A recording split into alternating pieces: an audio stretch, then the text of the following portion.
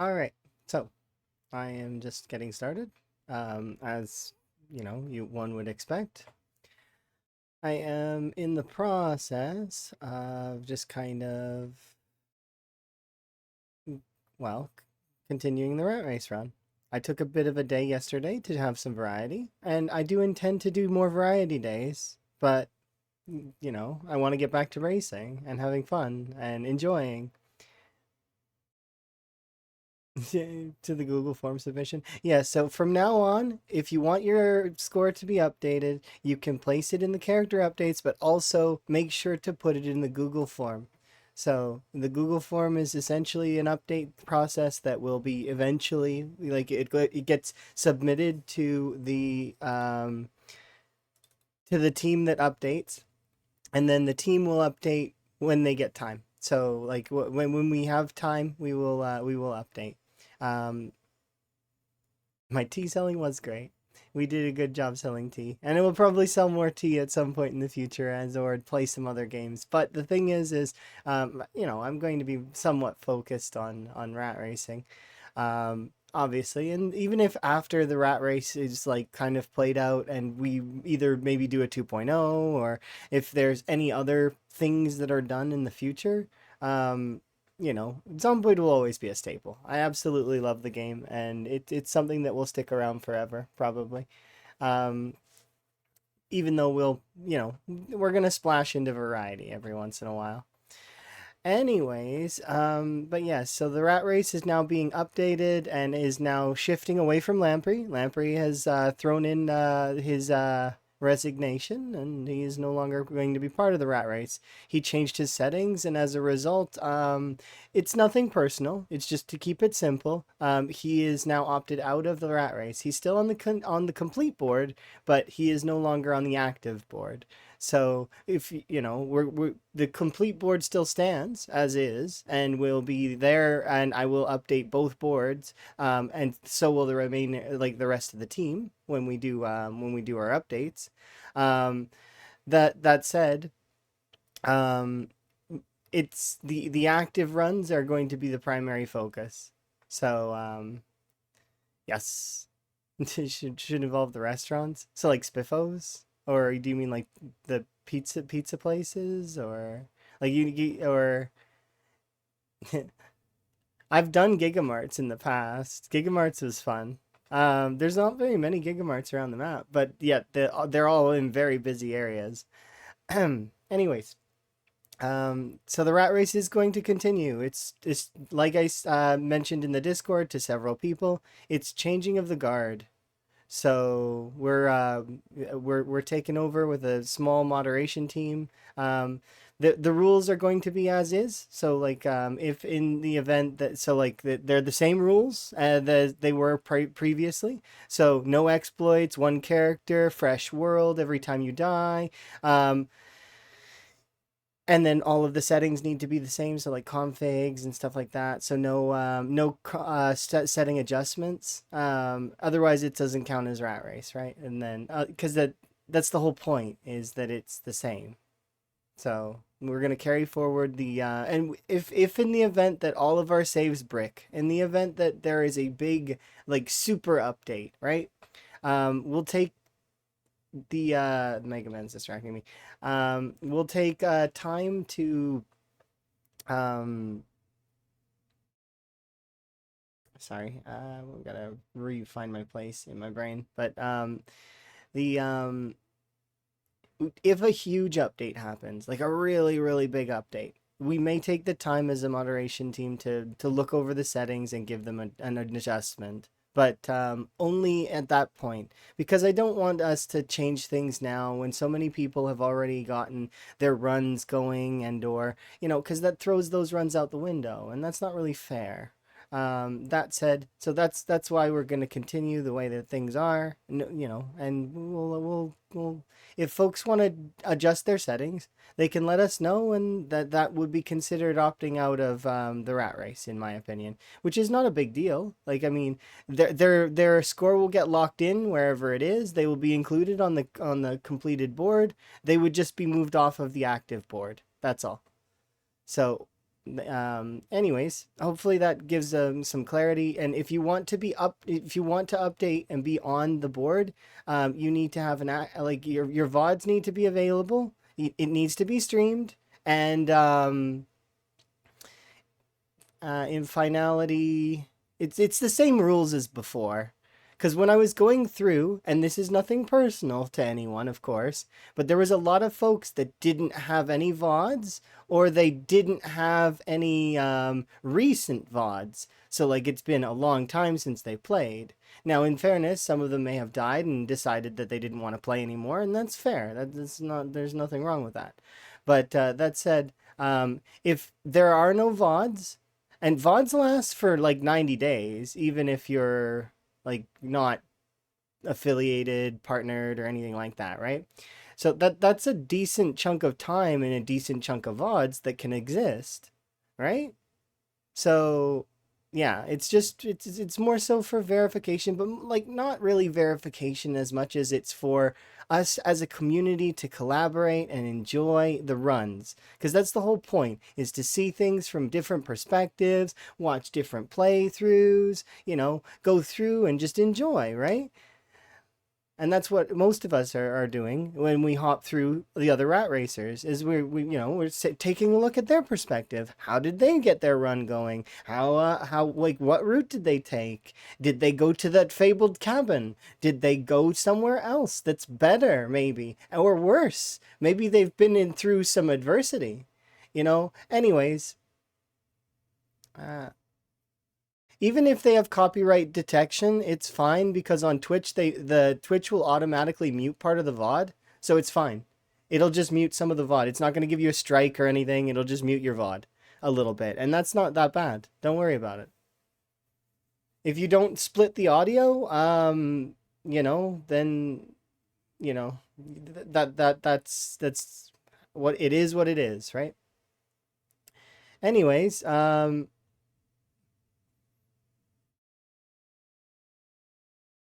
yeah, it is a little strange to have somebody who's claiming that they've gotten a year in and they don't have any VODs. So, like, I mean, that would get a little bit like, obviously, it would be not questioned, but it would be like, we want to know how you got there. Where's the journey? That's my opinion, anyways. It's like it's not so much about the end goal and trying to receive the prize or anything like that, because a lot of us are just playing it to test our metal, sort of thing, right? We're trying to see how far we can get. And in saying that, it's meant to be a collaborative thing, a community thing, and that we can all do it together and enjoy the journey and the adventure, right? So that's my perspective on things. Hopefully, it gives some clarity. I want to appreciate and thank Lamprey for doing all of that he did. Despite all of the stresses and the drama and his PC blue screening, and he's a great person, and honestly, I do very much appreciate him. And I appreciate all of the folks that have participated in the rat race and those that will continue to participate. And, if folks want to opt out, that's fine too. There's nothing wrong with that. You know, it's fine. People can do what they prefer. And if, for example, a ruling is not in your favor, and, and we disagree, we're adults. It's okay to disagree. It's okay to have differing perspectives. And it's all right. You know, it's okay. We can disagree and continue to be civil and good to each other. There's no necessity to have a video game um, settings be something that drastically affects your point of view of someone. Anyways, I'm gonna get to rat racing. I just wanted to give this brief sort of intro-y thing, and then I am going to be answering questions. I am going to be telling folks about stuff later. Like I mentioned before, if you want to update your score, to go into the Google Doc and then fill it out. It's really simple. It's your Twitch, your I can't remember actually. Yeah, I just know it's simple. Let's see, where is it at? It's right here.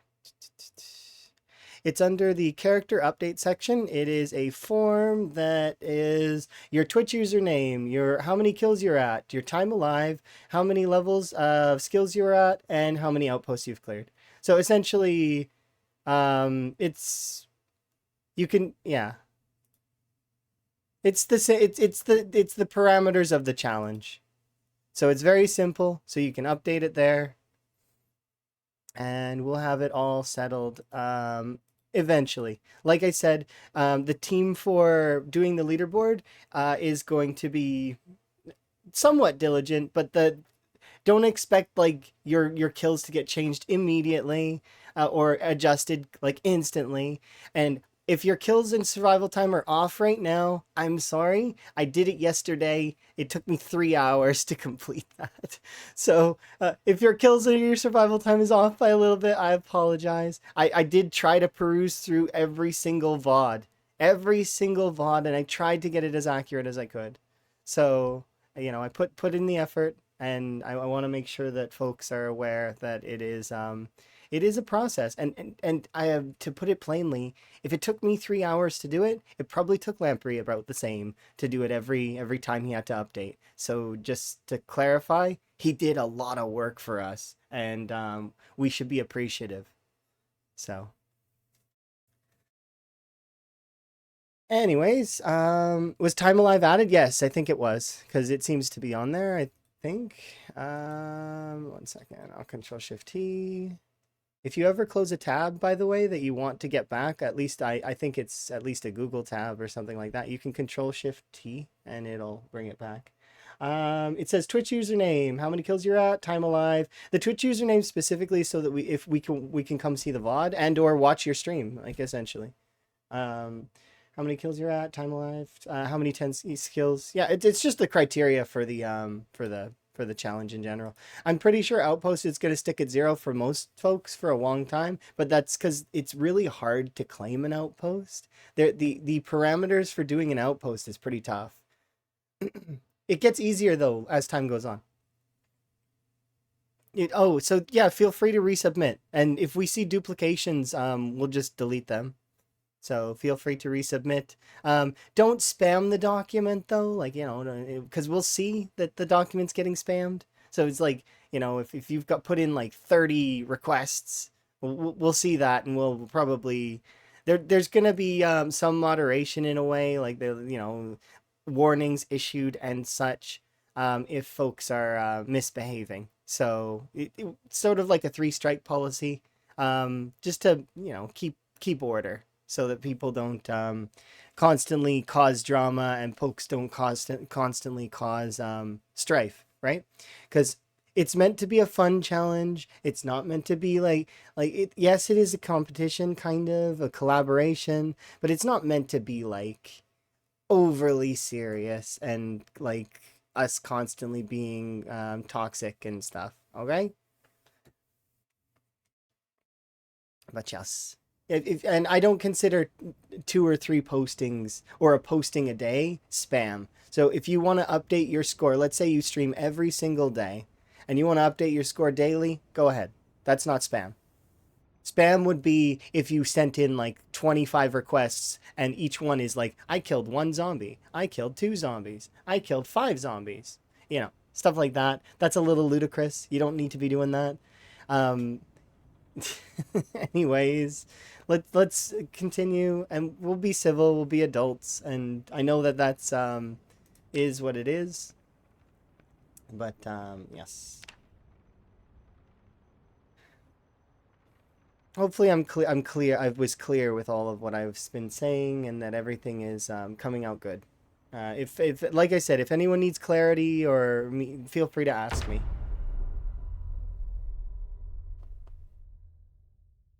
And then yeah, we'll not be DMing the moderation team for things.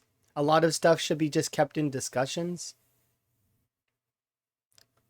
That way, if somebody else has the same question or something like that, then it's there, and it will be answered, and somebody else can be like, "Oh, well, I remember that. It was answered up here," and then they can reply to it.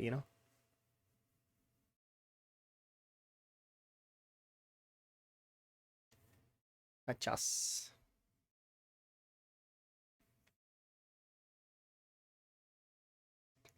By the way, grats on first, Ice Rogue.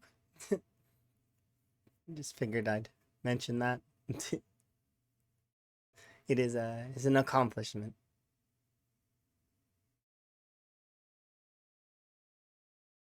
But yeah, hi Cinnamon One and Alex and a bunch of other folks that are here, Sheep, and I think that's everybody who wants to be like noticed in some way, shape, or form.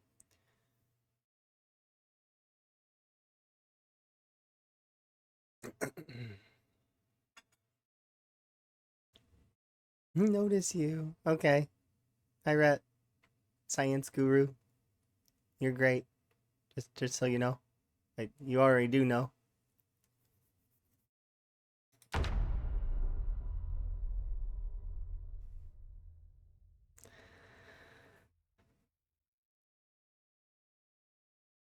But yeah, being a year in is nice and all, but if there's no journey behind it, it's a little weird. Like that's the thing, right?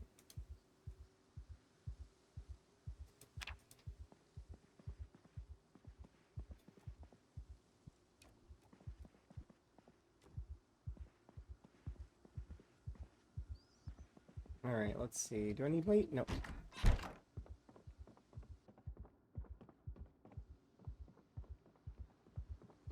Gave you a giant chocolate muffin? Like, how big are we talking? Are we talking like the size of like a small pumpkin or like a melon or something? Or are we talking like apple size? Or like how big is this muffin?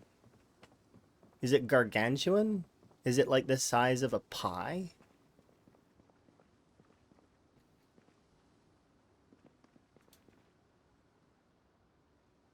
Is that how rats feel about bait traps? I have no idea. It's bigger than a normal apple. Oh wow, so you got a really big one. That's awesome.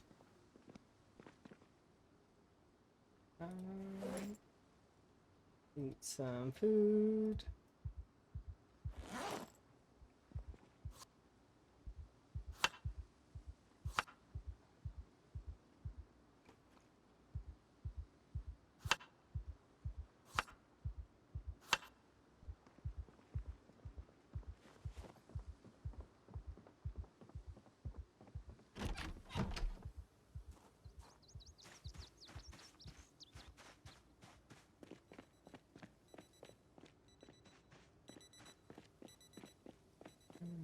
Do I have weaponry? I have at least a bat on my shoulder, and we have like 3 bats in our bag. Nice. Alright, let's get to work.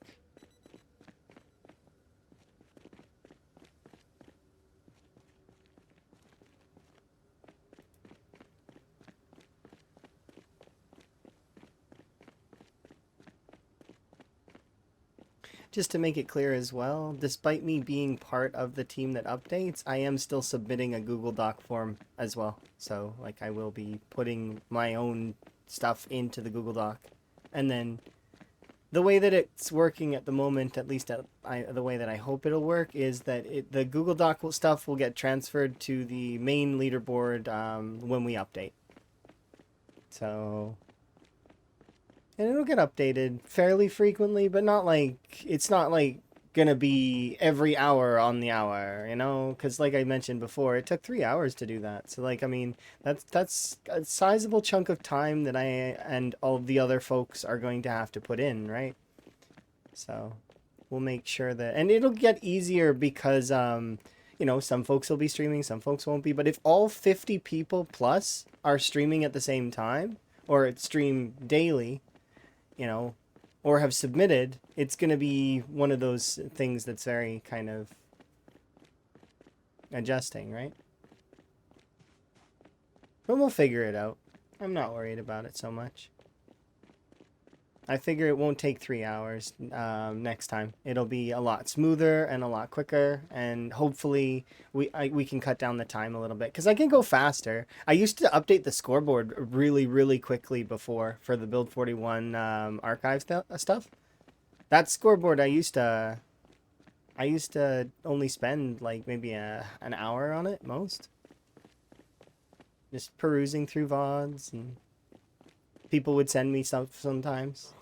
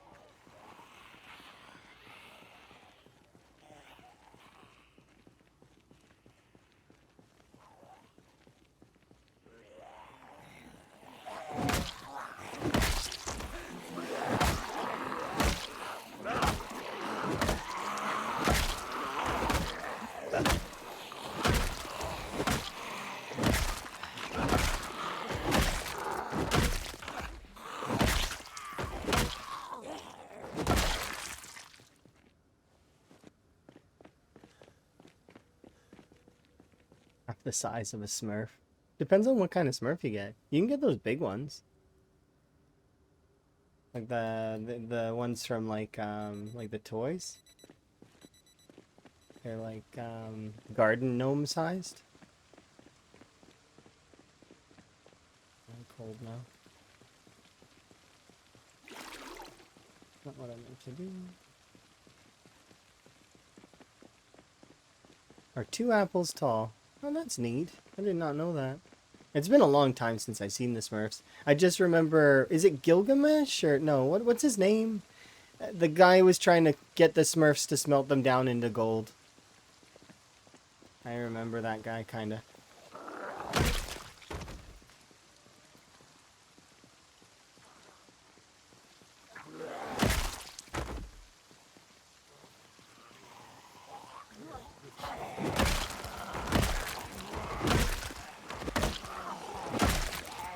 I think Gilgamesh is actually from a different thing.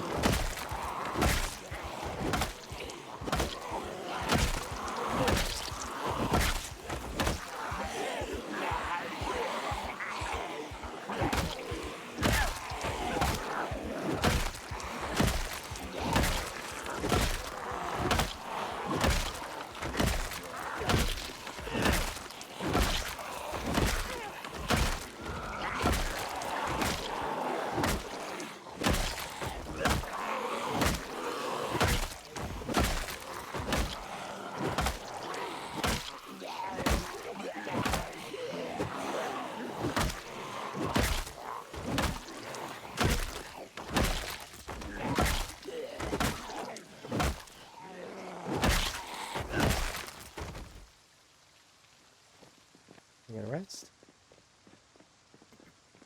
Yeah, apparently Smurfs could be smelted down into gold. That's the whole premise of the show of why that guy is trying to get them. From what I remember. Of course, I'm pulling memories from like a real long time ago. Like so it's not like when I used to see that show.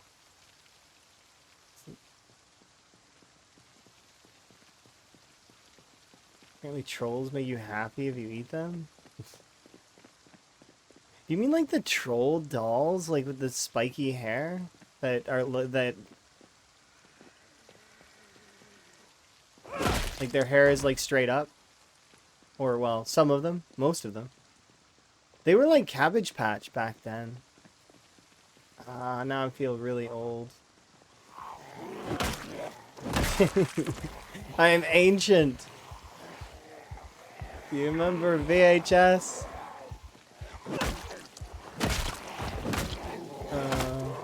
That's not ancient, to be quite honest.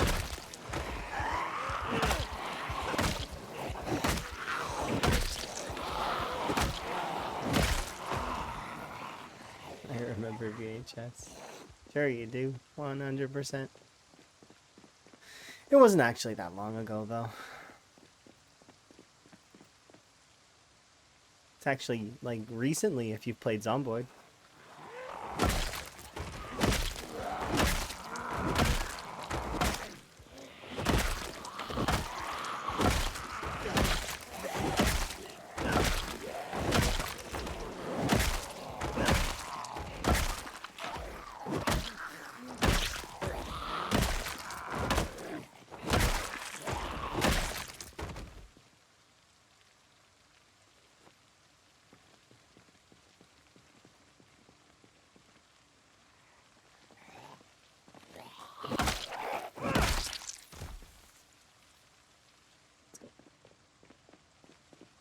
You had Lion King and Titanic? Nice. There are a lot of VHSs. They're all gone now, though.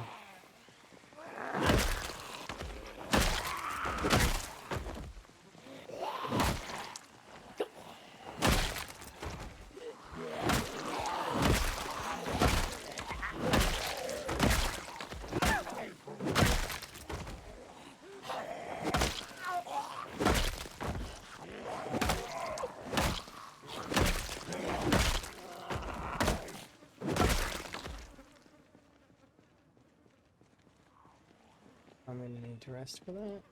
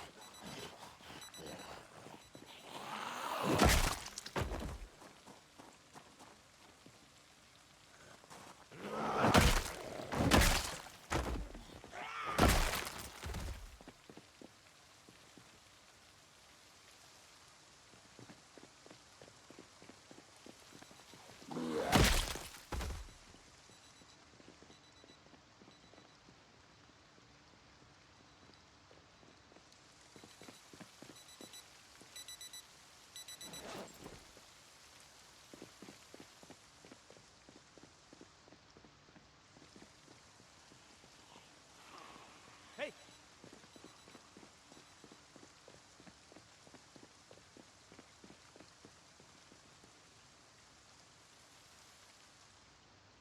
Be patient.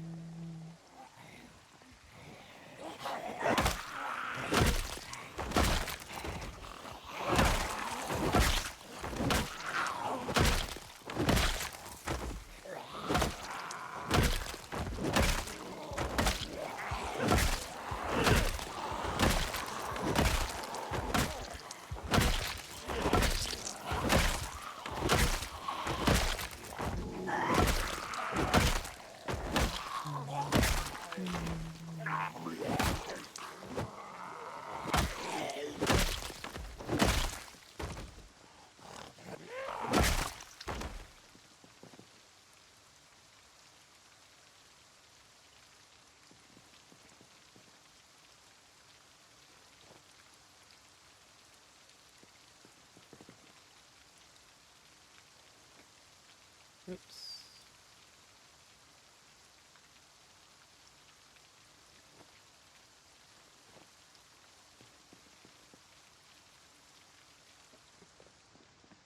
Well, have a look at that pile. That's not that bad.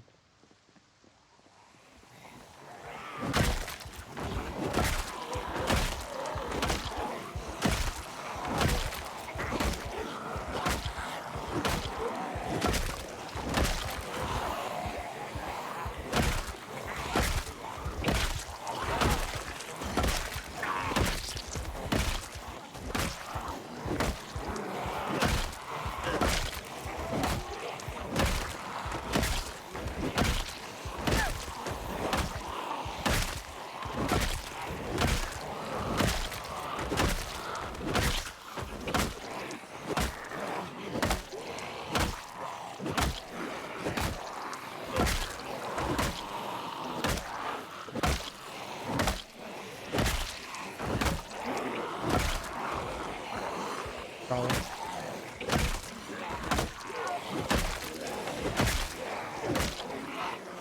Let's be off. The beast. Rawr, rawr, rawr. I'm a beast, rawr. Hi, Sugar Bubbles. Are you having a good day?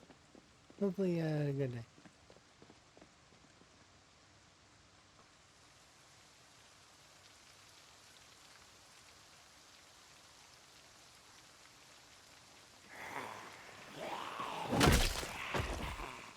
Better than yesterday, that's good. It's good if there's some improvement.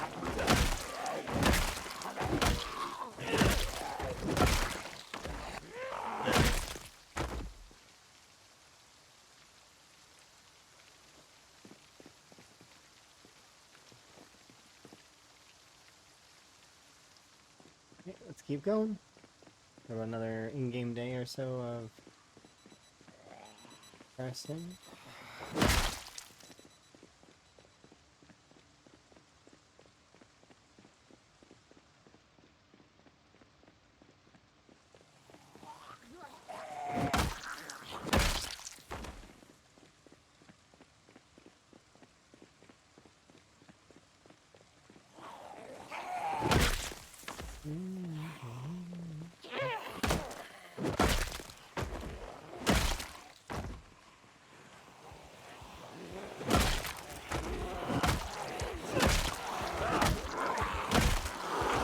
Ooh, brand new clothes.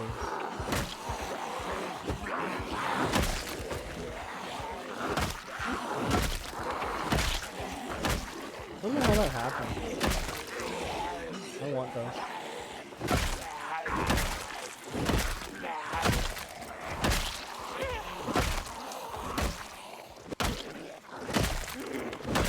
Like that zombie was preserved.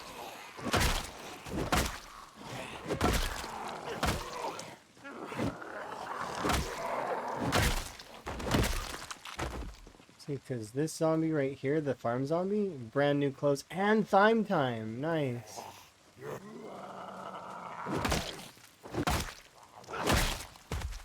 These are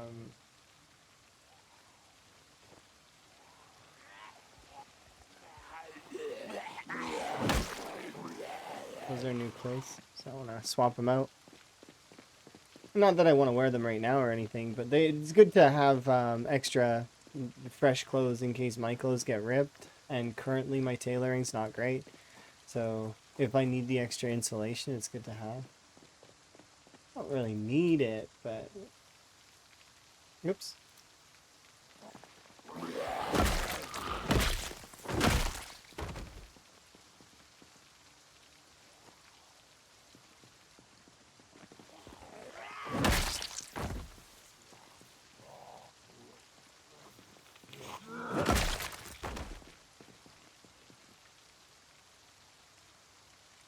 Would ever need extra insulation? I mean, a little bit of extra insulation. It's not that much, actually, comparatively to some of the harsher game modes that you can play.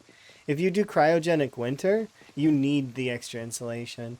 And the temperatures, like, start out on the harder settings at minus, like, 60. So it's like, you really need that insulation. But on these settings, not so bad comparatively. Like, I mean, you just need to wear a bit of your clothes, which is one of the benefits, actually, in my opinion, is I do like the colder settings for that one reason. Because you get to wear clothes that are, well, otherwise you're staring at your character wearing tights, swimsuits, or they're in their underwear, which is... And then it's always that strange conversation when somebody who's new shows up. Why are you in your underwear? Well, because I've got to min-max my body temperature. It's like, okay, well, that's a little strange. Meanwhile, that's not a thing on these settings, right? It's a little bit colder. But it's not that cold.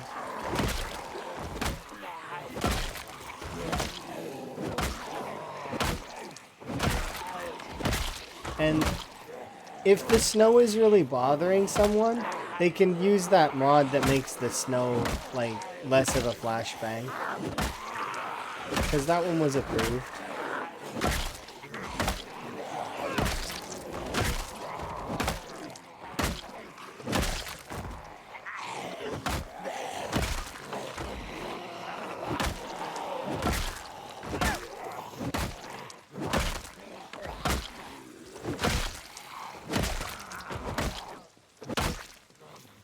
I don't intend on using that mob myself because I don't think it's snowy that often comparatively. Like, there's a large portion of the year in game where there's not any snow at all. So,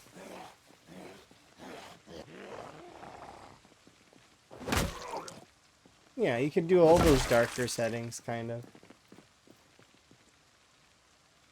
It's basically like turning the game to dark mode, which is not necessarily that bad, right? And is helpful for some folks that have issues. Like, you don't want to be getting a headache from your game or anything like that. That's, you know. Hello?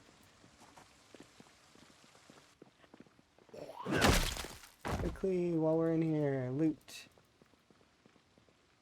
We've got hair gel, 1 bottle of hair dye.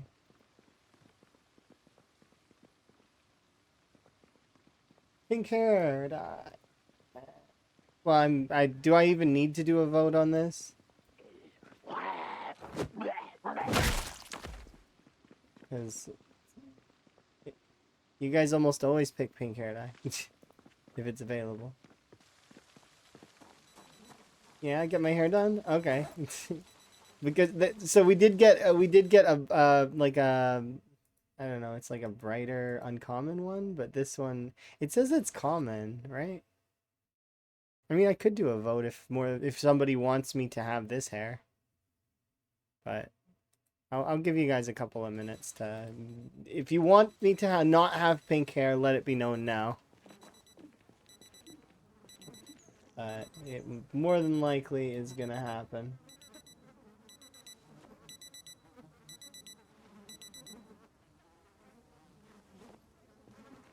I don't think anyone votes against pink hair, but maybe, you never know. I'm not gonna judge you if you vote against it.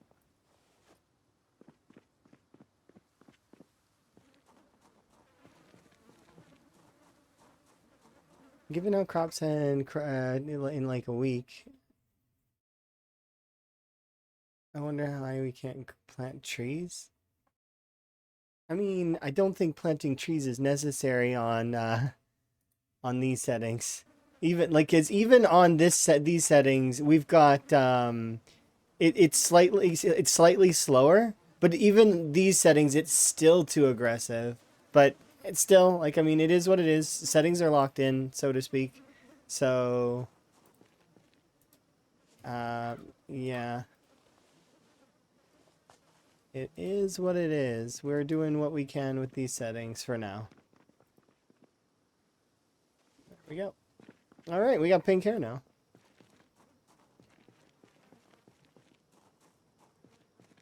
And let's just really quickly read time, and I put it on the ground.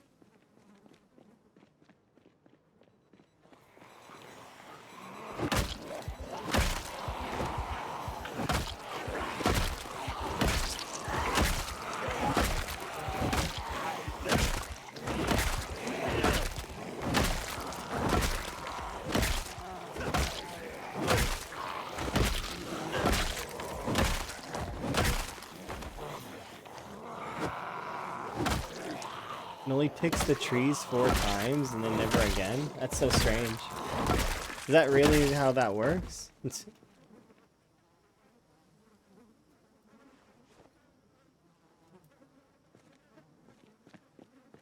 so weird. I wonder why it's only 4.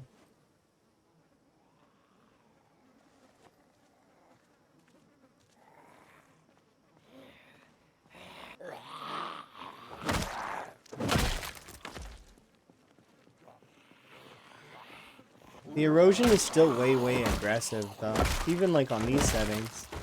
But you know, because it's one of those things that's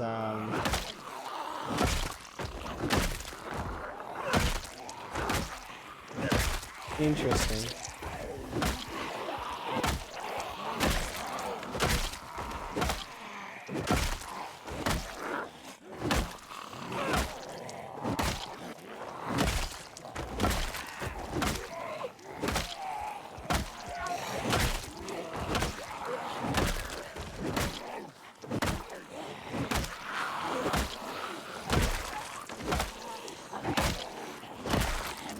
Yeah, I'm fine with those kinds of things being a possibility, but we have to be able to counter it. And the ways to counter it aren't infinite at the moment.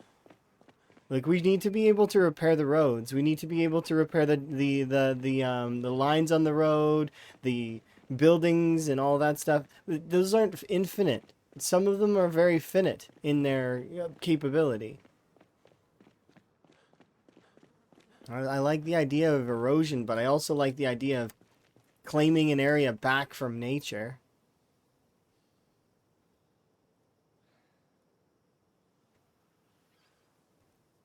You know, like you exit the primitive forest and you enter civilization that you've created.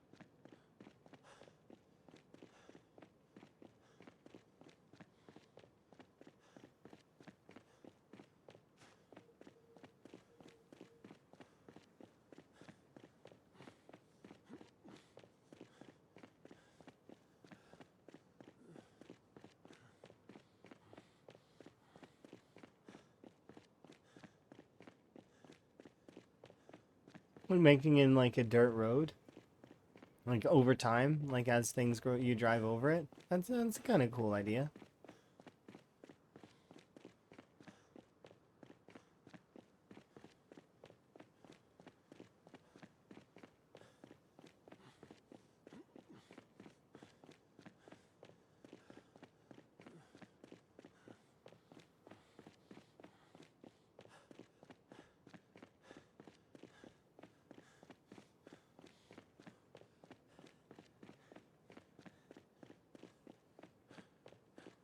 It's not quite as hardcore as a rat race. I mean, it's fine. It's a sandbox game. Play the game any way with joy you want. It's fun. Nobody's ever going to really like be like, oh, you should have to play on the same settings as me. And those folks should be silly. You know, it's silly to do that. The only case to be made for that is if you're doing a challenge like this where it's like a collaboration and we all agreed on the same settings, right? Because we already agreed on these settings. That's one of the reasons why I'm not really bending very much on the settings themselves. And I don't want things to change. I want things to remain exactly as they are. Because, at least for now. In the future, we may change them, but like I said, once a big, gigantic update, we would consider changing things when a big update comes through, right? One that causes all saves to be ruined. And I don't expect one of those updates to come for a little while, but maybe. You never know. It could be today, like tomorrow, you know?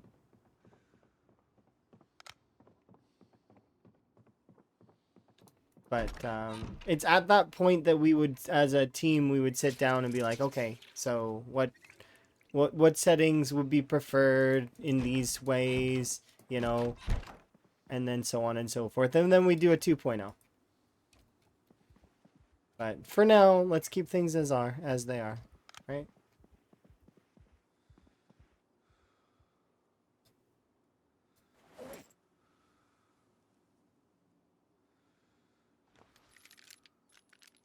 You still laugh at the wind in the game. I think the wind is a weird mechanic.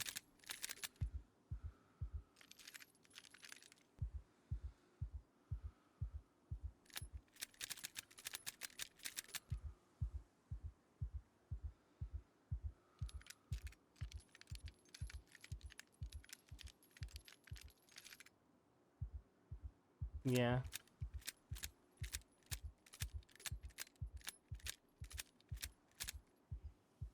Itty bitty things or notes in the text, because I bet you there's notes in the code. There's little notations in the code that say little things, and some of them are probably pretty funny.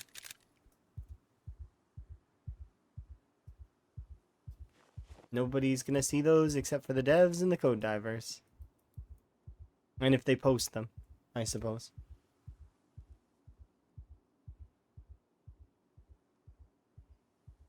I wonder if there's any like little notations from the devs to code divers or to modders, like little notes.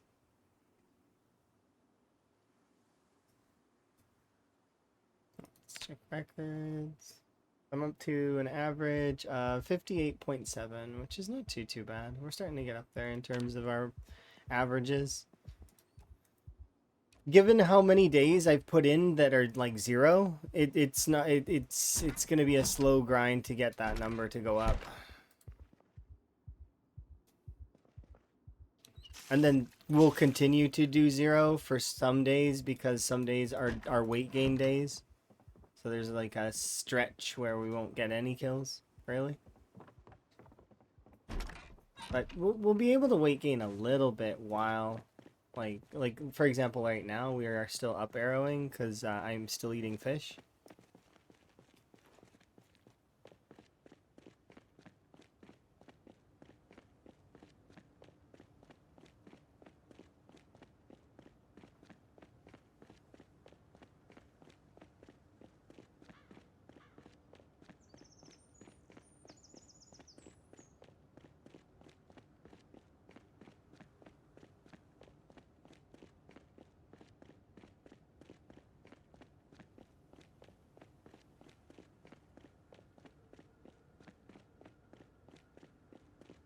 Only in the Lua. You lose comments when you compile the Java.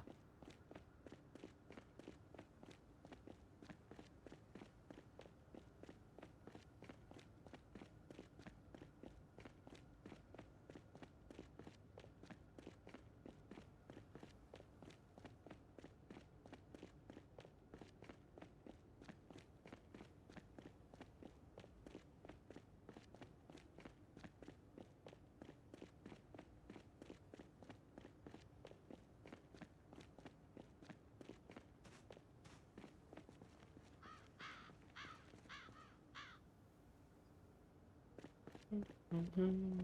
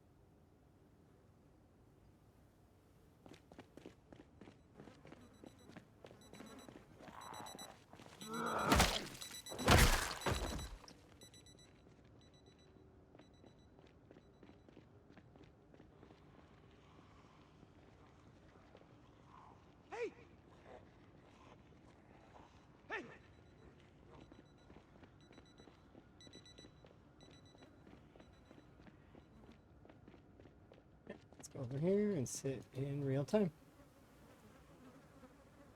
Wait a few in-game minutes. I'm gonna be like, until a zombie shows up and bothers me. So I don't want to mess with their pathfinding while they're coming in.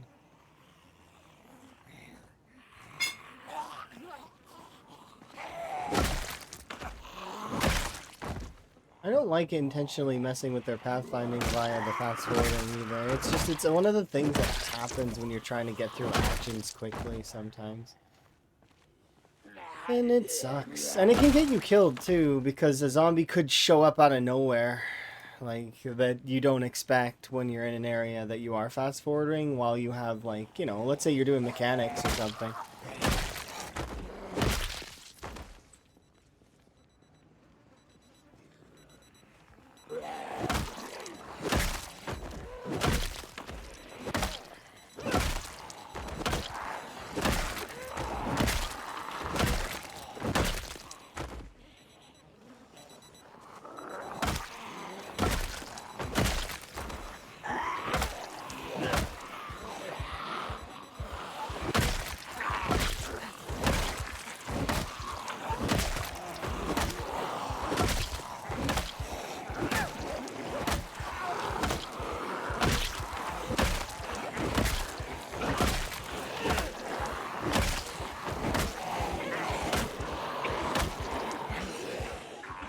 We gotta recoup.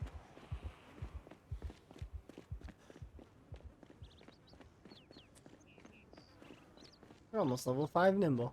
Hype. We're getting there.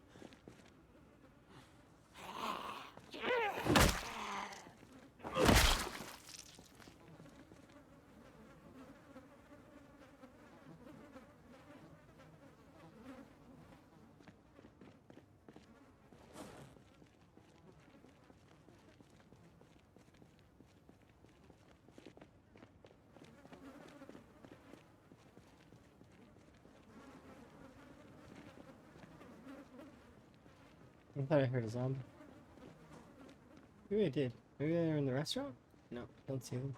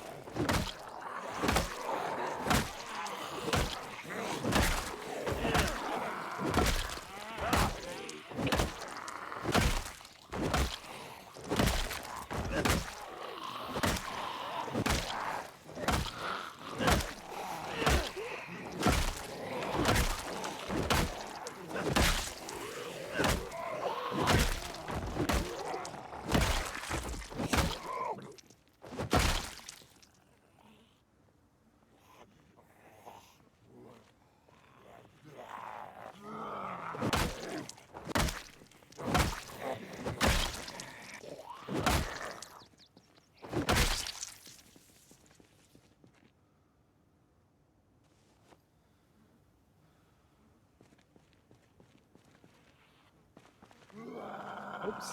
Accidentally double clicked. That would have sucked. Need to stretch my hands more.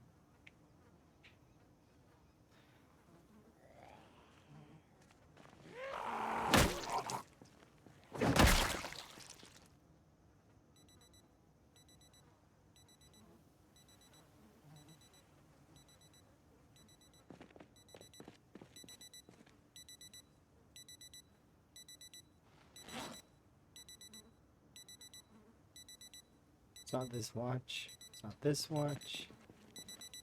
It's a watch that's here. That one? No.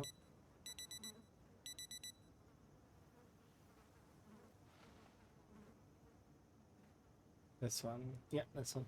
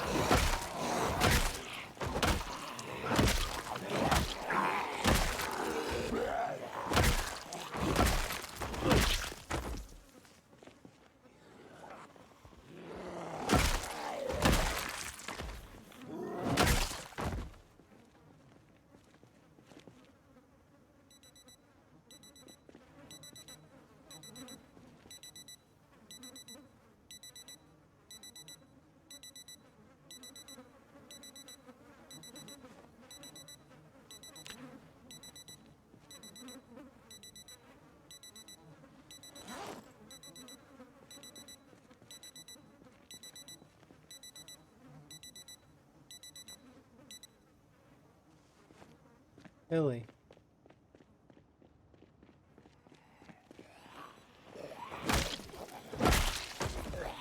I don't know why, but when I'm right by the watch bag, it doesn't bother me as much as it when it's like in the pile, right?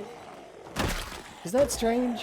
Like right now, this sound effect is not bothering me at all. But it's when it's in the pile, for some reason it's weird and annoying.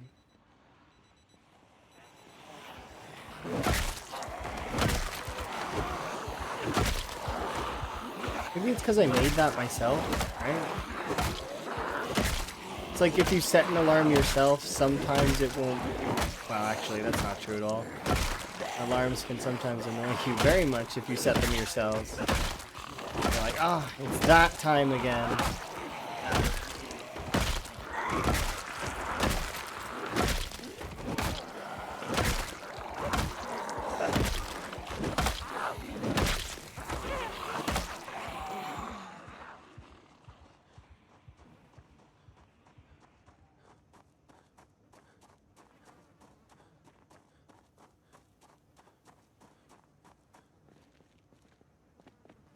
Yeah, kind of.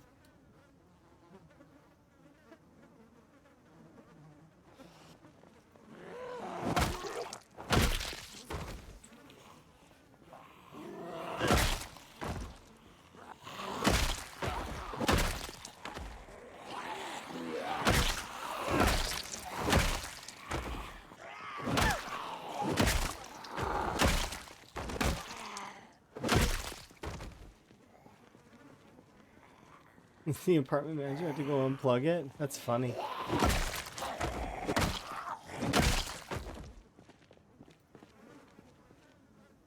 And this ends up being one of those stories where they never went on vacation. They were there the whole time. They just were leaving the alarm on to annoy people. They're the whole time. They were there. Just not shutting off the alarm. Can you come out of the tree?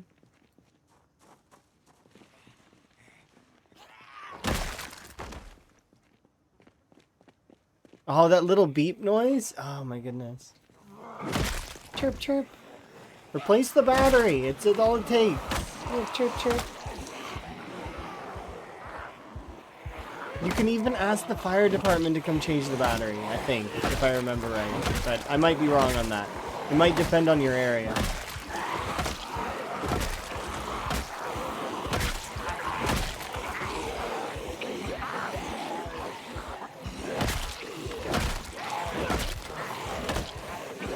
Chirp, chirp.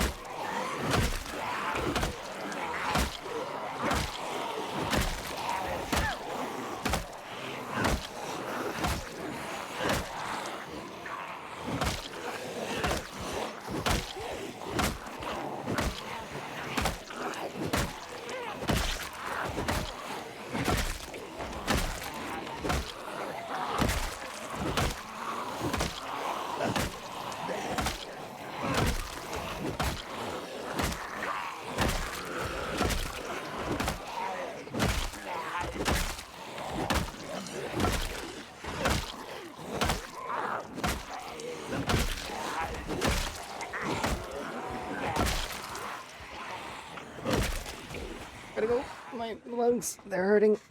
Run away.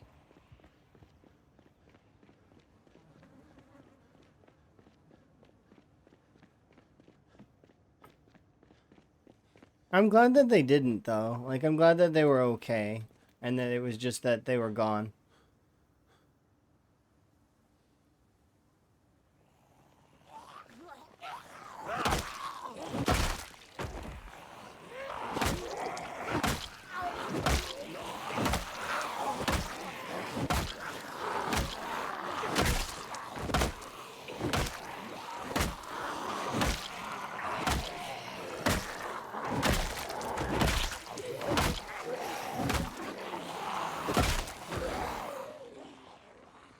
How many are left? Nah, we'll go into tier 3 if I try to keep fighting that. Which is not good. I don't want to go into tier 3. Tier 3 sucks.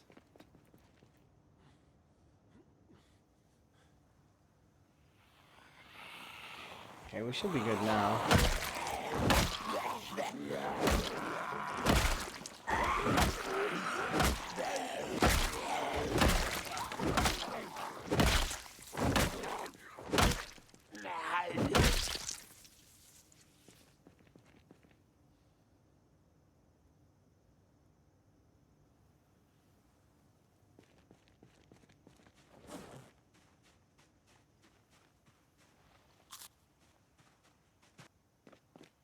Are you already rested now? Yes. Okay, we're good. I can do like another pull. One more and it should be good.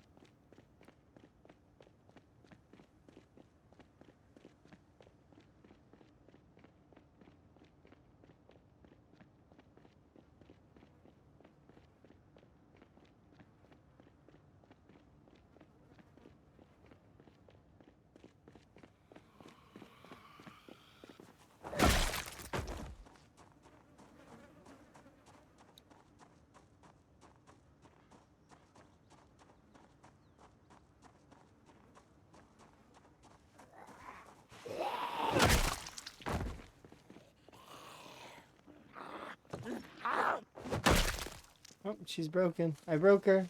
I'm sorry.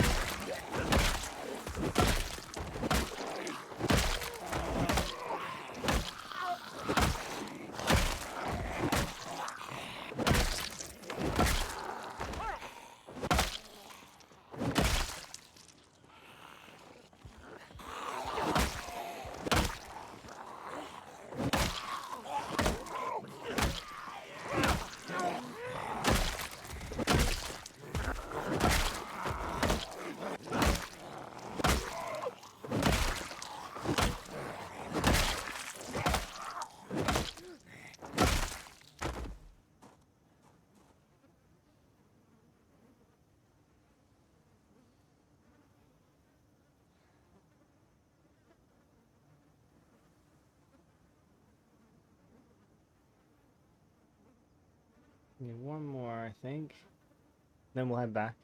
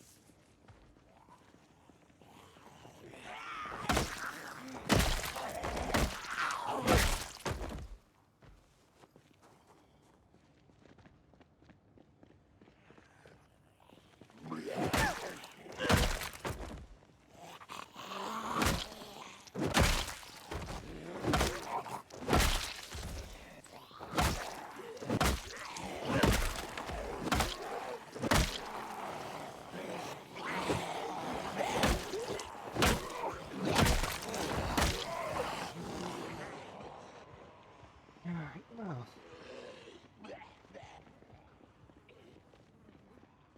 Made it all the way to Riverside Suites, which is kind of nice.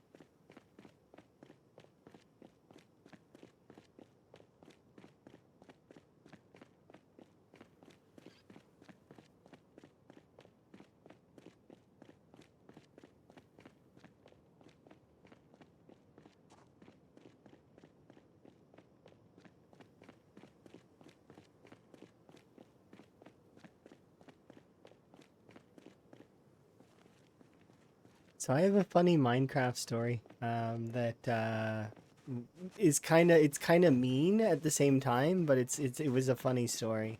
So we had a Minecraft server a long time ago where we were playing together and having a good time. It was like a multiplayer Minecraft server, really heavily modded.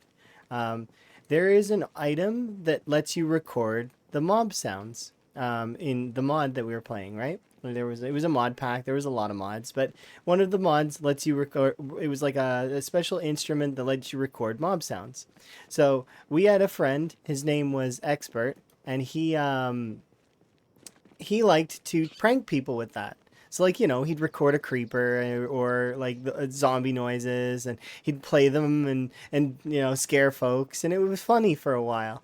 Anyways, there is a device that lets you put it on like on a timer, and you can like just have it make noise, right? On a timer, and then with redstone and all that. Anyways, what he did was is he recorded a villager sound, you know, the noise, right? That noise. And then he took that noise, and we had a new friend playing as well, somebody who'd not played modded before, not really played Minecraft before, and he was like, you know, he's just happily plodding along, asking questions, learning the game. Anyways, expert put the music thing behind the musical instrument behind their house, and so and he set it to like every 5 seconds it would just go off and go every 5 seconds, right? Just huh. And the anyways, um, he left it there and forgot about it for weeks. In reality, weeks. And what happened with it was, when we asked him about it later, because expert came back to the server and we were playing, and he's like, wait, that was still there." He's so we asked him about it, and he's like, "I just thought that was how the game was. It's just part of the game. It's just like that you just have a heart noise every few seconds. It's just part of the game." Kind of felt bad afterwards. I was like, "Oh."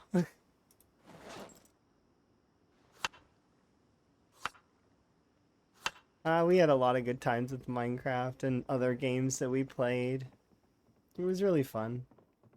Very enjoyable times. Ah. Uh, that friend's name was Binks. And Binks was very much into like wrestling and fitness and a bunch of other cool stuff. It was a very, very cool friend to enjoy the company of. And I won't forget those folks because they're awesome.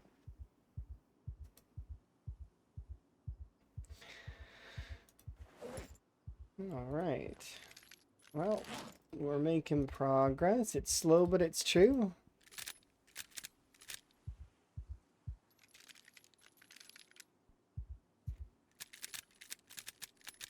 And just like our reloading, we're actually almost reloading level 6. Like, we're getting there. I say almost, but it's not true. It is like weeks and months of reloading to get to level 6. And then I don't have any of the other books or anything, but you know, it is what it is. This is with a level a 2-point bonus, so a plus 100%, which is a times, is it times 6 or is it times, I'm thinking it's times 6. I don't remember. Or is it something like that? Experience bonus from being a police officer. It is 0.8 on the experience though.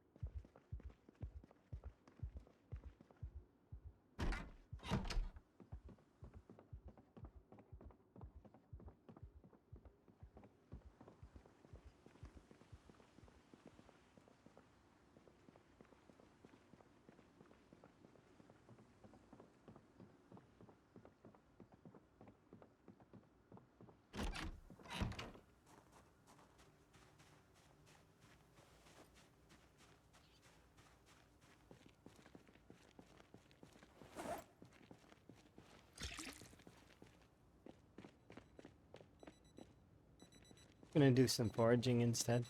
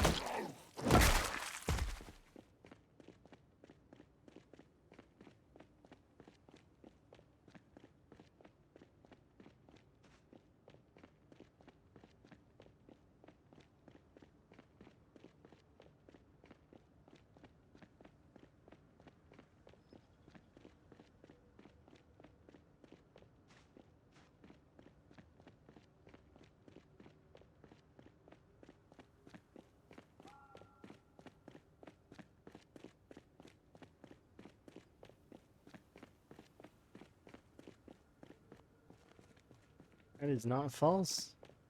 I totally would. We have one raccoon that's around.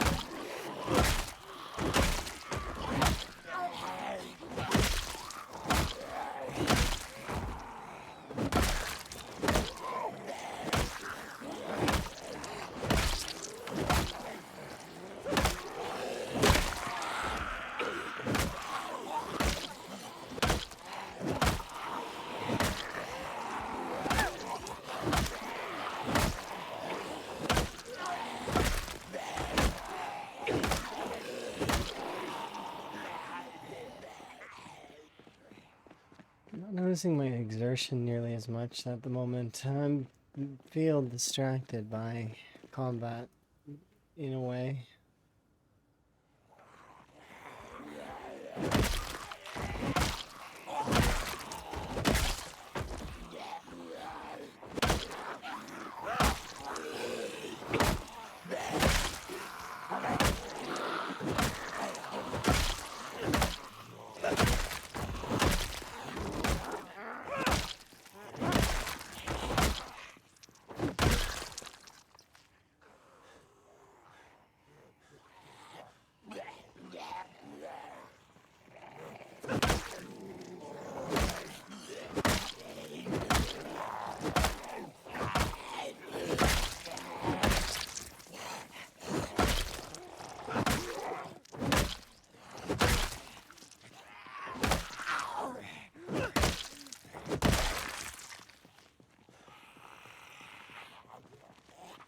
Just need to back off real quick.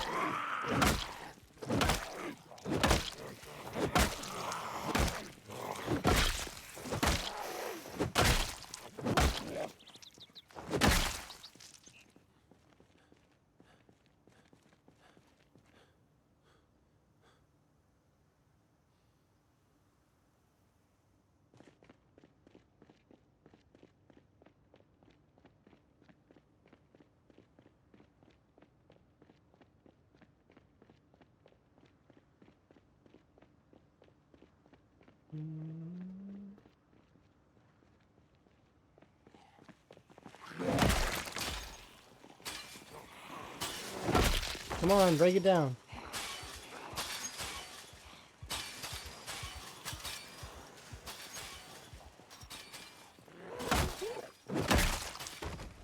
Get a move on, zombies.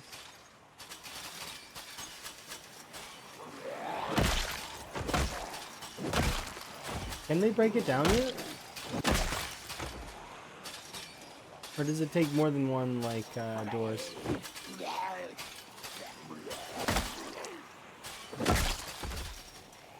Or are they gonna gain sprinter speed or something when they're done breaking it?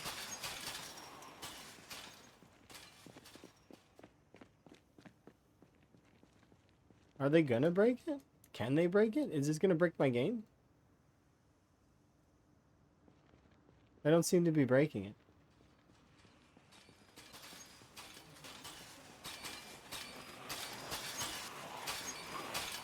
You haven't entered the code, so they can't break it. Wasteful.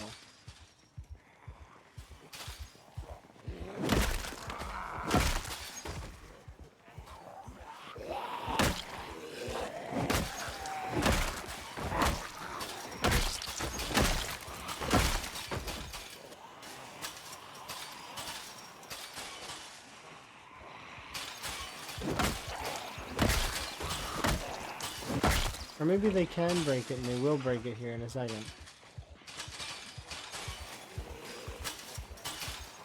Is stress an uncapped variable?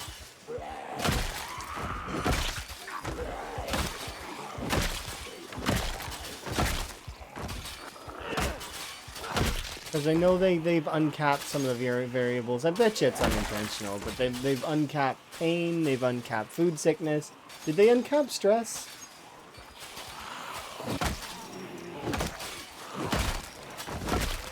I wonder why they uncapped them. Seems like a weird thing to do.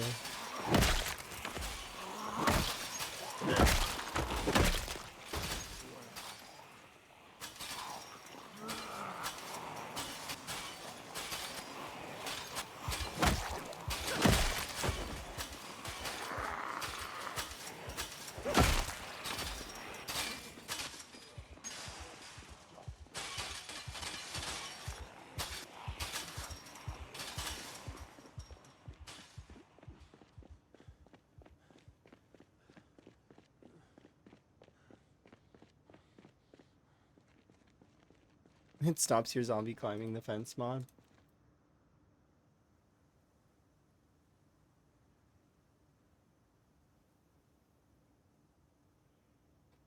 Yeah, I don't know. I hope it's not an uncapped variable.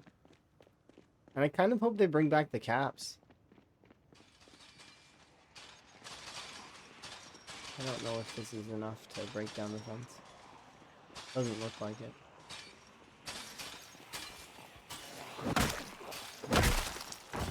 Great, we're gonna be sad. That sucks.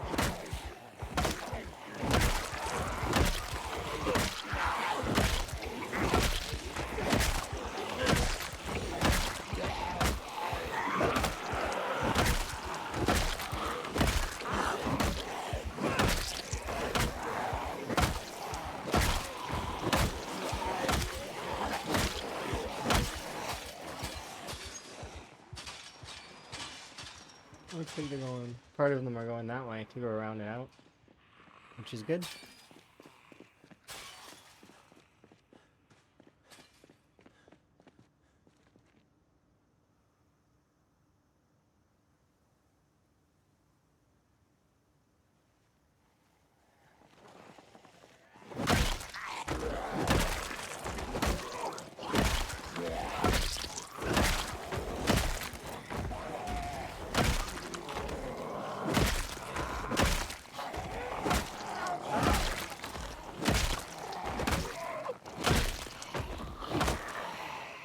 Oh, it clearly doesn't uncap it. Or if it does, it goes down very quickly. Because, Alright,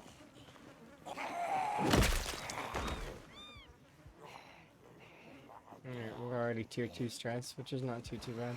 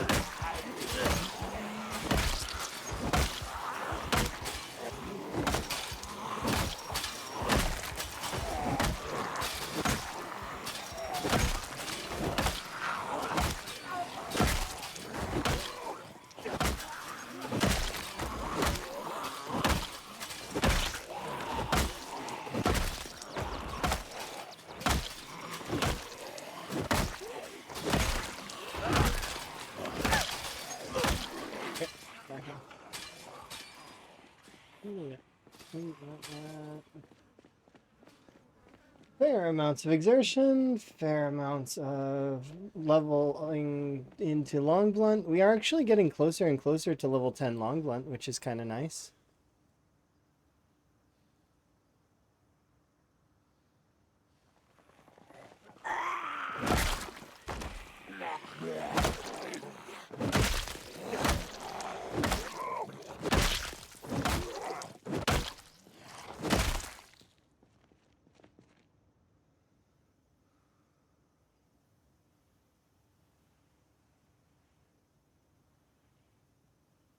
We can do a little bit more. Did you fall over the other way? Were you on your back? How did you get on your back?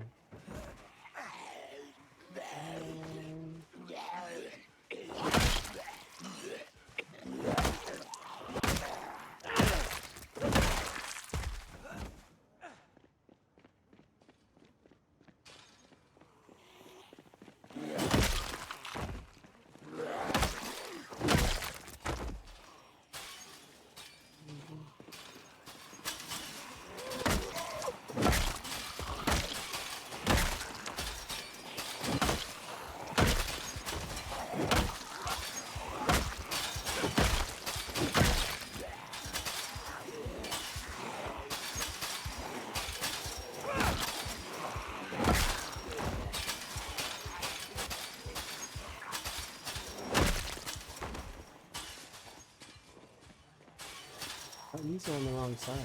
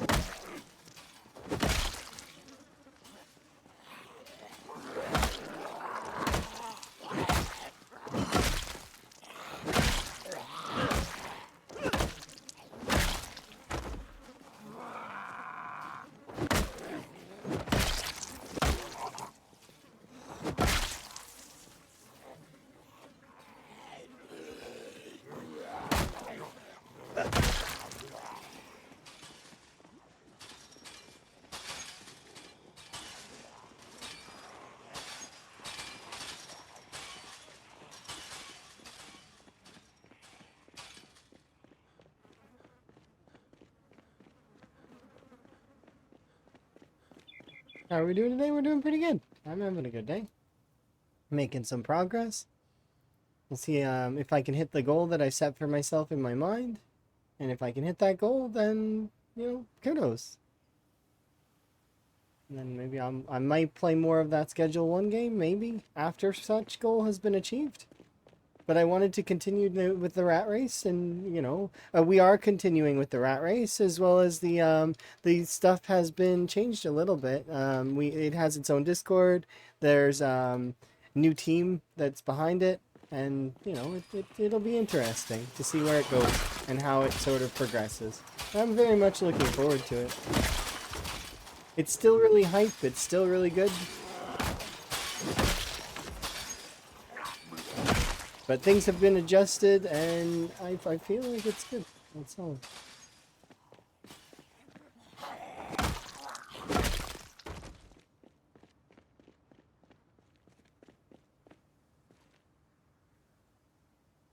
Was there a synopsis for the call yesterday? I can give you a brief overview of what we talked about. We talked about structuring. We restructured the whole Discord, as you probably already noticed. We talked about doing how we want to do the leaderboard. So in terms of sending in the information via Google Doc form is probably one of the best ways. And also we have to be following all of the rules that are outlined as before. The no exploits, it must be streamed, etc. Like Iron Man mode, fresh playthroughs if you die, etc. And then use the proper config. It's the same rat race as before. It's just different. It's changing of the guard, and now we have like a Google Doc form that can be filled out and allowed to mark updates as deceased. Oh no, you don't need to mark it as deceased. You could, if you want, you can put that it's, you can mention in the discussions channel that you died, but there is no alive or dead at the moment on the leaderboard. So if you manage to hit your personal best, kudos first off. Congratulations, you did it. You got to your personal best.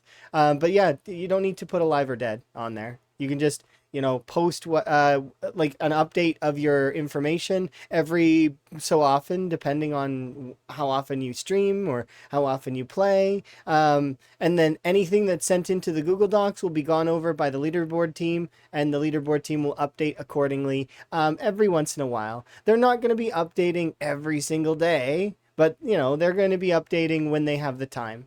So what? Wait. What is complete run if not dead? No, it just means wait. This what does it say on the Google Doc here? I'll try and because I only know a little bit of stuff, and I've got a.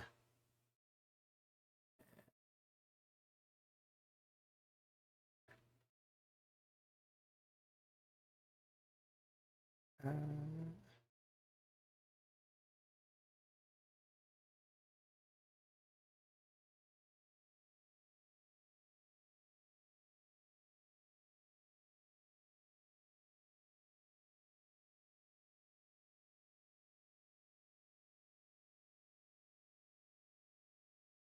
1 second. I just wanna. How do I do a thread? Create thread. It is fine to go a couple tiles from the shore, but do not fish from across the screen from your water.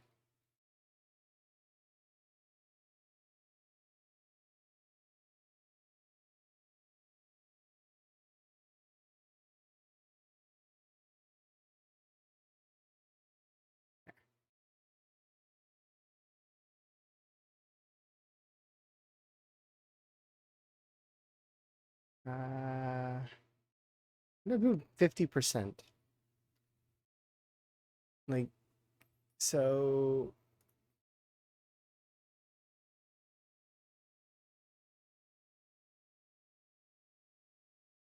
There. Okay.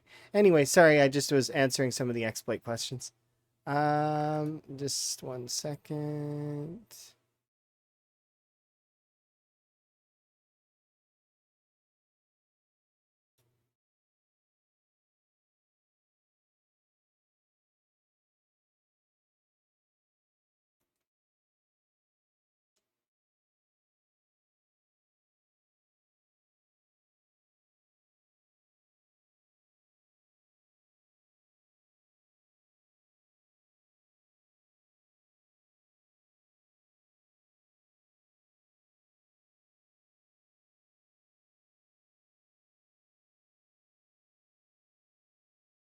Okay, I was distracted. My apologies, sincerely. Here, so the Google Doc form, it says Twitch username, how many kills you're at, time that you're alive, how many skill level of skills you have, and outpost cleared. Sorry. So there is no complete. I don't see the word complete on there at all. Oh, sorry, I answered your question about something else that's alternative. Like, yeah, I just seen it there, and I was like, I gotta answer this because it's an exploit thing. Anyways, moving on. There is no time completed. Like, it doesn't say time completed. It says time alive. So it's based on your survival time. It's very simple. This right here. Huh? Oh, so the leaderboard is the actual leaderboard. The Google Doc is you sending in your data. When you send in your data, it's sent to a separate place. It's actually sent to a separate document. That document is then gone over by the leaderboard team. The leaderboard team then will update the leaderboard accordingly. It's to make it a little bit easier so that we can have people sending in the right info so you send in your info to that Google Doc, and then it'll eventually make it to the leaderboard on the active section. Does that make sense? So there are two versions of the leaderboard right now. The complete leaderboard is everybody that has ever participated in the rat race. Opted, inactive, doesn't matter if they opted out. So you'll see names on there like Lamprey is on there. He's no longer playing the rat race. He's playing a variant of the rat race, but he's changed his settings to make them a little harder, as well as he's playing his own game now. He's opted out, which means that he's no longer on the leaderboard actively. So that's why there is an active leaderboard and there is a complete leaderboard. The complete leaderboard will be a history thing. It's everybody who's ever participated gets to be on the completed leaderboard.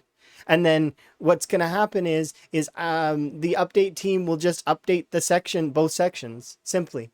That way you can kind of see that. Oh, so let's say for example, let's for argument's sake, let's say we'll use Lamprey as the best example at the moment. You see that Lamprey is third currently on the complete leaderboard, right?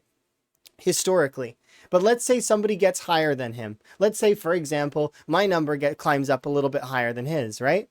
That means that I would then push up above him in the historical sense. So, in our history, essentially the complete leaderboard is a historical leaderboard, while the other one is the active one. Does that make sense? Maybe I should name them that just to kind of, for clarity's sake. But does that make sense?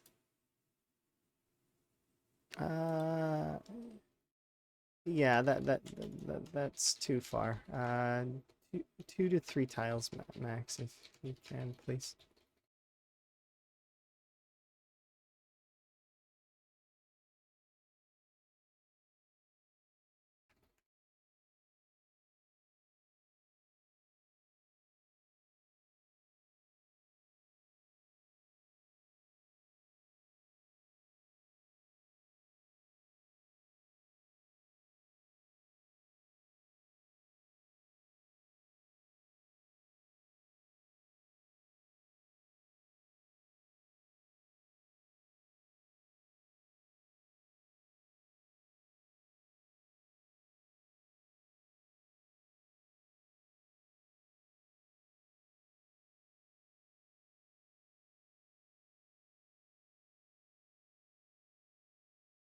Let's see. Apologies, just doing. Okay.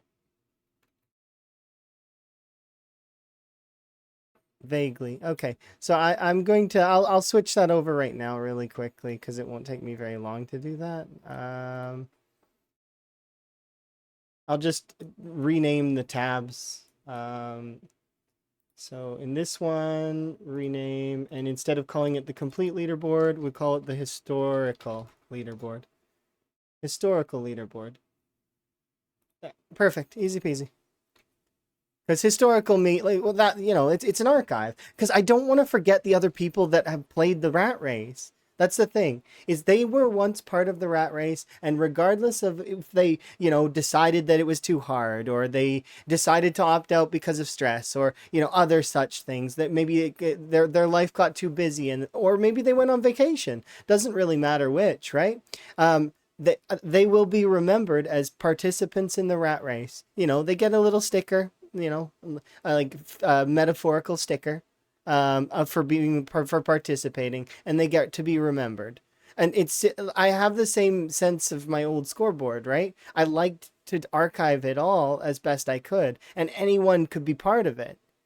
So, and if folks want to participate and they don't want to stream, that's part of the rat race rules, is that you have to stream. So I do apologize, but you're more than welcome to play the rat race and tell us about it and tell us about your run and stuff like that. But it's just, the thing is we've got to be sort of a little bit strict on the rules in that sense. Same for the exploitive stuff, right? I don't want to have issues that arise as a result. But yeah, I'm trying to be as fair as absolutely as possible, right? But it can be difficult to maintain everything. Especially it's the unstable build, right? So there's going to be a lot of issues. There's going to be a lot of things. And like I said, if we get to a crossing point where we lose all our saves, everybody in the rat race has to start over, we'll bring it back to the drawing board and consider a 2.0. But for now, it is the way it is, and we'll keep it in the spirit of its challenge.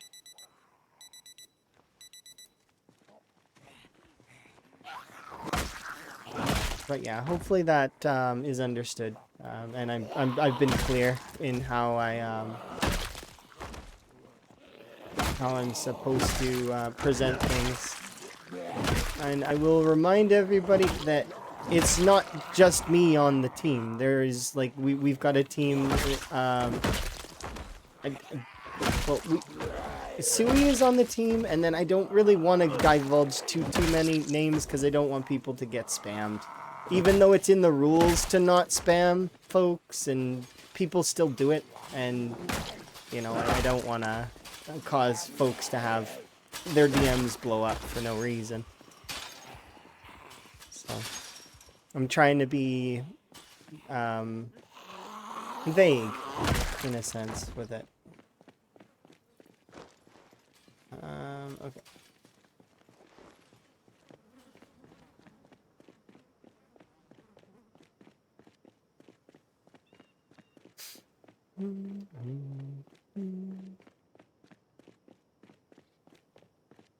Yeah, it'll be useful. It'll be good. I can't wait. Because I do really like the rat race. It's really fun. The settings are fun to a degree on certain things. Obviously, some settings are fairly tough, but you know, that's part of the adversity. That's part of the challenge.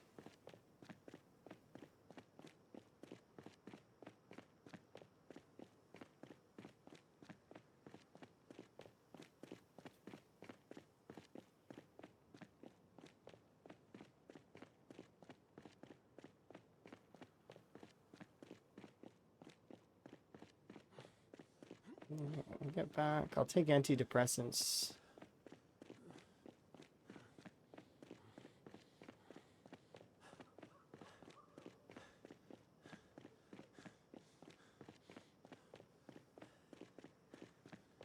I'll cook that potato as well.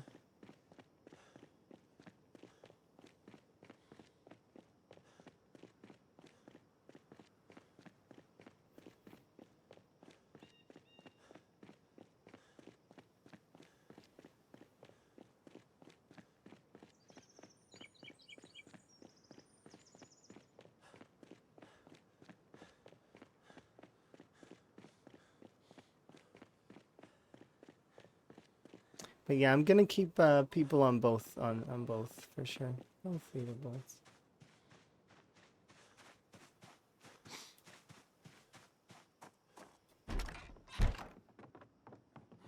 So for those that were curious, the currently currently from the leaderboard, out of the 72 people that were on the original leaderboard, 50 are still active participants. So that, you know, there's still quite a lot of people playing and having a good time with the rat race, which is nice. And there is a potential that there is going to be more, and or you know, we'll see, based on Google Docs here in the near future. But we will have to wait and see. It's one of those things that I can't predict everything. There's no way. And then I'm also, you know, gonna be playing and stuff.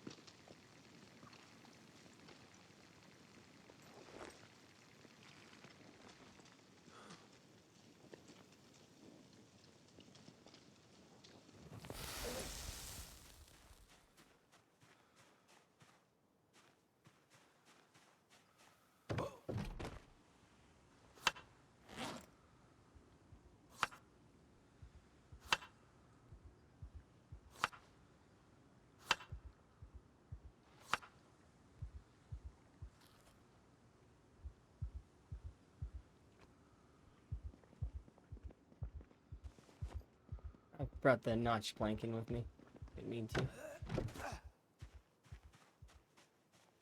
Yeah, it's everybody's personal best. So like if you have a current run that's active that's not as good as your personal best, just wait until eventually you break your personal best, which you will. You will break your personal best. I believe in you. It'll happen. Don't worry. That said though, that is how it works, is that you want to post your personal best.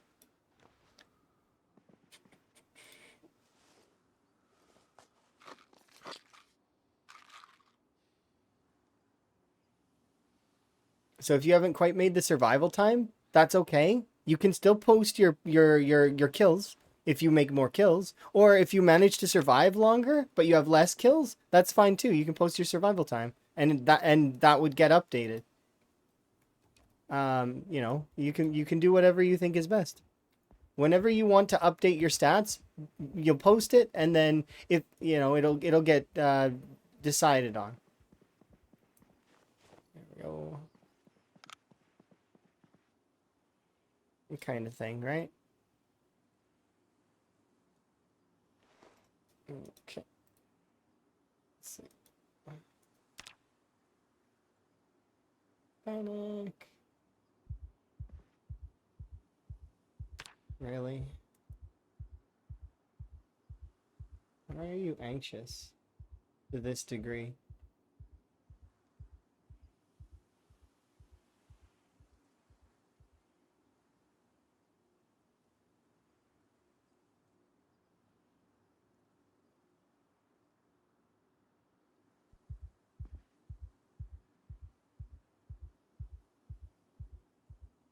Antidepressants are kicking in at least.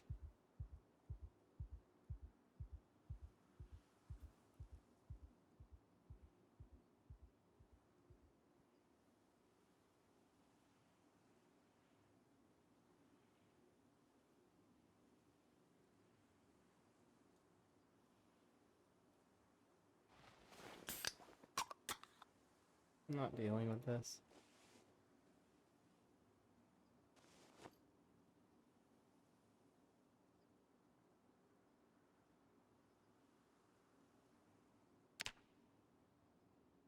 Please don't stress out. Yeah, you can't go to sleep with having claustrophobia and stuff. Yeah, I'm keeping like it's not just me. I'm as well as a lot of us are keeping the challenge going. It's a team thing. It's now got a new Discord and stuff. Hopefully you're having a good day, Dylan. Let's see. Rat race. You can see the challenge for yourself if you like. It's essentially the same challenge. Not very much is changing about it. It's pretty much the same challenge.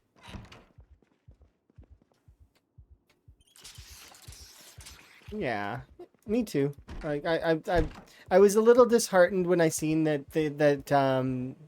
it might be time for the rat race kind of deal. Like it might have been time, but Sui and we started talking, and then we decided that we would keep it alive, and we're gonna build. Well, we've already built a squad of folks that are going to sort of take up the mantle, so to speak, and keep it going, and we'll enjoy. Because it's meant to be, a community a collaboration kind of thing. All of us on the same settings, playing with the same rules and agreement and stuff. And then from there, it's quite specific, right? So I am keeping track of both sets though. So there is historical as well as there is the active runs, which is good.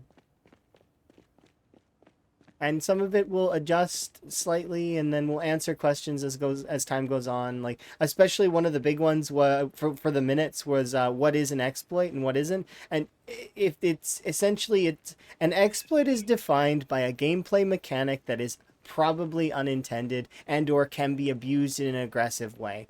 A good example would be like the fish fillets, cutting them down into microscopic pieces while they still keep their calorie count. That is an example of an exploit.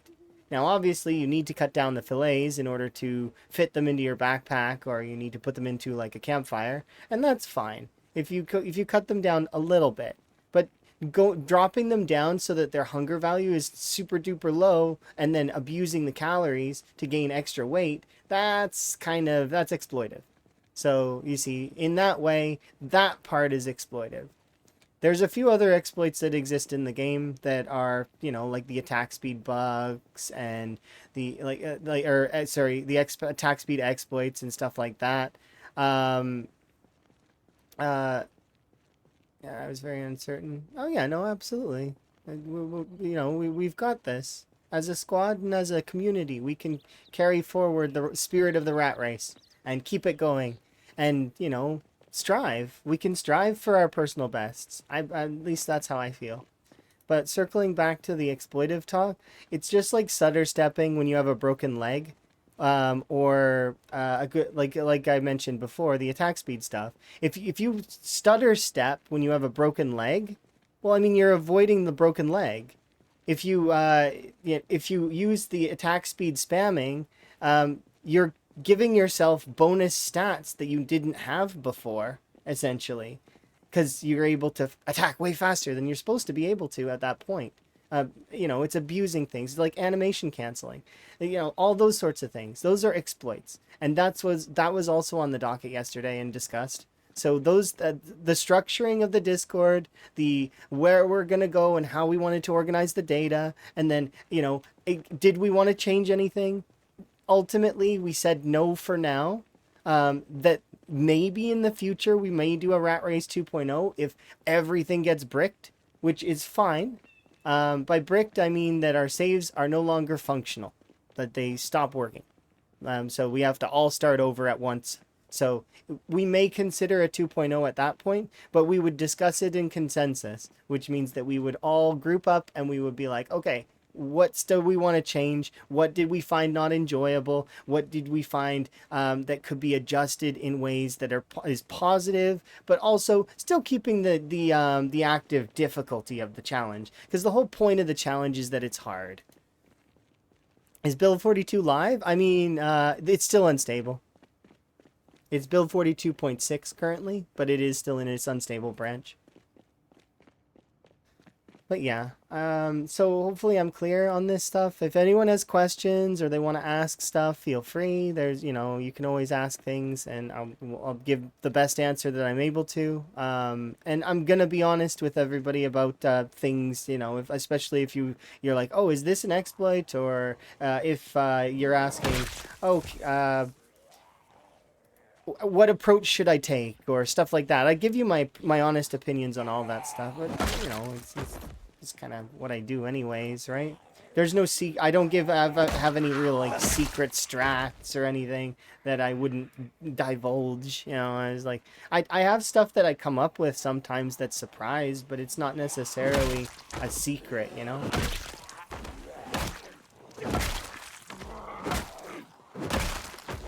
Morning. But yeah.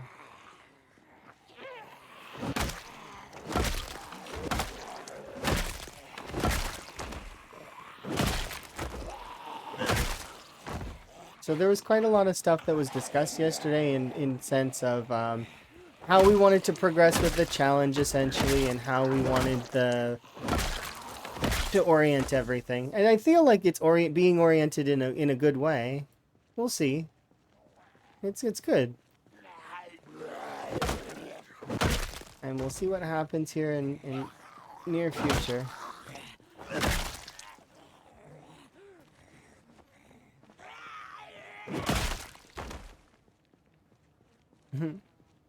Hopefully you're having a good day. I'm having a good day.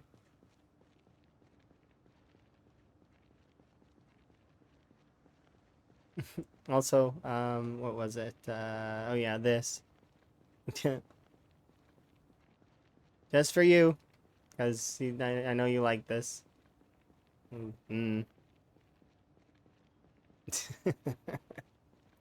Yeah, grumpy face. Grumpy face.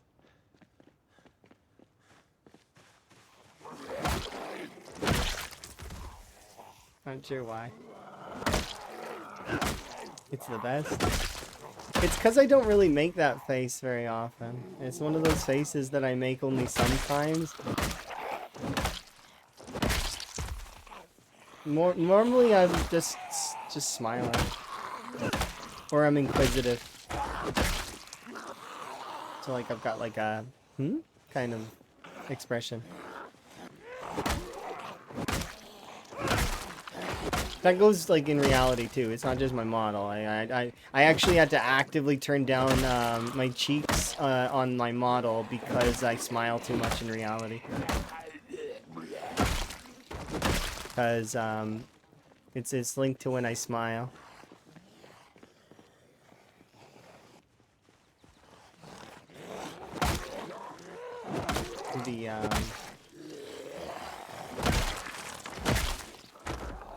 The redness. The blushing. You demand the puffy cheeks back? I'll think about it.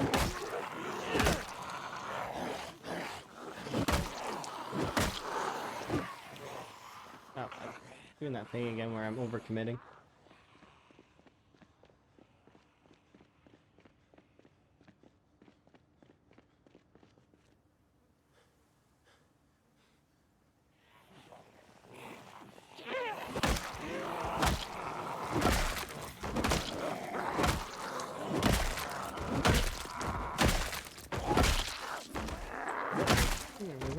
But yeah. I'm really looking forward to the Rat Race's continuation. Like, I mean, it is really cool.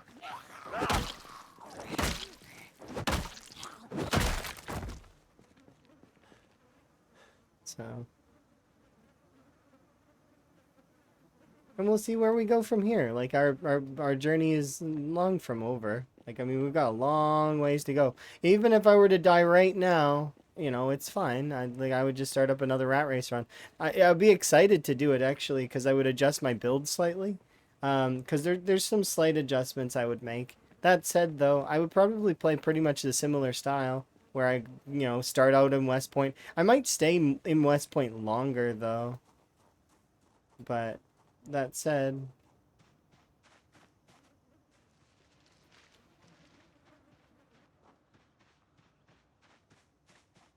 We're still on the first run.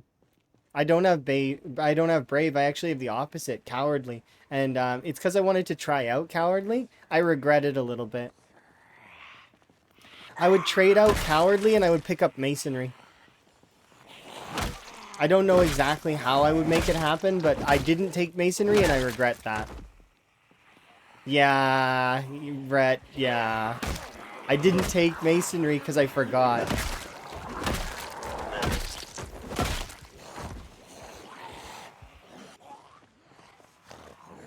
I remembered to grab artisan though.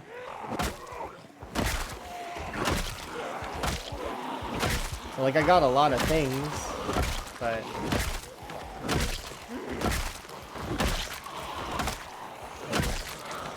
I have a masonry chisel. I have lots of stuff like that. I don't have a metalworking punch though. I am lacking one metalworking punch. So I can't do blacksmithing until I find that. Well, I mean, I can do a little blacksmithing, but I can't make the heading tool right now.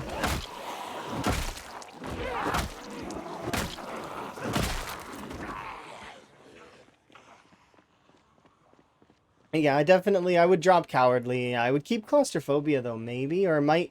No, well, maybe. I feel like most of the build is fine. It's just that, yeah, I would probably drop cowardly and pick up masonry.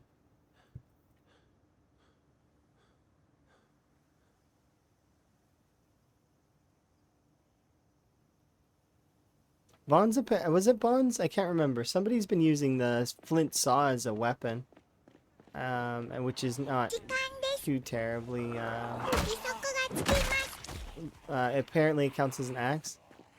Is interesting. Thank you very much for the raid. Do very much appreciate. Hopefully you're having a good day. I'm having a good day. Uh, yep. Let's have a peek.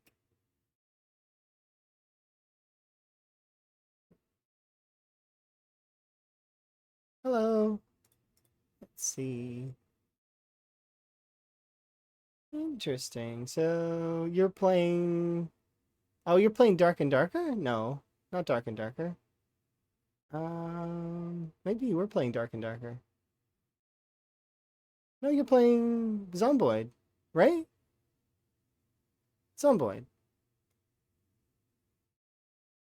I just wanted to see. I wanted to see what you were playing. You're playing Zomboid? Did I change the category? You did. You did it. You did indeed change the category. It's just you. A lot of it is Dark and Darker, which is fine. There's nothing wrong with that. Dark and Darker is a great game. I'm just I've misseen essentially. So yeah, kudos. Thank you very much for the raid. Um, are your how goes your run? Is your run going well? And if you need to self-care, make sure to do so. I understand how it needs to sort of end a stream and need food and etc. But I'll do a little intro-y thing.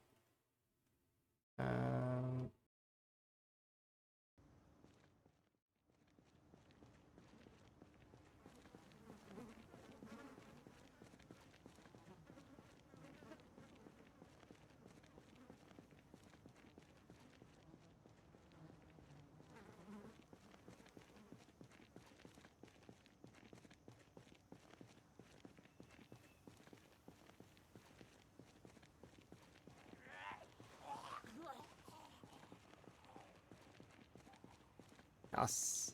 But yeah, cool that you're playing Zomboid.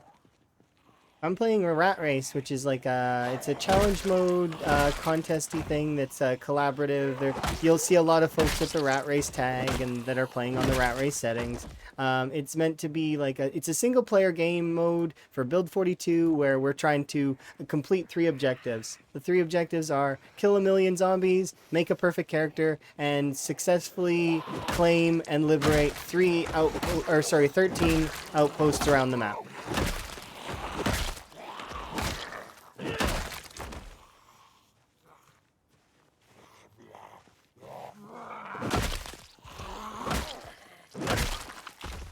Oh, you started with a broken arm. Oof. Hopefully you can get your arm back to full here in a while. You started in Echo Creek and you're going north. Are you going for Schubert's or are you going to go to Ekron? Maybe Brandenburg? Or are you going for that weird spindly lake house? Here, I'll, once I'm done with these.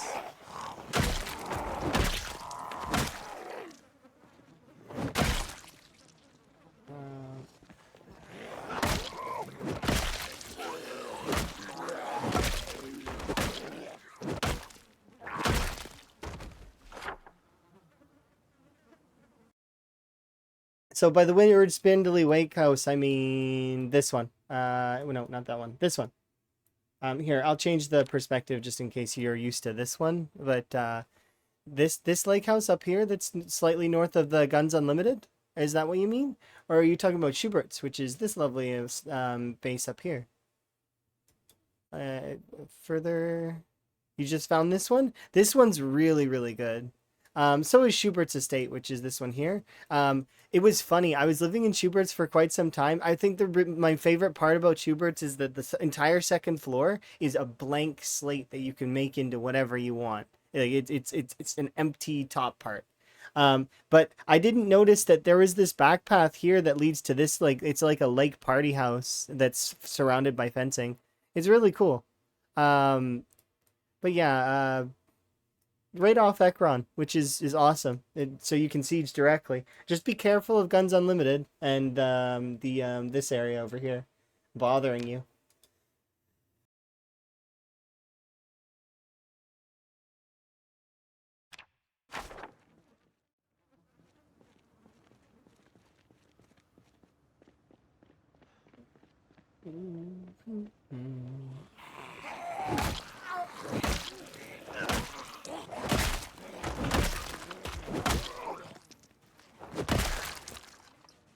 All right, let's get some rest.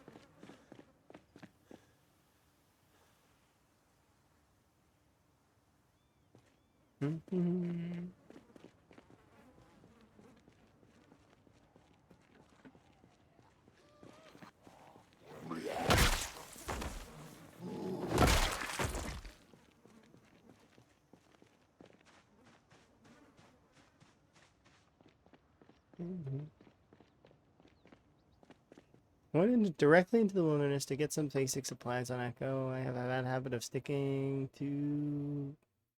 Oh, okay, that's fair. I mean, it's a good way to establish yourself, though, before you decide to go elsewhere and start doing stuff. But it is fun doing a primitive style playthrough where you can, like, start with nothing and you sort of work your way up from and try to get into a stage where your character is much more established.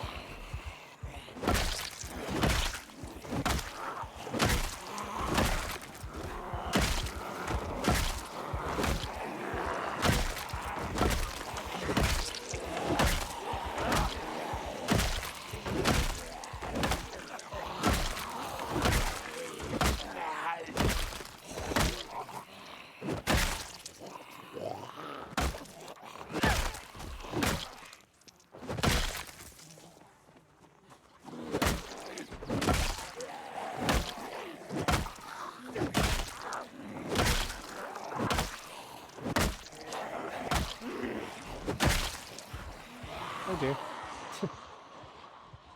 Fail.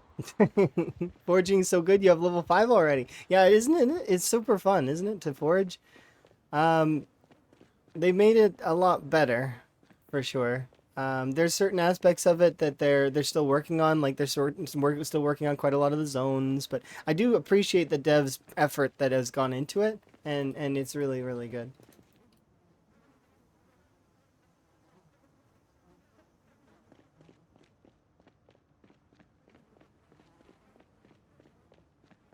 Bane has been so much easier. Yeah, it's like 1/20th of what it used to be, which is so much better. It opens up the doorway so that people can start crafting, which is, you know, the crafting systems can be explored more in depth now because they've given that to they've opened that up. So they can always adjust it back to like maybe I feel like 5 twine and 10 twine for rope wouldn't be bad. Or sorry, 5 dogbane hemp for and then 10 for rope wouldn't be a bad thing given how much you can get of it now. But I do like that it is 1 right at the moment because that'll get more people into the crafting. And then, you know, you see people making like the herb drying rack and the leather drying racks more, and people are more into it, and more weapons, more spears, more other weapons, right?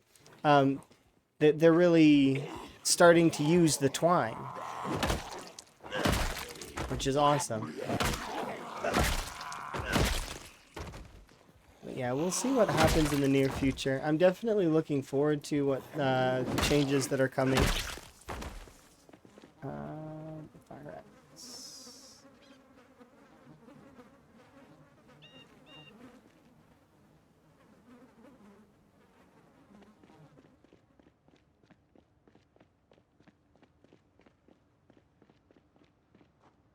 Hey.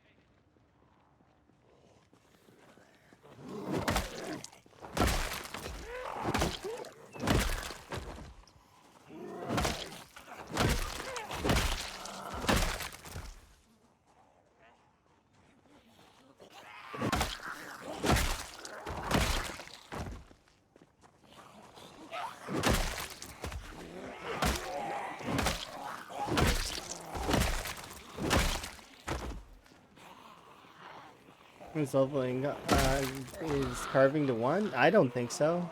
Carving is super easy to level. But then again, maybe I take wilderness knowledge every time, so I actually haven't taken carving at a 0 level. Hopefully it's not too bad. Actually, like let's look at it right now. from a leveling perspective. So I'll pause and have a look. What would I do to level up carving right now? Everything seems to take level 1. Okay, let's have a look. Level 9. So carving a spear would let you level it up. Can I make a long... Yeah, you can make long sticks. So what you do is you make a long stick into spear, or you can make plank or stuff into tongs. What else can you do? Can you make anything else? All of the small handles require level 1 carving. Okay, that's interesting. You can do a trowel from branches. You can make stakes from branches. As soon as you can start carving the spoons and the forks and stuff, like, and the bones down, then that's when it starts getting a lot easier. Okay, so yeah, I would do trowel, or I would do stakes. I would do stakes probably and use them as short blades if I had to choose, because you can craft most things into stakes. So like wooden rod. What does it take to make the wooden rod? Level 1 carving. But yeah, as soon as you get to level 1 carving, you just need a knife, and you can do any of these, like broken sticks, long handles, short handles, but mostly the tree branches are the big one.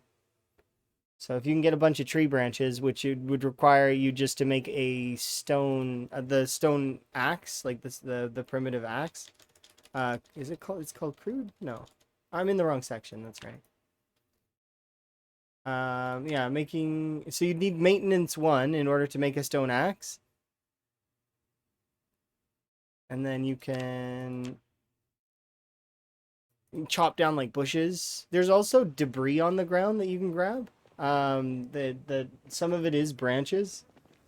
So that can be helpful as well, to know which debris, like this is a rock, this is a flat stone, stuff like that.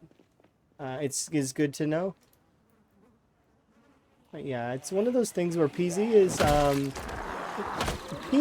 both a really deep and wonderful game, but there's a lot of stuff that I don't want to say it's hidden, but it's just not very explained until you and then when you discover it, it makes sense, but it's not explained explicitly. Like if you chop down a bush, that you get branches, or that you can actually pick up a lot of the debris that's on the ground. That sort of stuff is not explained, and if you click on the wrong spot on the square, you may not actually see the prompt at all. So see the remove stone prompt there, how it's gone now? See how I clicked on the wrong spot and suddenly it says remove grass, but it doesn't say the remove stone because I didn't click on the right tile? See? Like that? The thing about PZ is that as much as it is a 3D looking game, it is a 2D game. It's still 2 dimensions. There is 3D placement, and there are 3D looking models and stuff like that, but it still very much is a 2D game. So you have to kind of think of it like this with the squares. This is the walk to command. So, but everything in squares. And I can't see the game any different. That's how I see the game, is in squares.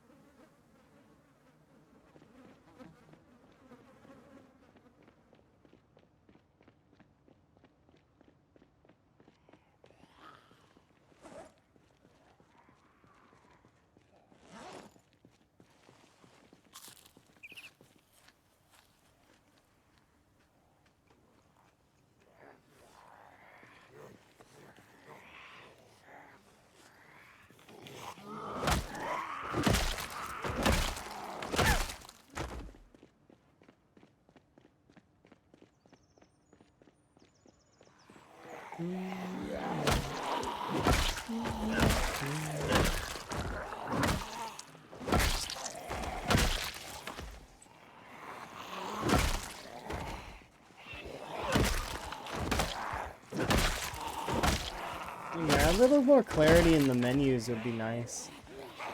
Like when is it a crafting menu? When is it a right-click menu and such? Because some things are both, some things are one or the other.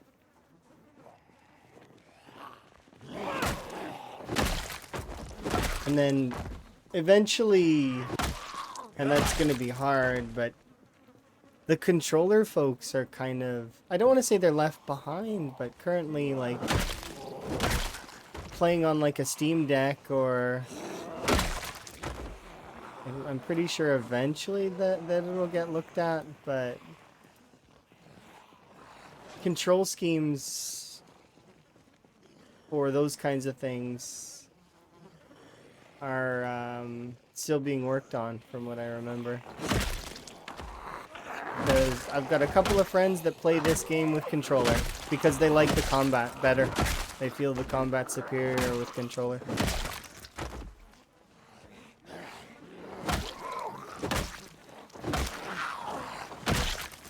The looting is a nightmare though. Eventually that's gonna get adjusted, I'm sure.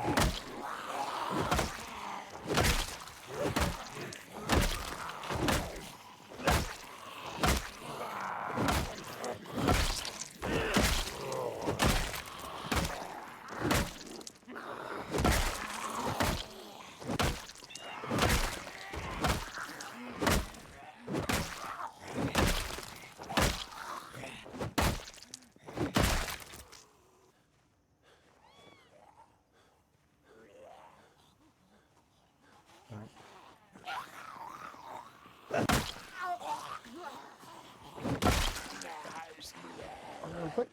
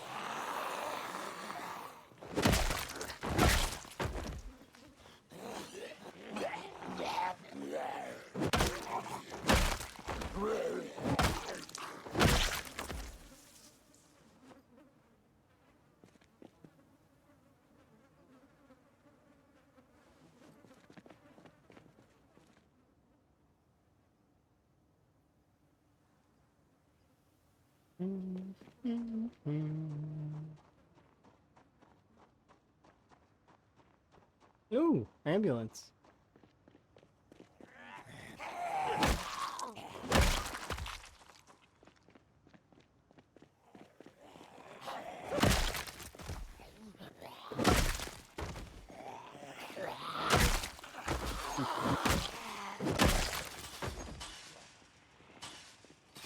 Don't worry, I called you an ambulance.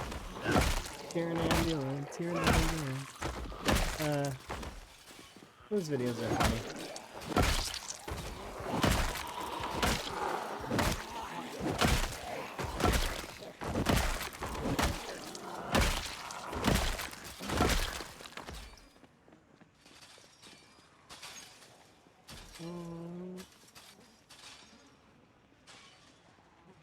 I forget where the entrance to that is.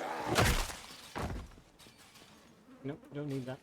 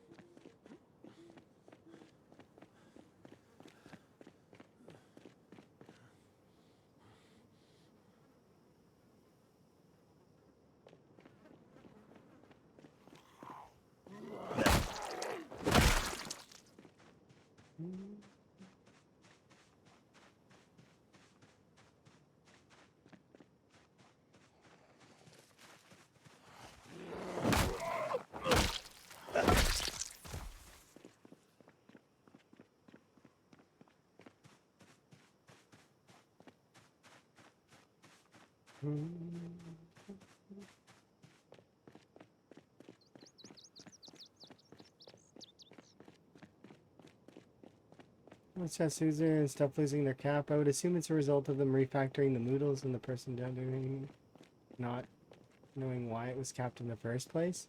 Oh, that person needs to reassess. That person needs to reassess. Your character not being able to function properly for a full month because your pain is set so high, because the only way to level up first aid is by hurting yourself, is like, it's absurd. I think that they should really look into Braven's overhaul, like, and actually, like, apply that to the game. Like, that method of first aid leveling is just really, really good, and it makes sense. Like, I mean, that's an opinion. That's my opinion, of course.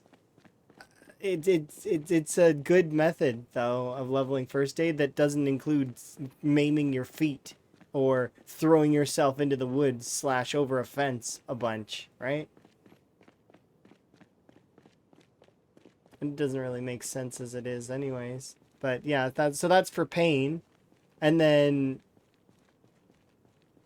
you need neurotrauma from barotrauma. See, it would be kind of cool to do like what's it called? One of those what are they called? It's something under the knife. What's the game called? It's a game series. It's a medical game series that's like not, it's not actual medical. It's like they're like alien, or I can't remember if they're alien or robot viruses or something. Um what was the game series called? I'm blanking on it completely. I don't know. It's I know one of them's called Under the Knife though, and it's like what is that game series called? Oh, it's on the tip of my tongue.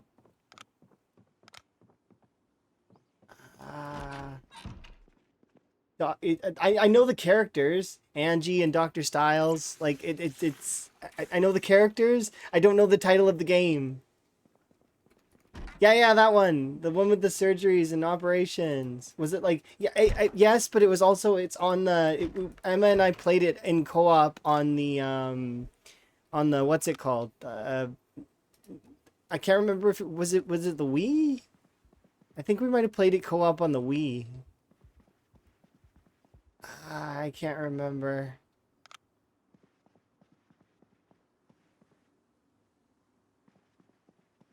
Yeah, it was on the Wii. Trauma Center. Yep, that's it. You got it. I think. I'm pretty sure it was like one of the Trauma Center games. Something under the knife. I don't know if you were in a flying ambulance, but I remember that you spend a lot of the time fighting like special viruses, and your doctor has like superpowers, like the ability to stop time or the ability to instantly heal certain things and like save someone's life from like basically near death. It was like really neat. It was a neat game. Like they're not able to bleed out while they're working.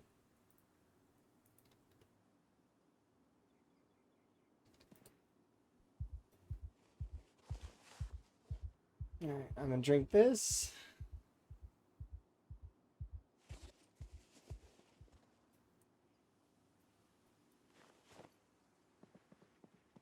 I don't think I can actually.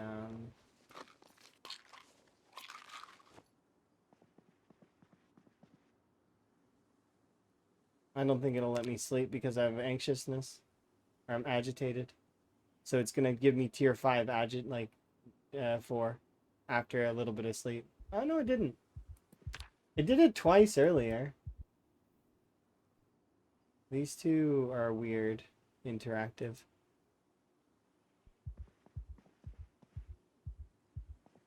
Download it later. It's 500 gigabytes. What? 500 gigabytes. I suppose that is crazy, but at the same time, it's like, oh, 4,000 mods. What are you doing, right? Are you downloading every mod on the Skyrim store or whatever? Like that. That's a lot of textures. Yeah, I mean, could you imagine 4,000 mods worth of stuff? Like, I think the most that I've ever played with is in the 1 to 2K range with Minecraft. Like, I've played some really heavily modded Minecraft packs, but there's 120,000 mods? Oh, it's a complete revamp.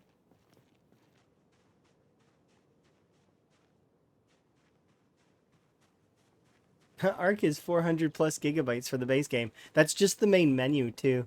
Like, a lot of it is just the main menu. I've never seen anything so resource intensive. Like the main menu of Ark is ludicrous. Getting into the game is not bad, but that main menu, my god. Why is it so bad? It's just a menu. I don't mind the game overall, like even though I've had some bitterness with it in the past. It's I think I like dinosaurs, so, you know. You love it and you hate it. I like it as a concept. I didn't like the experience that it gave me when I first played it. Because I played with friends on a public server, and it did not go well. Like, it did go well at first, but then it became pretty bad. And it wasn't a good experience.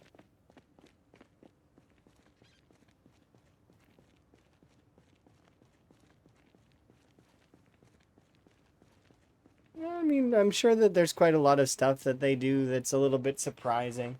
I know that there's quite a lot of folks in the Zomboid community that also enjoy enjoy Ark.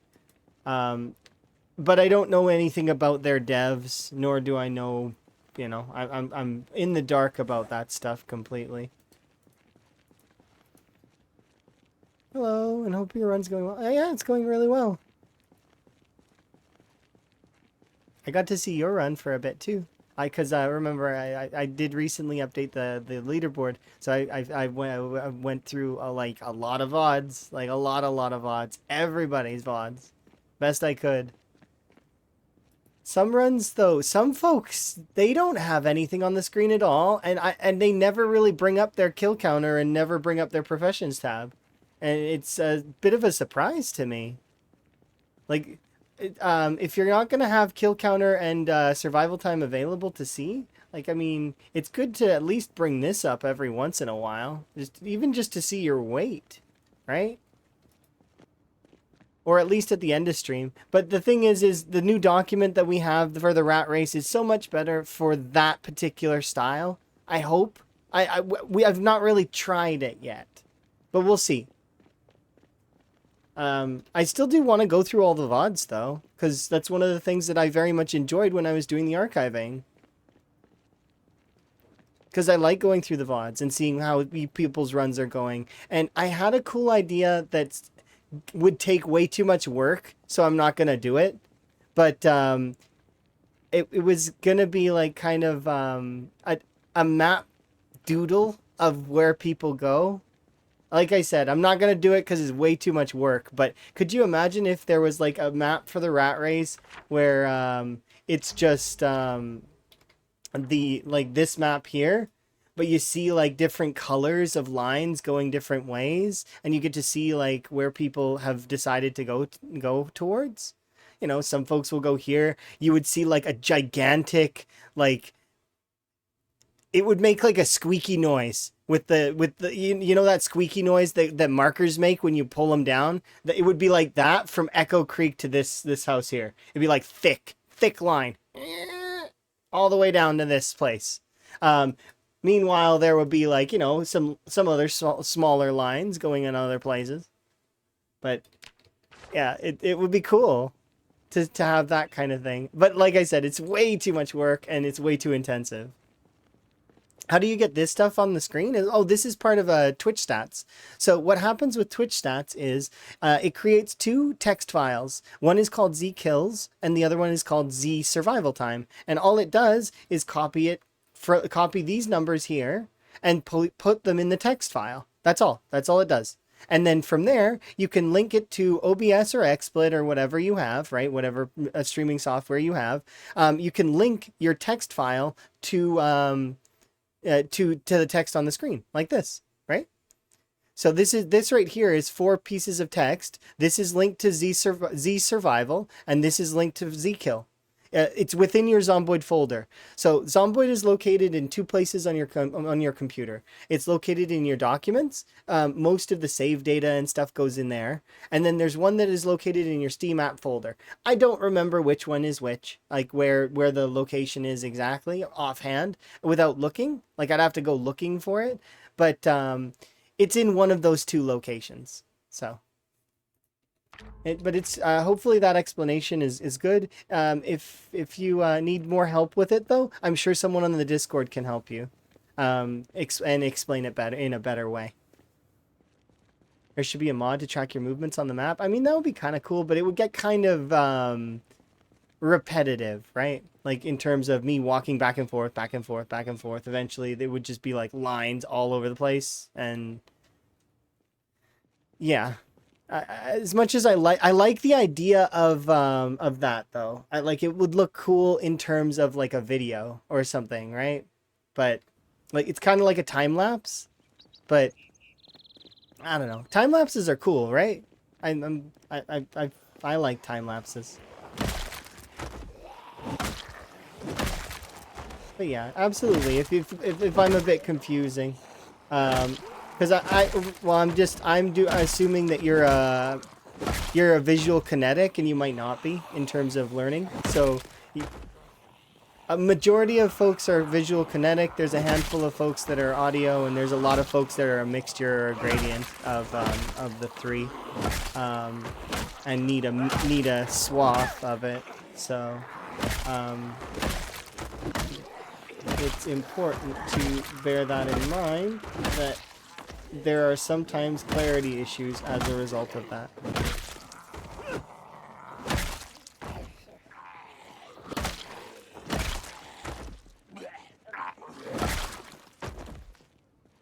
Yeah, it's, okay, so clear functionality and it wouldn't retrace your steps kind of deal.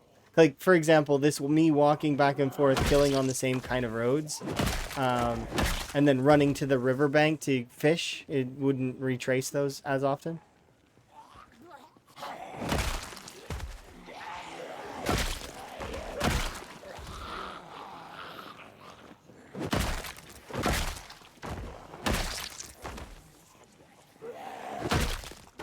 Hello. Hopefully you're having a good day. I'm having a good day. I'm hoping that I hit my mini goal for today, the one that I want to hit. And then after I hit my mini goal, we'll probably... we'll see how much time I have. Because I need to balance time a little bit today. And especially this week, I'm going to warn everybody. This is, you know, it's almost the first week of the month. First week of the month for me is very, very busy usually.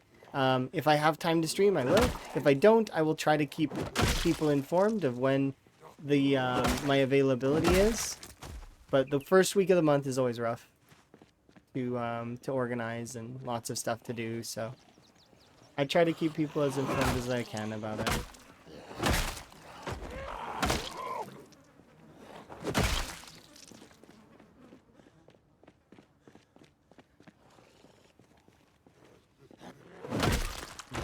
Okay, back off for a second.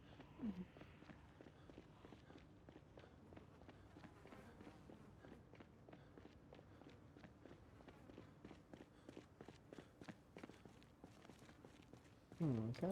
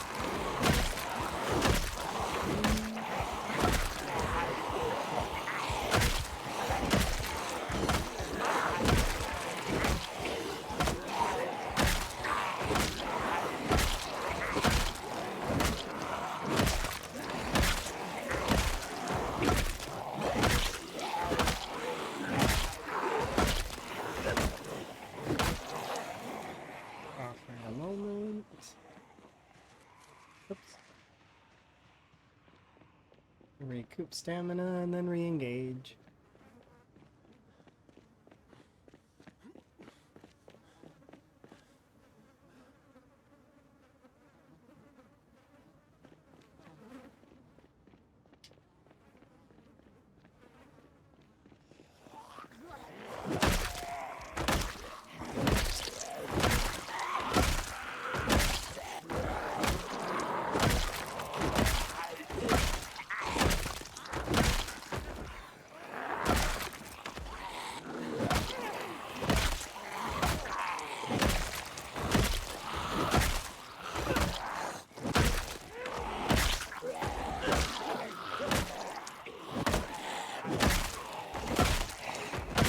I just had a thought about leaderboard.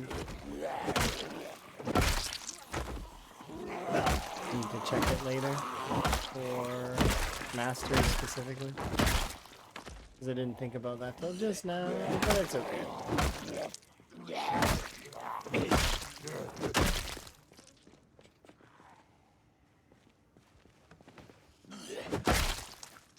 Let's run back, have a rest.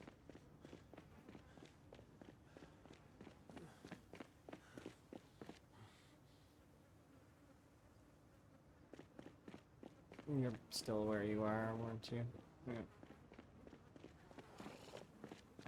At least your pathfinding didn't break the Andes.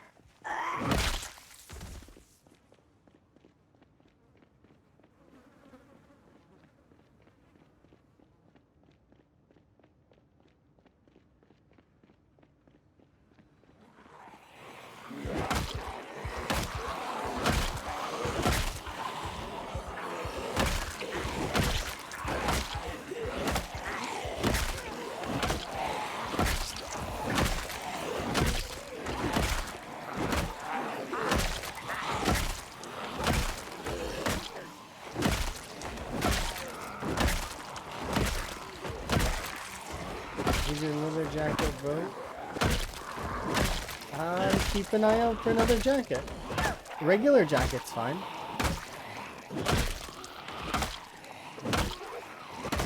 Do you have long johns? You could always make long johns out of a burlap sack if you have enough capability to do so. If you happen to have animals as well, you can get the animals to eat the animal feed. And if they eat the animal feed, burlap sack is left over.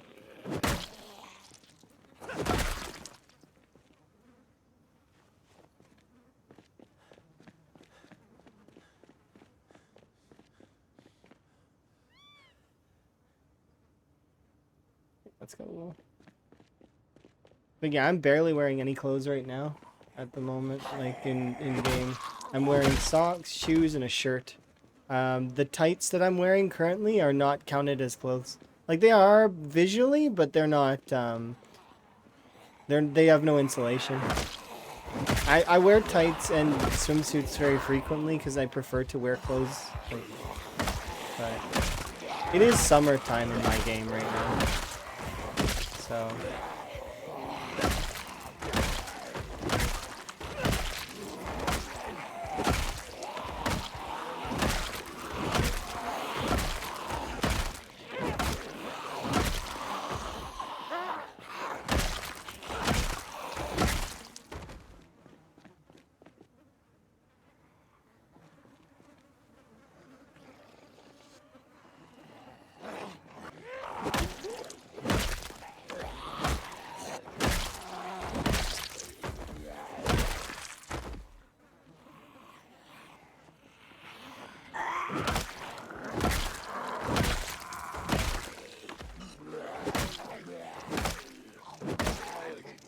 Very occasionally, I've seen zombies that have absolutely, like, pristine clothes. So I kind of hope you find one of those.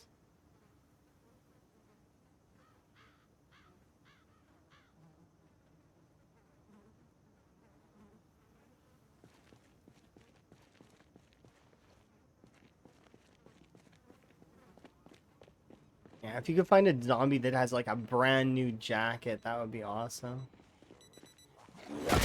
You can also find jackets and stuff on the beds, the bedspreads, like in houses, if you're able to loot anything.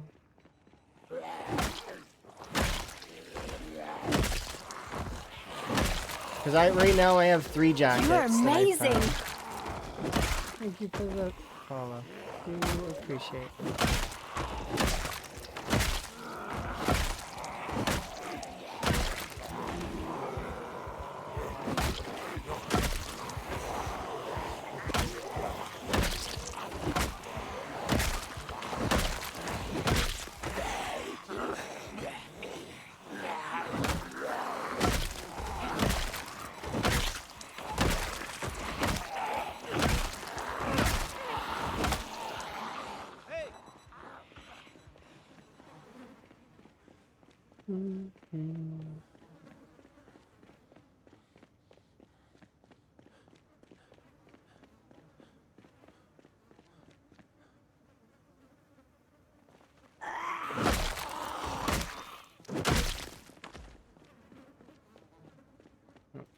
Sit for long enough. Yo.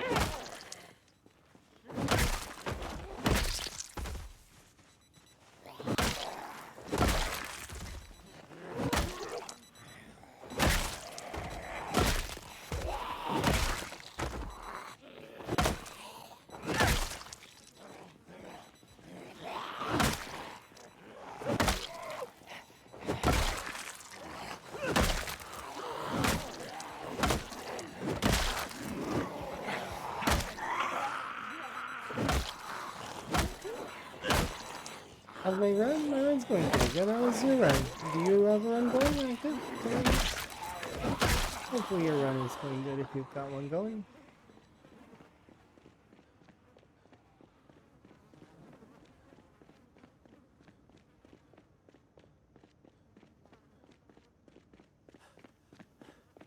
We're making progress in Rat Race currently. And the goal at the moment is to keep clearing Riverside.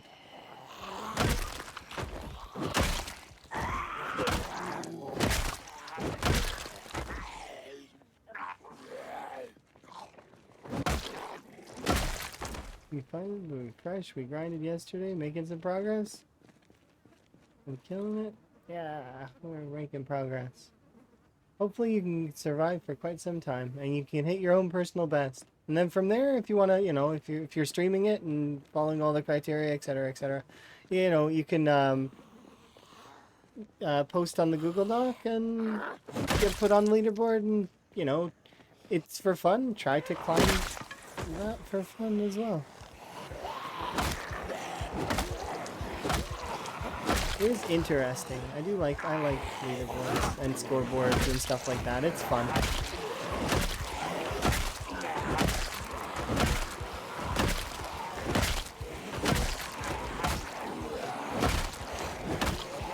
But the initial is always about personal best, right? Would the modern status mod be allowed? I'd need to look at the mod. There are some criteria that define if a mod would or would not be allowed in the mod section. If you look in the mod section, it describes some mods, and then it says what would and wouldn't be allowed as a result. But if you post that mod in the discussion section, we'll have a look at it and decide. I don't know what that mod does, though. There's so many mods that do so many things. It's hard. Do you like leaderboards too? Yeah, it's kind of cool. It gives you something to strive for, which is an extra thing to do in Zomboid, which is always nice. It's nice to have something that we can strive towards as a community, and it's sort of like playing multiplayer almost without playing multiplayer. We don't have multiplayer in Build 42 at the moment, right? But this is kind of like it, sort of, because we've got so many people participating, and with differing approaches. It's kind of cool. They're all doing different things. Some are struggling in certain ways, some are not. It varies, right?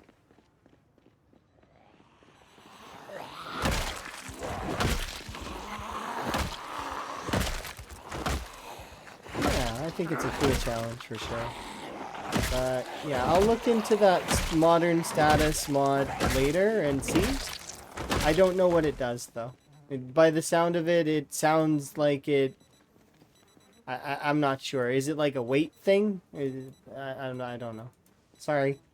If I knew what it did, like if it was one of the more familiar mods to me, like the weapon condition mod is a no, because the whole point is that you kind of, while you're in combat, that you could have a bit of a surprise if you're not paying attention to the condition of your weapon, right? Suddenly the weapon splits apart and you're like, oh, okay, I gotta reassess, right?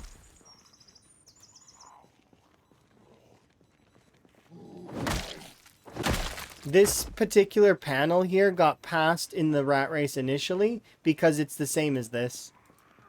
Basically, it's the same thing. It's just smaller and I can lock it. And it was something that I preferred. And not everybody liked it. I remember Lamprey didn't really like it all that much. But in fairness, I don't like proximity inventory, so, it's one or the other, kind of deal. Despite, I understand that proximity inventory is helpful for some folks so that they can click only once to collect a slew of items. In fairness to that, it makes the game easier in a sense because you will see items in a big pile that you normally wouldn't have seen unless you were to cycle through every single thing, which is, objectively easier. That said, though, I understand that some folks that, their hands are not like particularly capable of grabbing every single thing from separate and constantly shifting, and I get it. So it's a quality of life thing, and that's why it's on the list as an availability to use, but I'm not using it, right?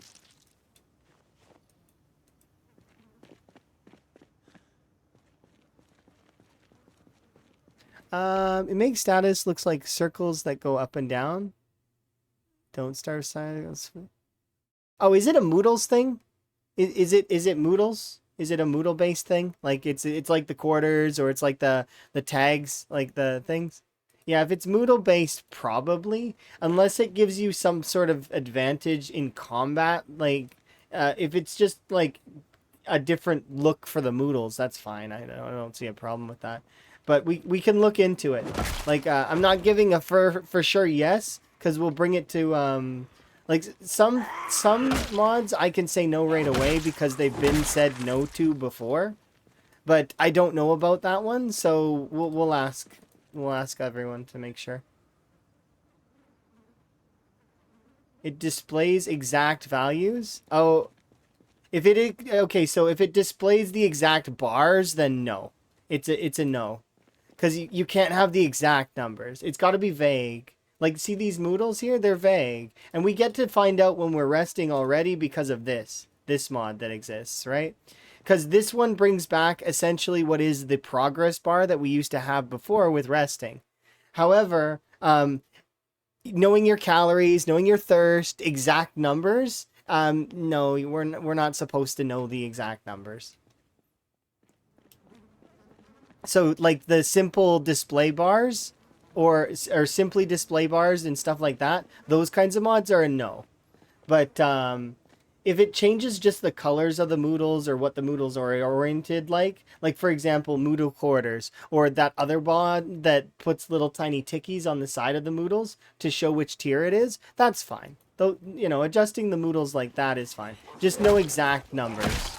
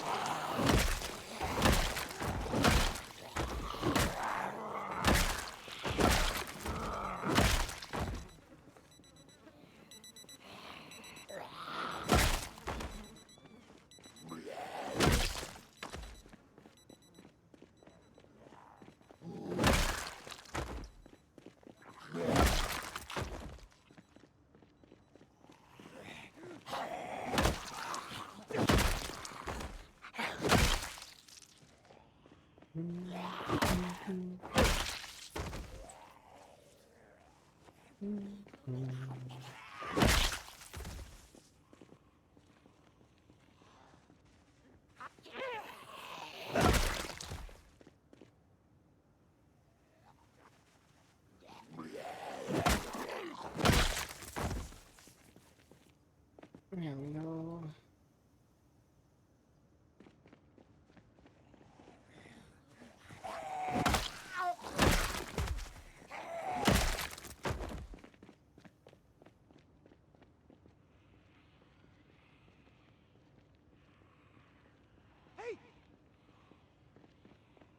Let me quickly go grab the bag. We're starting to reach the end of this residential area, and we're gonna start moving up towards the next residential area.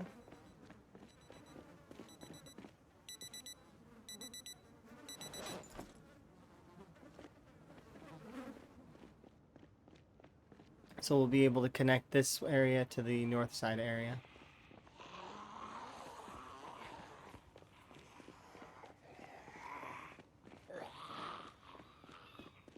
There we go.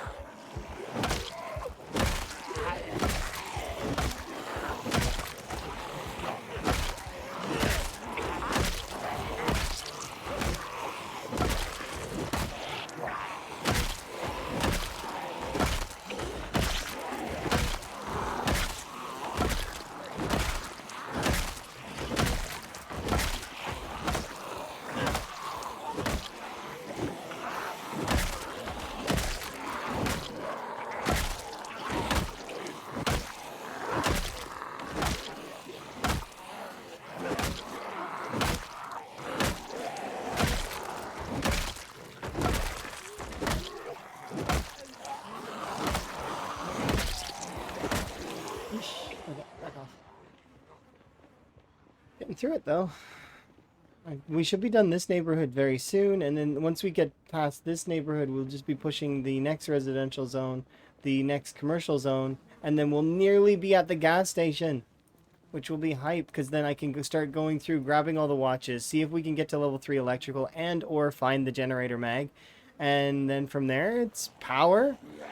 And from power comes the ability to keep food for longer, as well as gasoline, vehicles, everything unlocked, which will be nice.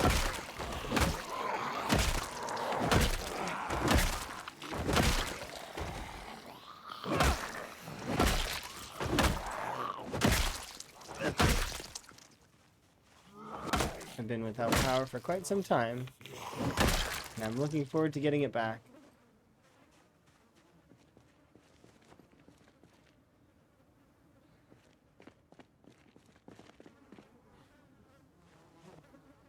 But yeah, simple display bars was already asked about one time, so I would assume it's on the same level as that one. Didn't realize it was so exact. There's a lot of those kinds of mods though that exist, huh? The ones that give you like bars that are similar to like other games in a sense, like full suite bars.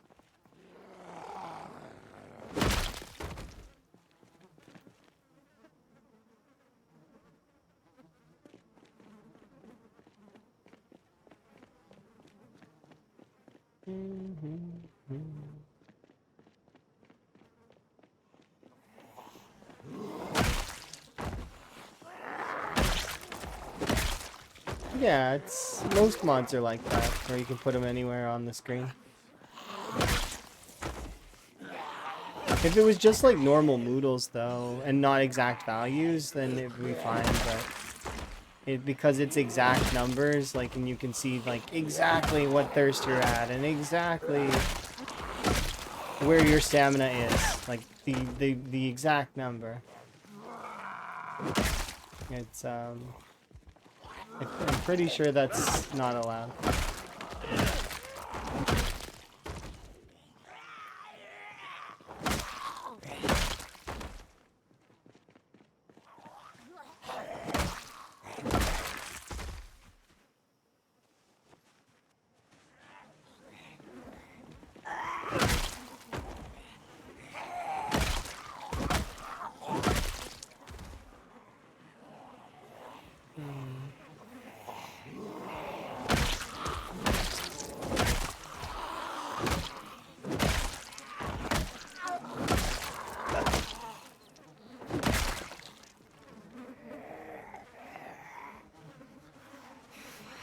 Yeah, you wouldn't normally have access to that.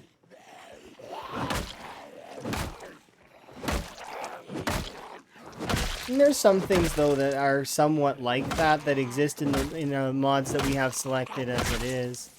But we've tried to keep it very light for the most part. Mostly display and informational stuff. So like the daily report journal kind of gives away your calories. But in fairness, you can see your calories kind of right here. And if you have an up or down chevron, you kind of know where the calories will lie based on that. So like if it's a down chevron, it's anywhere between 0 and minus 2,200. And if it's an up chevron, it's above, what is it? Is it 1,500 or something? I can't remember exactly when the up chevrons happen. But I know your calorie count goes up to 3,700 as a maximum, at least. Something like that right now. And then if you want double up arrows, you got to do all of the other little, like the protein, the lipids, etc. Those extra little tidbits are required.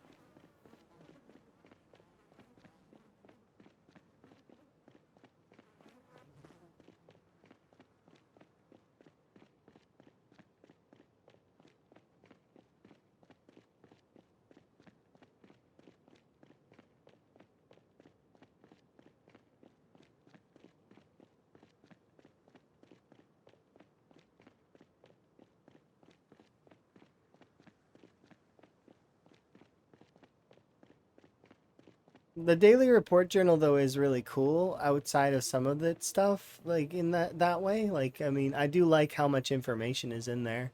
Like it averages your kills, it averages everything. And it gives you Spiffo rep, which is kind of cool. I kind of I don't think I haven't seen it happen too often, but I think that the if you die that the daily report journal should pop up as well. Like so that it can show you your totals for the end, like as your character has been killed or turned into a zombie. It does. I haven't died enough with the daily report journal to know that really. Like I've died a little bit, but I only started using the mod just recently. So it's one of those things that I if it's a feature that is in it, then good. That's a good feature. And that's not a flex. I'm not trying to flex or anything. I just this is my first Spiffo rat race run, so I just stating the obvious.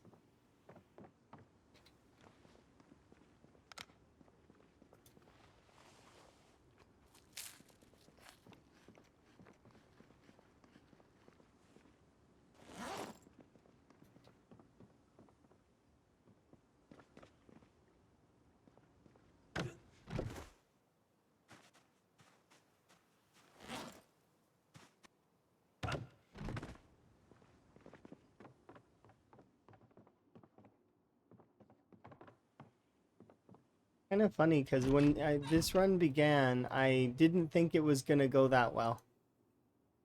I thought we were gonna die.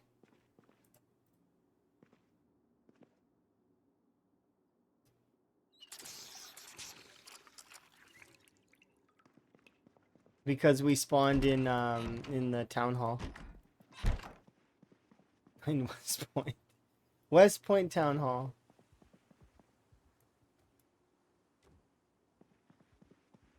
Yeah, that's true. Well, no, I thought that we were gonna survive for a long time with Van, like with like past Ekron. I thought we were gonna make it to Brandenburg, and then I was gonna get to be able to see Brandenburg, and I was mistaken.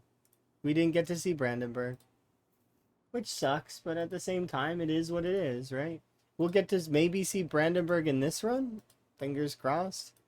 If we actually make it there. I'm not so what I think might happen is when I start driving the cars a little bit, that I think I might accidentally pull Brandenburg here. Like so if that's the case and I accidentally pull Brandenburg all the way here, we'll be fighting Brandenburg's population here. And then once we're done dealing with that, then we get to go to Brandenburg. And there won't be any population very much in Brandenburg as a result.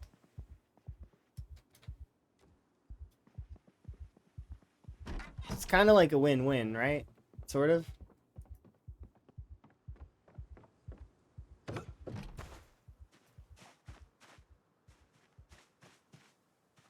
Sort of like Twist's run a little bit, right? Because Twist accidentally pulled everything around Doe Valley, the whole thing, essentially, and maybe some of Muldra and maybe some of, I don't know. It's just like all of the zombies showed up, which is kind of, it's kind of a good thing.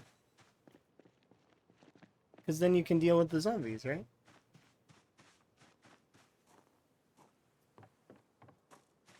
And then you don't have to deal with, oh yeah, I broke my other...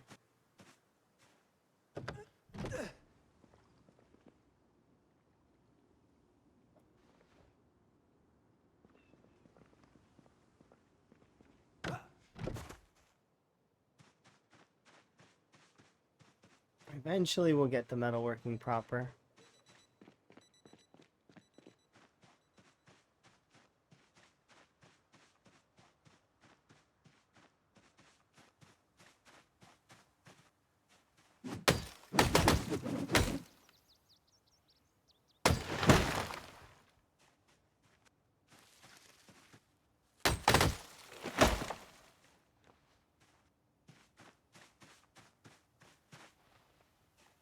Yo.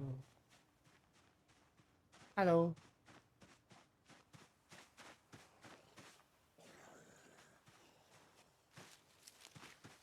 Okay.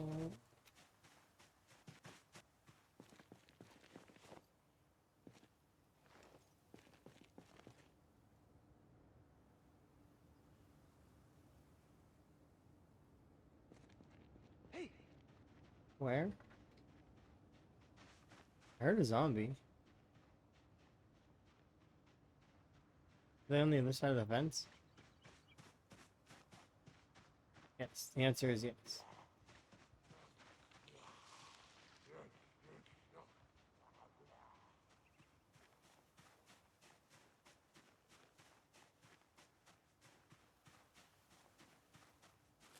I like your... I don't know what you mean. Soddle. I don't know what that word means.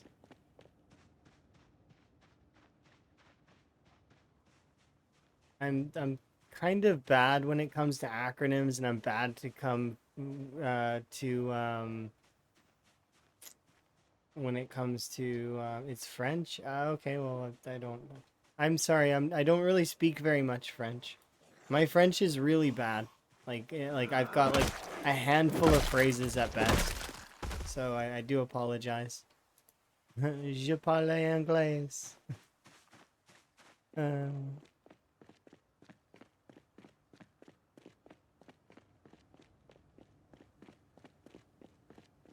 yeah, there you go. Sorry. I'm sorry that you had to witness me butcher the French language. But my French is not very good. I do apologize. I'm sorry.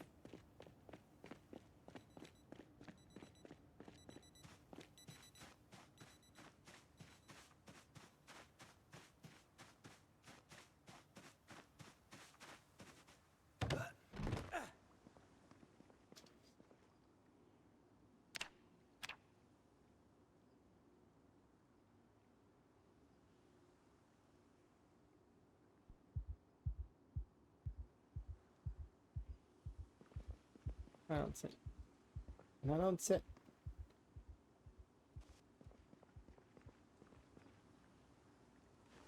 There we go. Perfect. Let's go.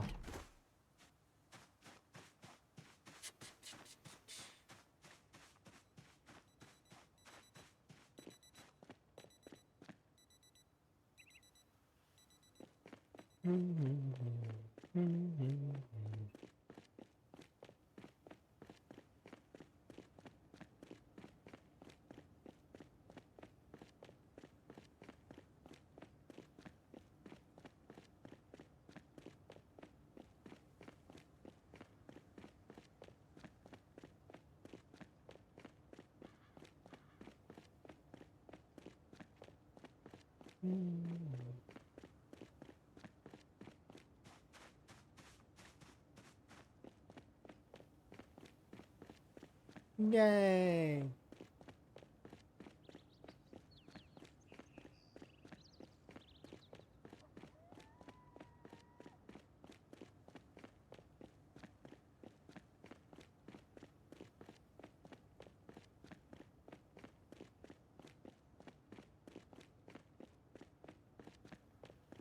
Yeah, we think things about runs sometimes that where we want to go, what we want to do, and then eventual end meets us, and we get to, start a new run, open a new book, kind of thing.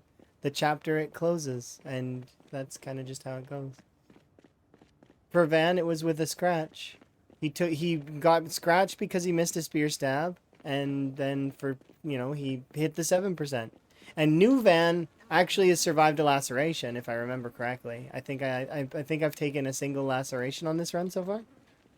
So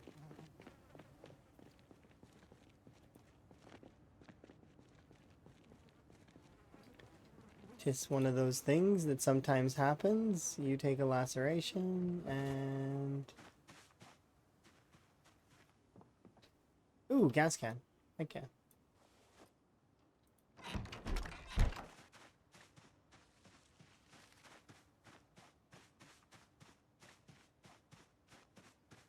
Mushroom game. I must not support Nexon. Okay, that's fine. I like their music though. So there's a handful of playlist songs on my playlist that make me think of the times when I used to play those games. Because I did used to play them. They were really good games. I enjoyed them.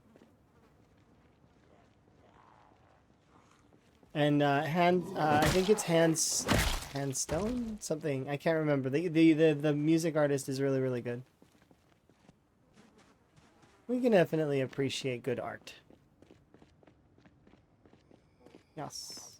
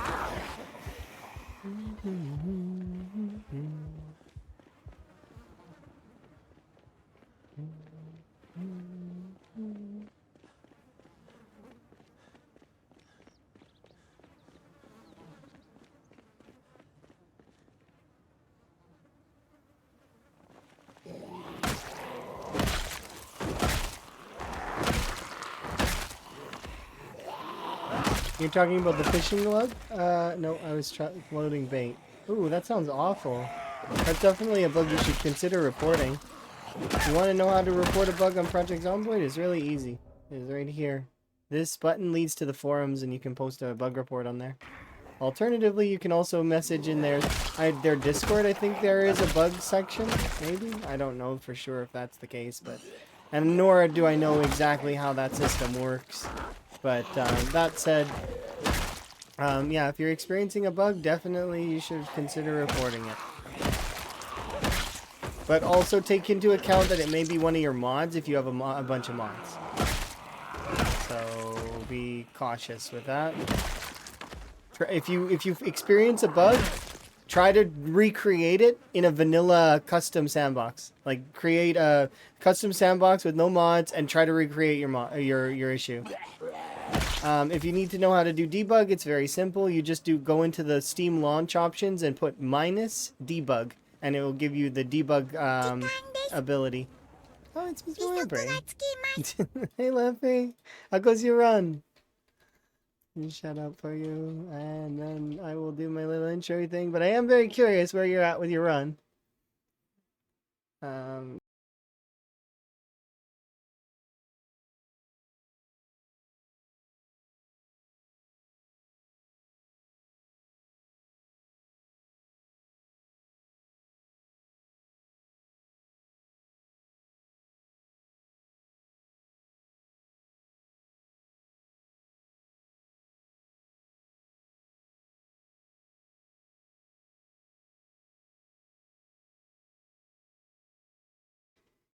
Yes. So yeah. If you guys don't know Mr. Lamprey, you definitely should follow him because he's amazing.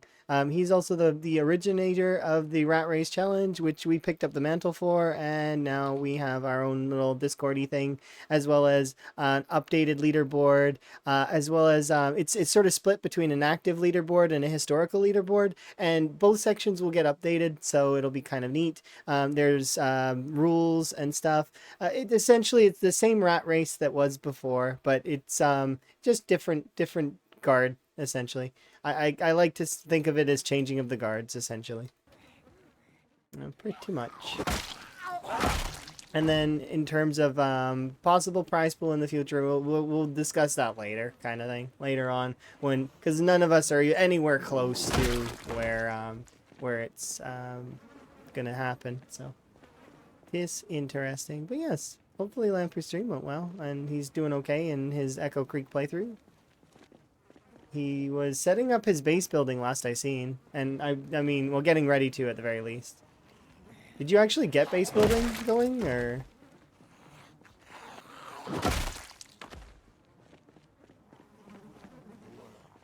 You don't know when it happened and you don't know what triggered it? Well, I mean, if it happens again, try to figure out what triggered it. Science.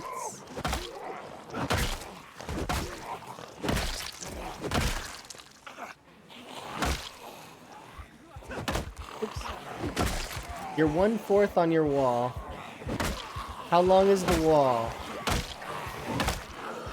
You're 1/4 on it, though. Is this gonna be like a long wraparound wall, or is this gonna be like a... Oh, you did a little blacksmith area. Cool. Primitive or simple? Probably, you probably do maybe... Did you skip to advanced? I know you have cows. You totally could. You might have done, you making the zombies pay for the wall? I like that that's still a joke even now.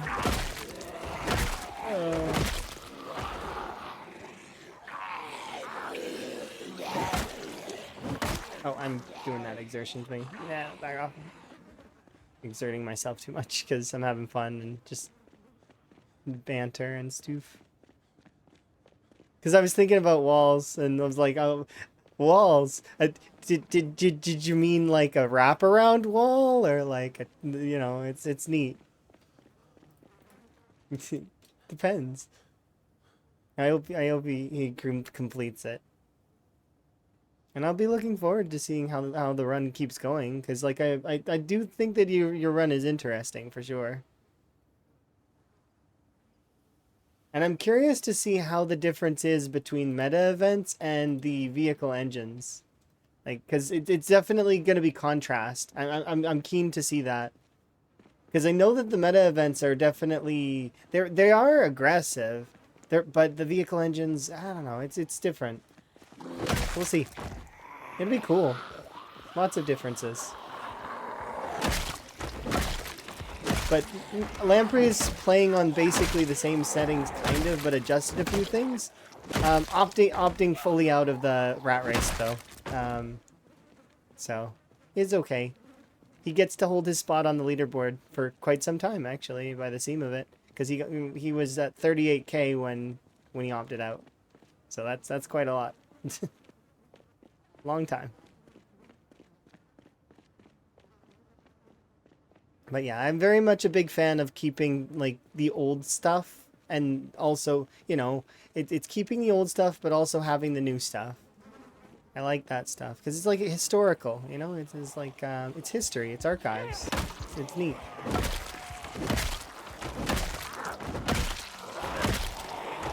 But yeah, we've got a squad now for the rat race that is going to be working together, and hopefully it'll make things a little bit more organized in a way for, like, so it's not consuming too much time for everyone. Because that was a bit of a concern. Because it is definitely a time-consuming process. And we do very much appreciate Lamprey's dedication. And giving us this, it's essentially...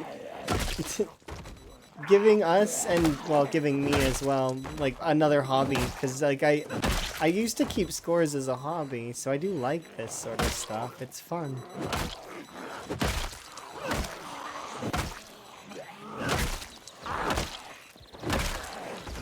But it's not just for me though.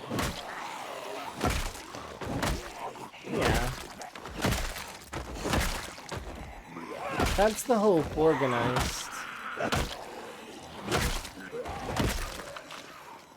But I mean, isn't that always the hope, right? Like we always hope to be striving to be better and to do things in a good way and it to be positive.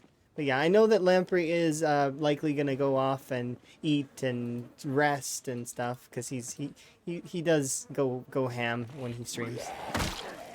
So enjoy your self care and or going to the shop and getting yourself some stew. Hopefully your computer holds together long enough for you to get that upgrade. Because glue, duct tape, and dreams keeping that computer going. If it's blue screening. And I've been there. I know exactly what that's like. I've had my computer blue screen a few times. And it's stressful. I've lost terabytes worth of videos and stuff because of blue screen. Old streams that I'd saved that I actually had intentions of potentially uploading that I had downloaded and all gone. No more of those. But I do remember them, so there is that at the very least. I remember those old games that I used to play and stuff like that. It does suck though to lose so many memories.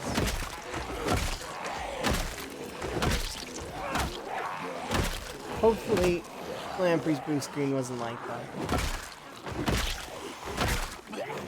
Didn't lose anything.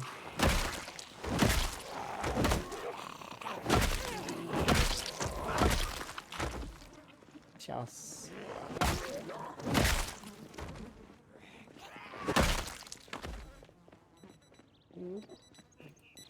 But yeah, we're actually this far into Riverside now, which is cool. We're starting to get a little bit further each time. So this is currently here, but I'm going to be moving it up to like here if I can. So we're about this far in. This section's a lot lighter. The problem is this section down here and then this section down here. I don't remember how gated the community is. I don't think it's gated that heavily, but maybe on one side. I'm not sure. I know that it's going to be annoying to fight off the country club though, given its location and the arrangement. But we'll see.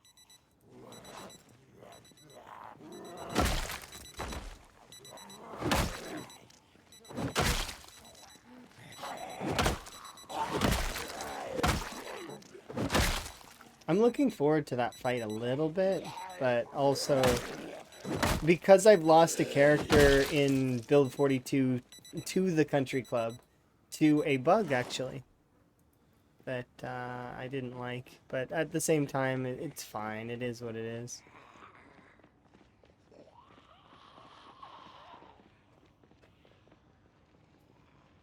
You notice that my buildings are different patterns? Yeah, it's a colorblind mode.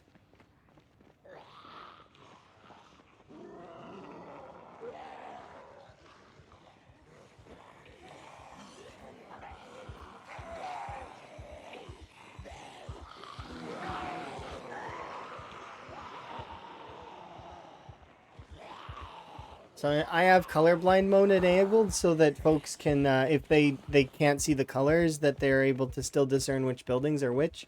I know that in Project Zomboid especially, if you're a veteran player, you don't even need to see the colors anymore. You can kind of just be like, oh, even if this was like, if I put this in grayscale or something, that some folks would be like, oh, well, this is Riverside.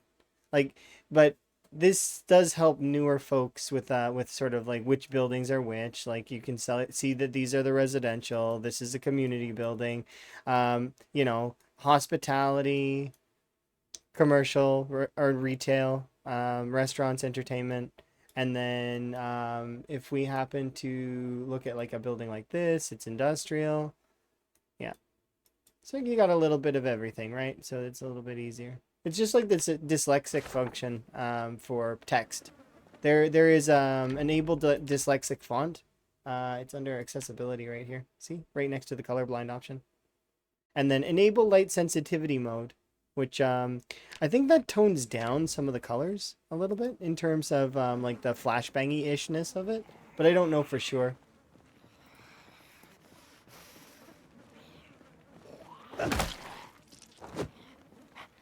Some of the new towns aren't colored yet. Well, they've colored some of it recently. So like you can see some of this stuff is getting colored. These buildings were not colored before. And same for this. I remember that this was not colored properly. This was just orange before. Same for a lot of these, right? Yeah. Oh, it's for the snow, right? Yeah, it's for the tropical storms and stuff. It's less lightning. That's it. You were right. I forgot. Yeah, it used to be all gray and now it's a little bit more there's more to it now.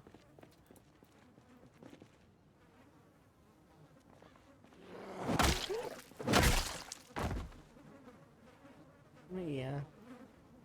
I'm pretty sure I thanked Lamprey for the raid, but I do very much appreciate the raid. It was very kind. I do appreciate. It's nice to hang out with you.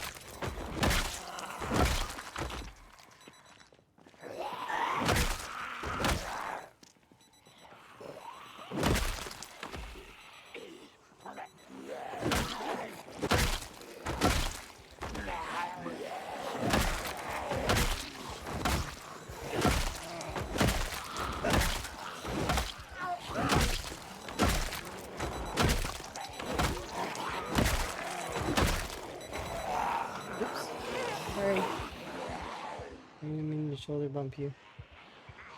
Oh. We should shout it or something.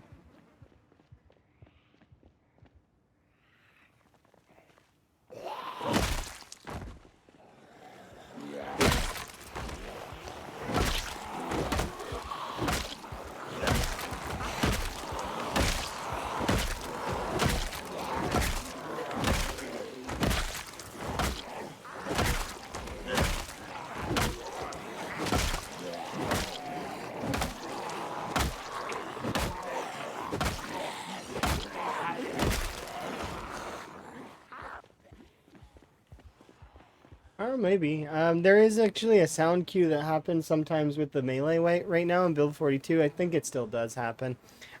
Where suddenly your melee attack is like times 3 louder than it's supposed to be. So the average melee attack is around 8 tiles, 7 to 8 tiles in sound radius. On pinpoint hearing, that's obviously times by 3, right? So it's, on average, it's like 21 to 24 tiles in radius. And in saying that, just one second. I'm pretty sure there's another gun here somewhere that I forgot to pick up. It's gone. That gun is gone. Wherever I dropped it, it's not coming back. Okay. Anyways, that other sound radius is like way louder. So for pinpoint hearing zombies, it pulls them in from everywhere around you. Which is great, because that's what we want. We want the zombies to get pulled in.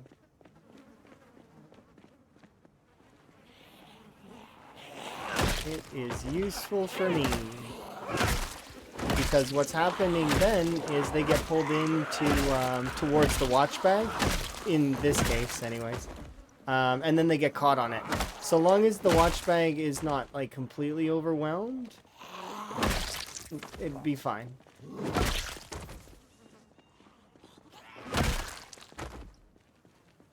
Oh, there's the other cop.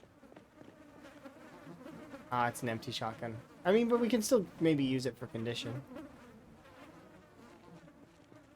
9.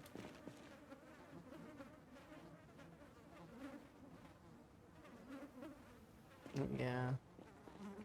I don't know if that I'm pretty sure that sound is probably not intended, or maybe it is. Maybe it's linked to critting. I don't know. It's one of those weird ones.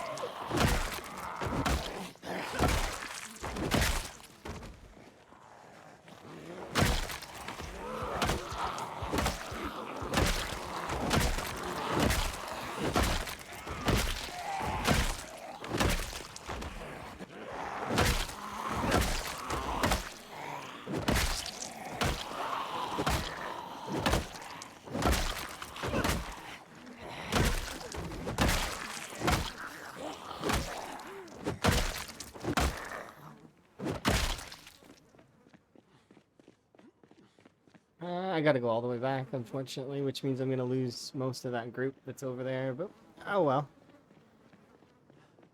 In theory, though, I could sleep in one of these houses. You don't want to do that? Oh. Oops, I broke you. Sorry.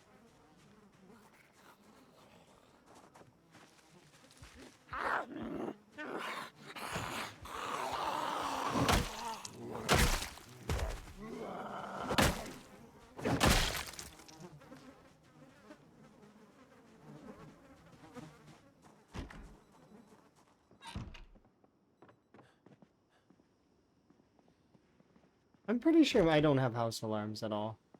Like, that my luck is just that way in this, that I just never have house alarms. I'm gonna walk into like 5 different houses right now and see.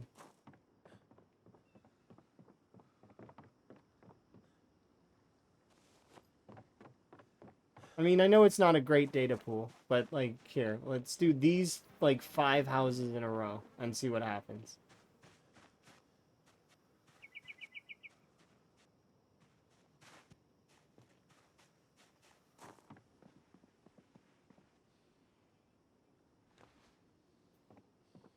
Nothing. Another needle. Okay, and let's do this one here. Because I've already been in the first house. You're amazing! Street.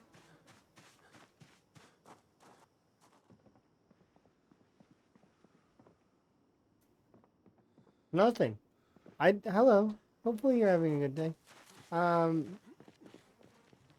The yeah, I think I lucked out on like day 1 or 2, like my house alarms just are off. It's 0 to 5, right? So then I just don't have house alarms. I'm pretty sure. Like, let's try this one.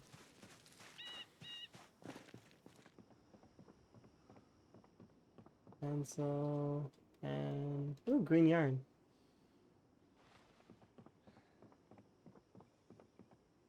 Yeah, I'm like, I'm certain at this point.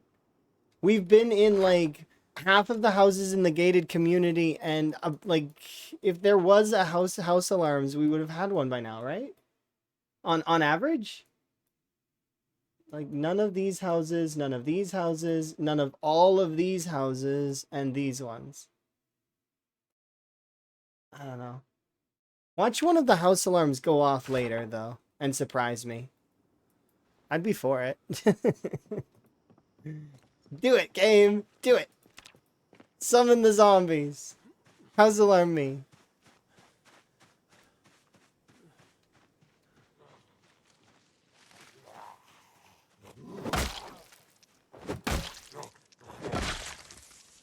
Okay, I'm gonna head north.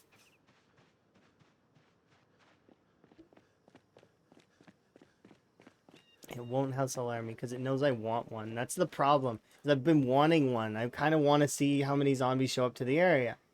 And so I've been kind of really wanting a house alarm. But because I want it, the game's not giving it to me. Yeah. House alarms only go off for those that don't want one. If you don't want a house alarm, you get one free. But like you get maybe even more than one free. But if you want a house alarm, no. Denied.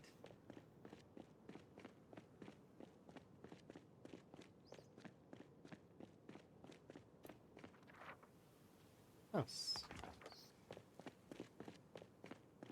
All the house alarms. Every single one. I like this nice little run we have that where we run back home and it's peaceful. There's sometimes zombies on their way back home. But not very often. Sometimes. But it is relaxing. The game in general is very relaxing. That's one of my favorite features of Zomboid is that it's just a chill game that you can kind of... it's not go, go, go all the time. There are points, though, where it is pretty go, go, go, but it's very relaxing for the most part.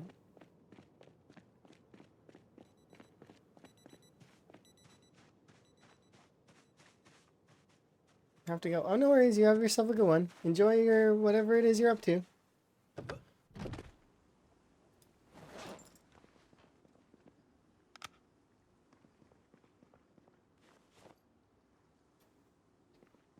Yep, I will.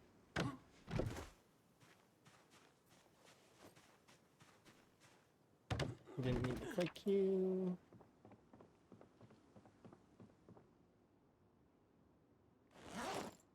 These are my magazines.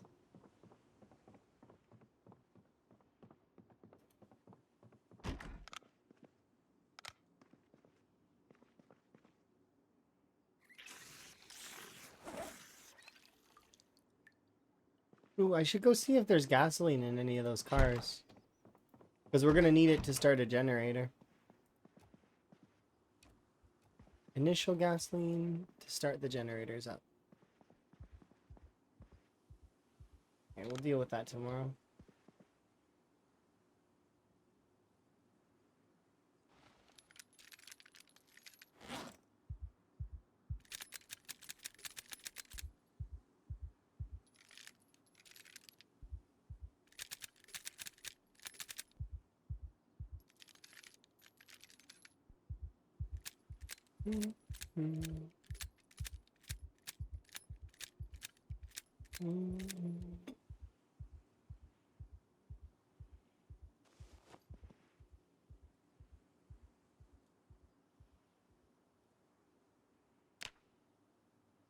There we go. Perfect.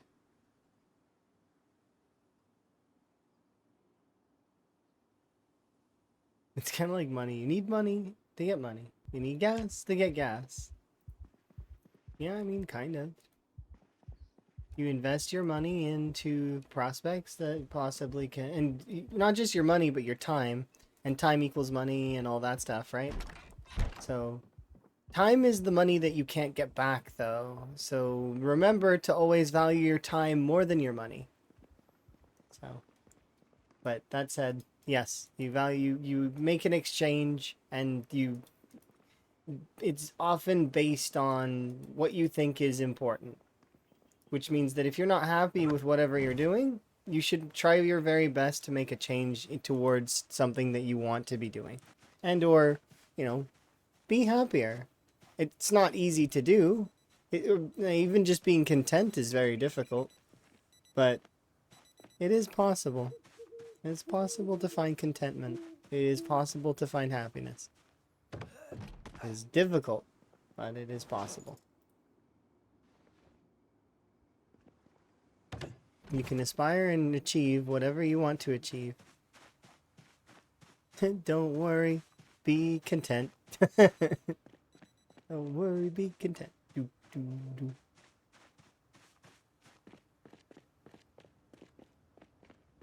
It's sort of like a frog, right? Frogs are very chill. Chill and content, and they don't have any worries in the world. They're just kind of like relaxed.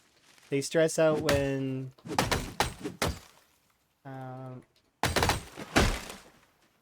things are stressful.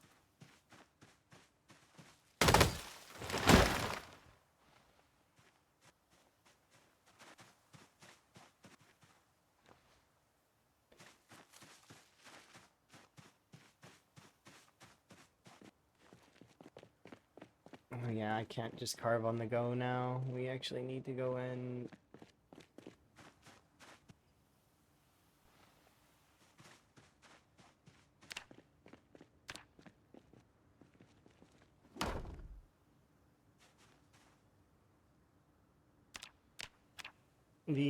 They made it so that you need a flat surface to carving the bat. Nope.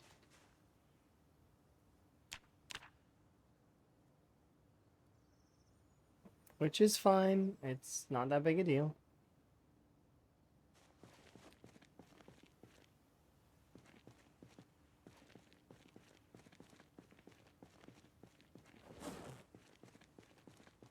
I need to go get food though, unless there's food in this field.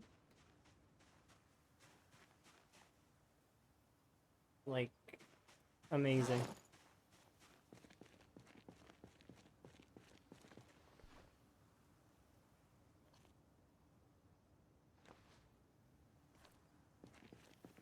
How's my weight doing? 81, not bad. Okay, let's carry on.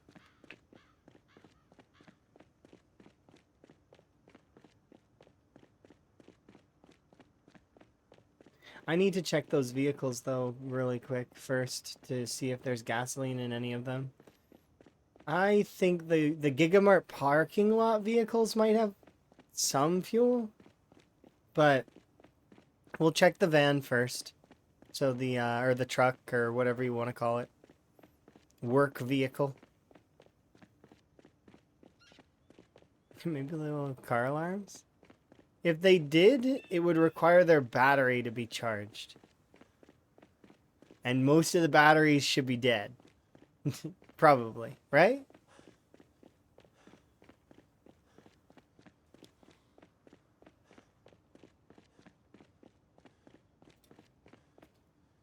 Plus, I did look at the condition of the cars already for some of them. So I'm pretty sure they would have went off had I have, given the fact that I had touched them, right? I didn't get in, though, I don't think. Or maybe I did. I don't remember. Okay, so there's no gas in this one.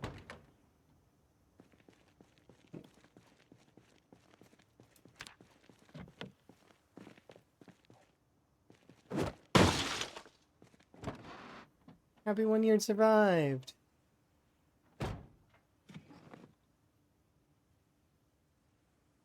Yes. Van is a survivor.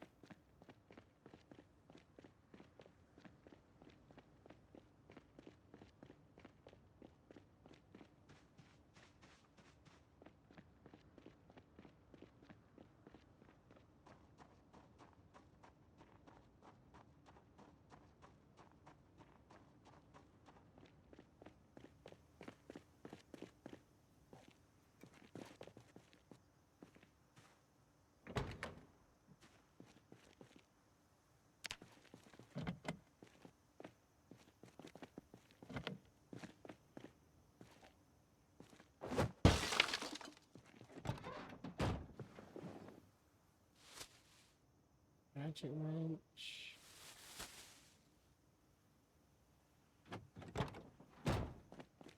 Nothing new.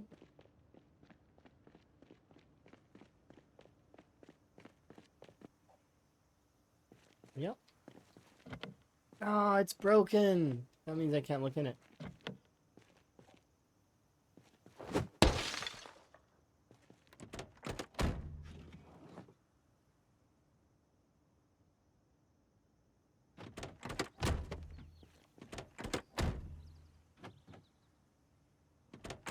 Pretty sure, right? Oh no, there's a regular sack there. That's awesome. Rest of the stuff I don't care about right now. Hello. I'm busy.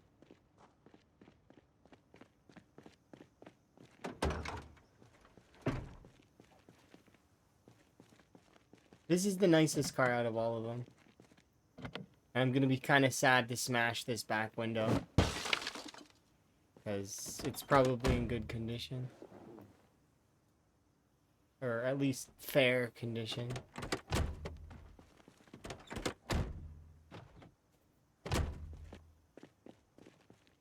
No keys. No gas. I can't remember. Was there more cars over here? No. You didn't realize how rare they are? I mean, they're not super rare, but they are... There's a lot less of them.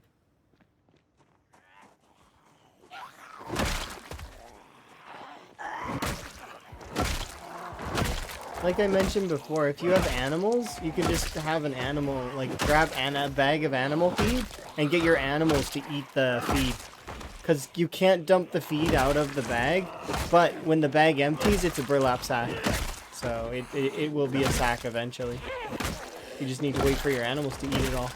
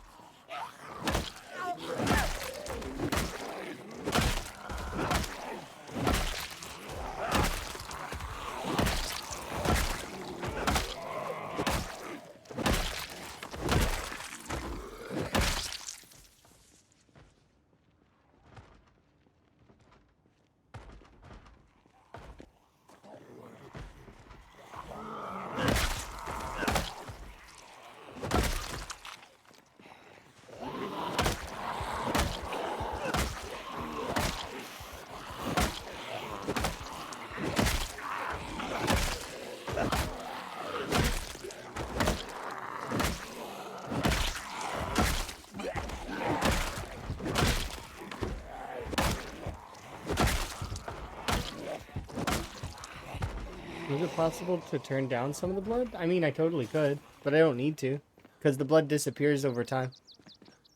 So, I could turn it down, but it's part of the base settings that it's set the way that it is, and for the longest time, in single-player Zomboid, we weren't allowed to have blood when we survived for a long time. That's unfortunately just how it is, because what would happen is the blood would never disappear.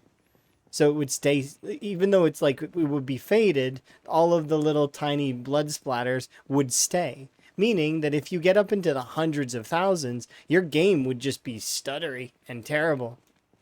So we had to turn it off, right? Is it possible? Yeah, you can turn off blood entirely if you want.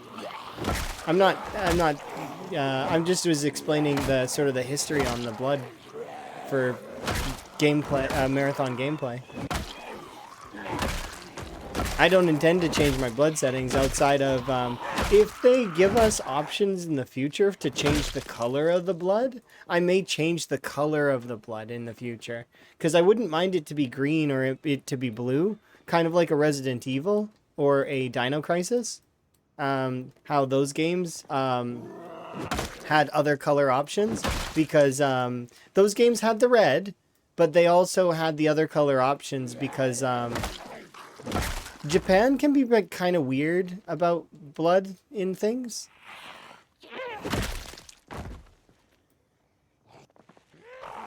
Sometimes they make it white, sometimes they make it pink. And not just Japan, just a lot of countries actually can be kind of strange with their gore and how things are settled, right? Different ratings for different countries, and some countries are allowed this, others are not, and so on and so forth. It's similar to it's all of that stuff, right? Gore, gambling, violence, what is it? All of the stuff like that. Like Grand Theft Auto, so for example, is one of those games that kind of has that kind of stuff as well. Yeah, it's just how it goes, right? And each country kind of deals with it in their own way. Some don't care, some do care. Some go above and beyond to censor.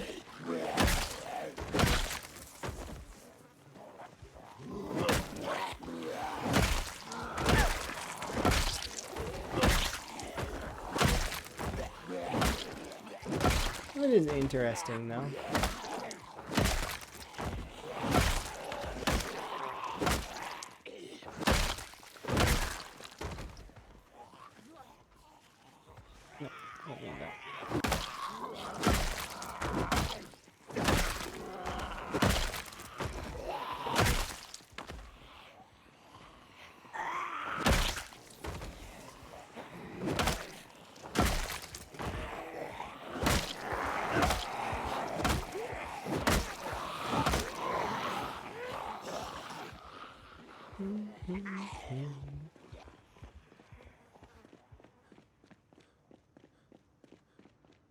Over here, have a rest.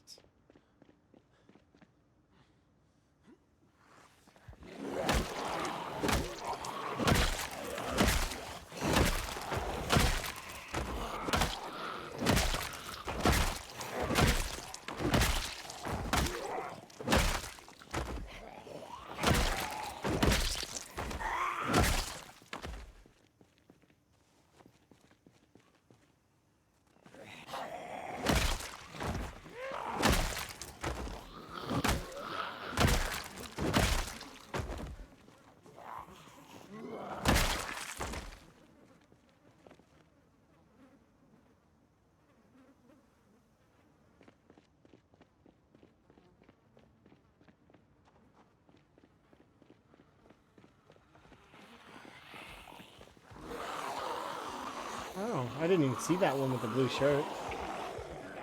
We were standing real still.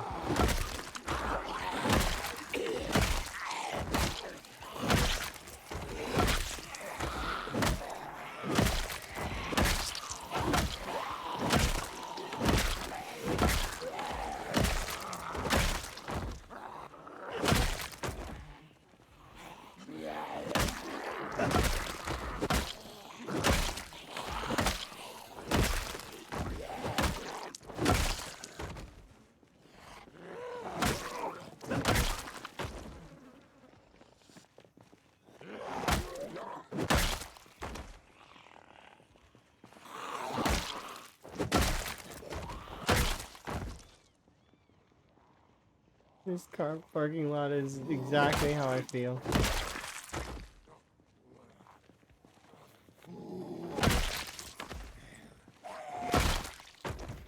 It's always empty. They're always empty. Everything's empty. I gotta go check those vehicles that crashed, because maybe there's gas in those. Alright, let's keep killing these ones. Okay.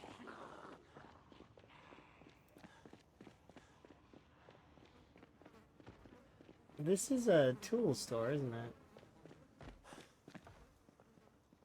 There's actually some tools in there.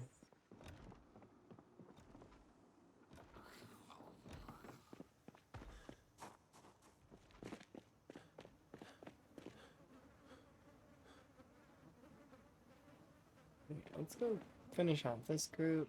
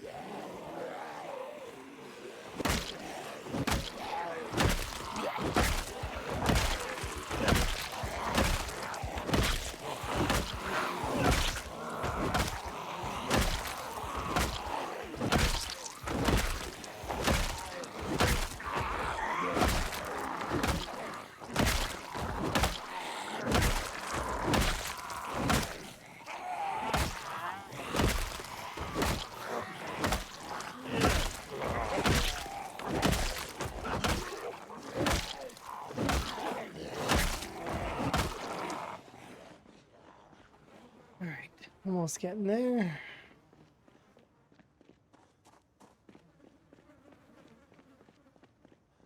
I do want to search that store.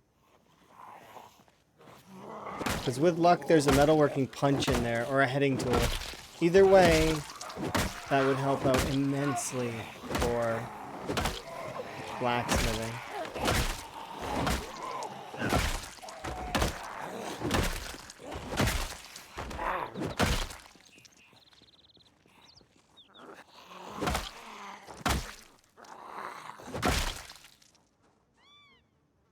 Because I got most of the pieces of blacksmithing except for that one. Just one piece missing.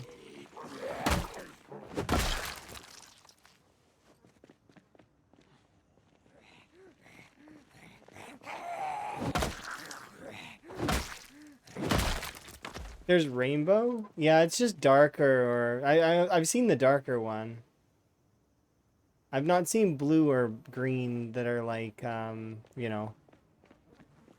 I like I said, thinking old school Resident Evil, Dino Crisis, those kinds of games where they had that little pool.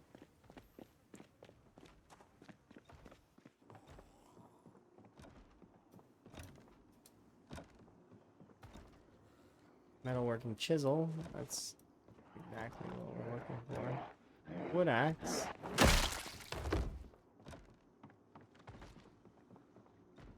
Screwdriver, combination lock, all tongs. This is the most tongs I've ever seen on a run.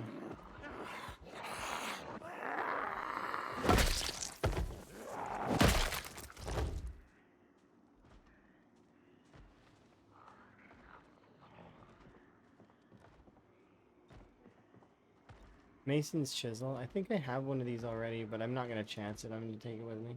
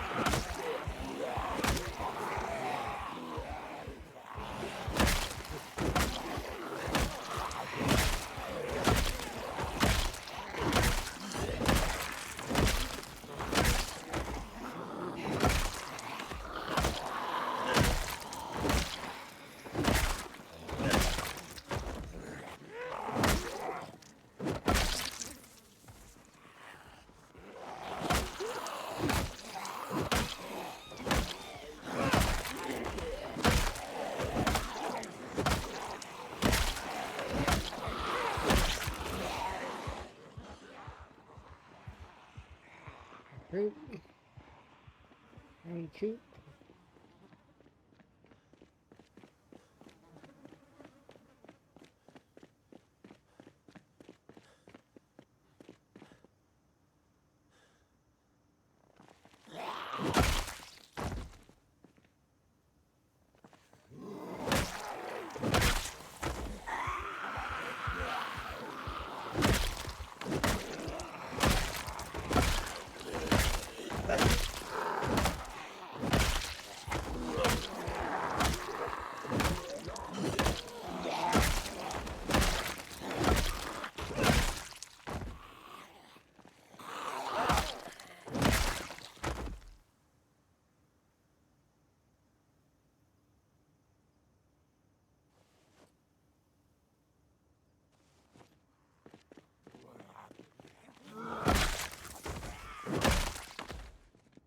Make sure that all the way to the shop is good. Clear these ones out.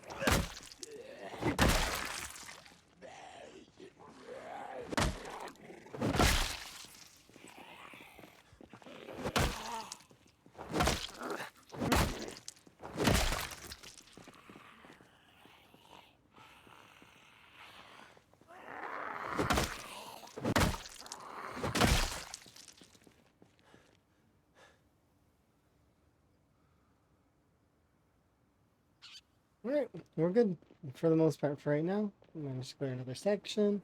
We're getting absolutely close to the residential area, and then once we're done that section of the residential, we'll be able to make that final push over past the Spiffos, past the gas station, control that area, and then, well, ta-da!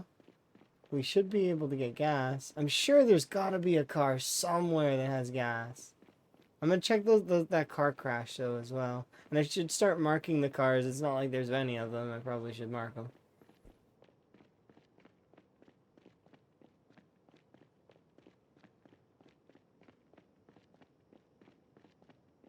Yeah, that car crash that's down south. We should check it for gasoline because those two cars are crashed together, so they might have a little bit of gas. Because none of these parked vehicles have gas at the moment, at least the ones that I've seen here so far.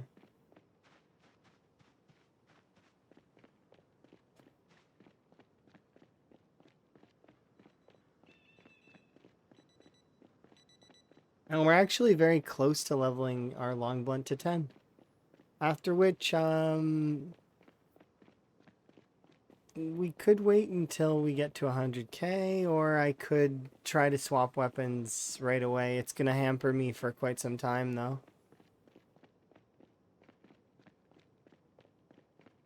I've still got another short little while before I have to decide whether I'm going to do that or not. I probably will, though. I like the idea of swapping weapons. And if we switch to axes, I can do napping to 10 gradually.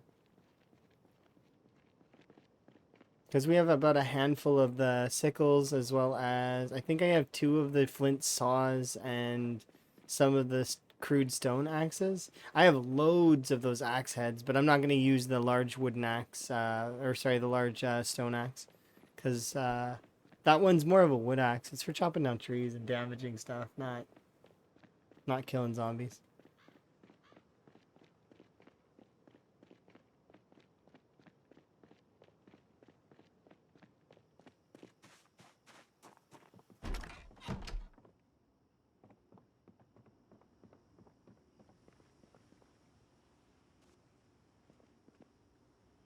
Just gonna put this in the garage.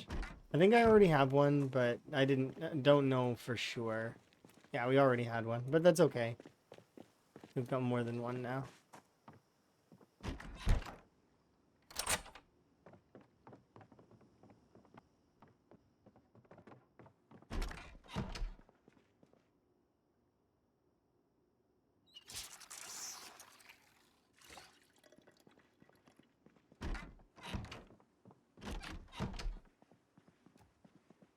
And an animal care in a little while.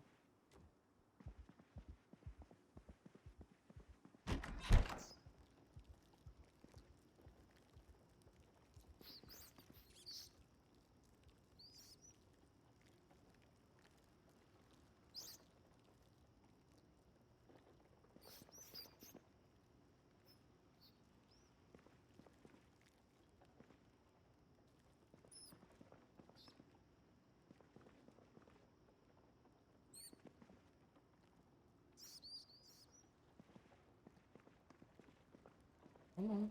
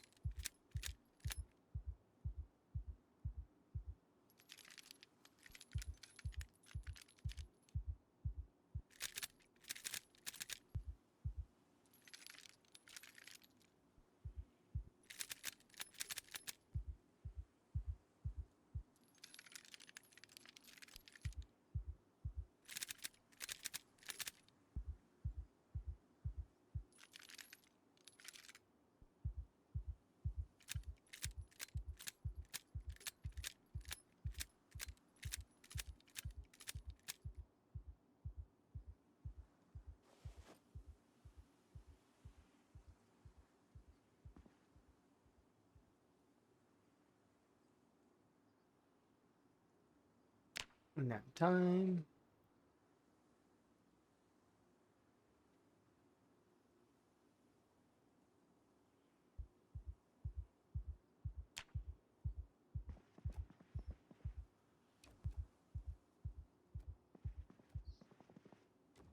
Okay.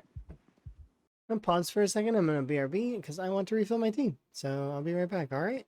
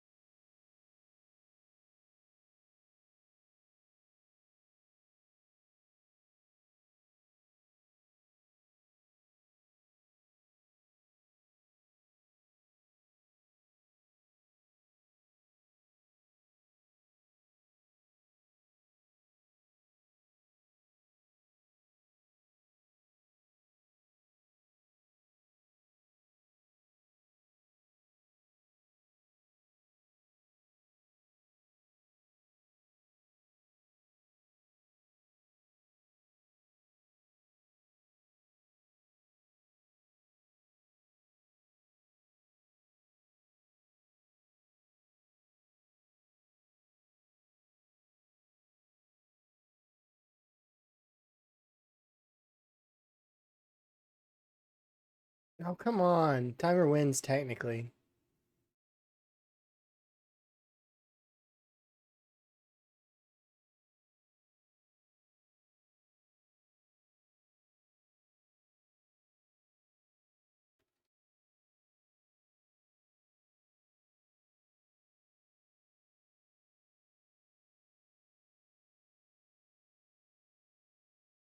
Okay. Sorry. My apologies. Distracted by specifically by what's it called? Rat race stuff. It's really cool, and then to see the different folks like, and there's a bunch of people like posting and stuff, which is nice.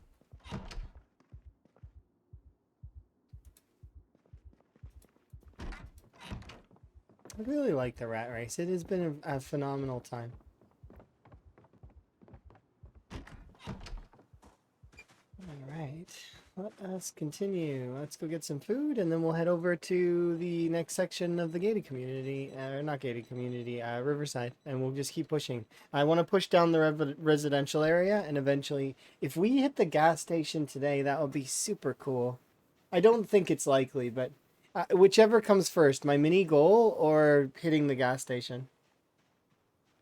I do not care which. Don't need that.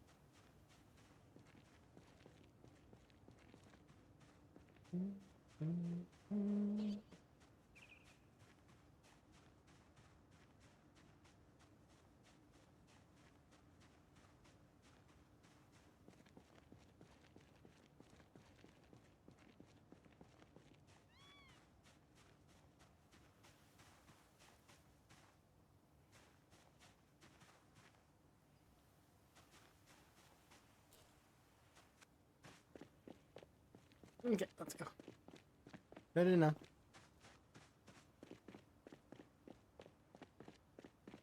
That is a point. What if we get hungry again?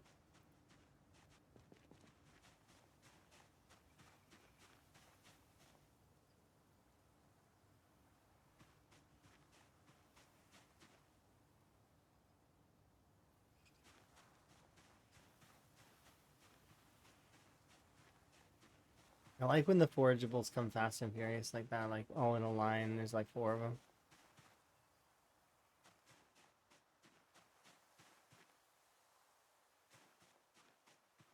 Those were the same white mushrooms that I just ate, but in poison form. Didn't used to be that way.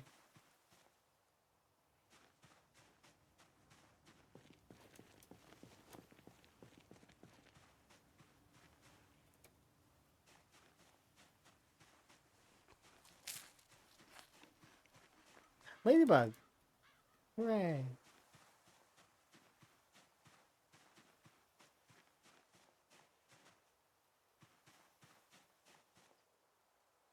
I just don't want to have to carry those things back.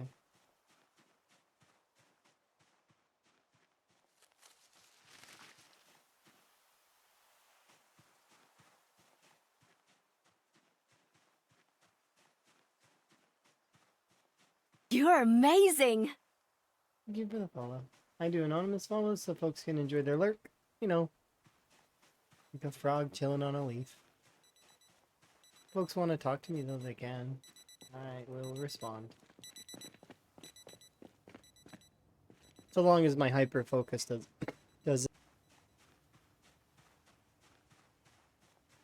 doesn't take over. You're amazing!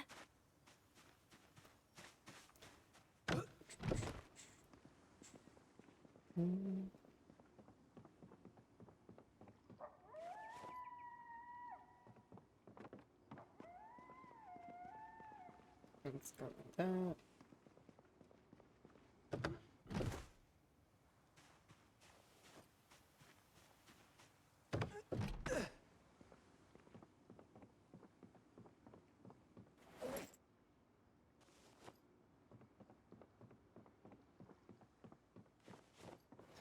What do I have? I have 1 extra bat, 2 extra bats. Okay, we're good. Let's go.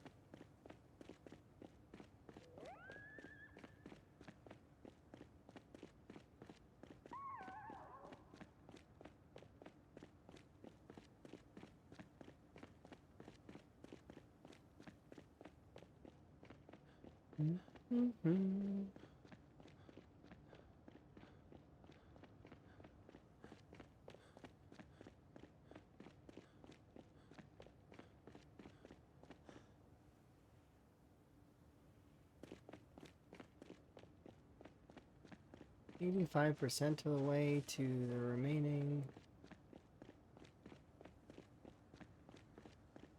foraging levels. I'm surprised foraging is still leveling. It's a year in. Of course, I didn't find any books, but still. It's been a year.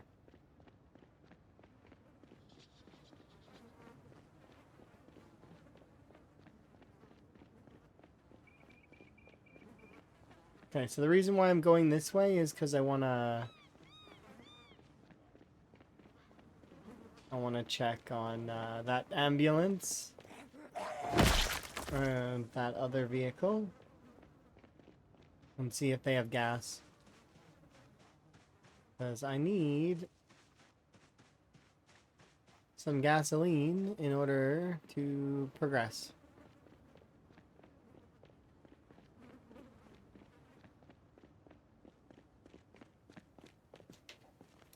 Okay, no gasoline there. And no gasoline here.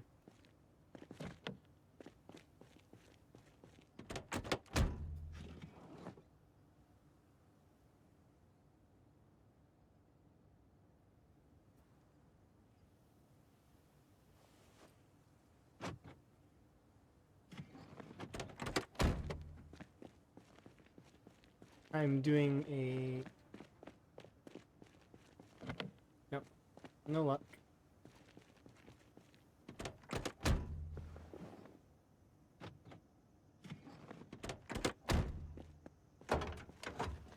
Alright.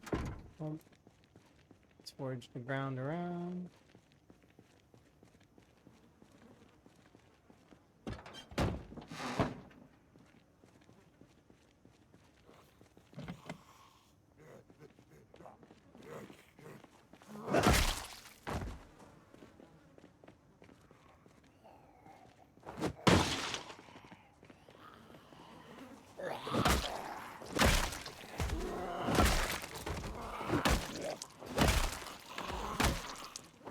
Oops.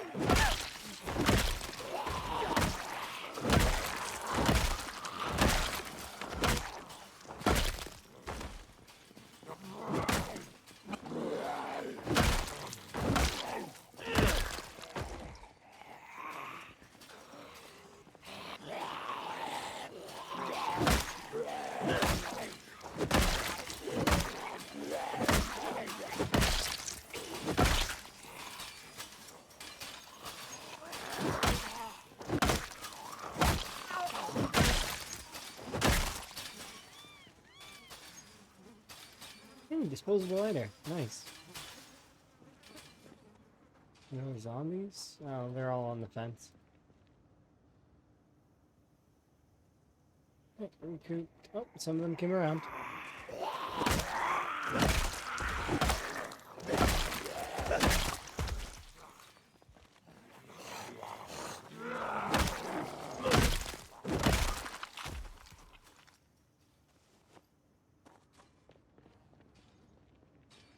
Okay, so that group is to be dealt with.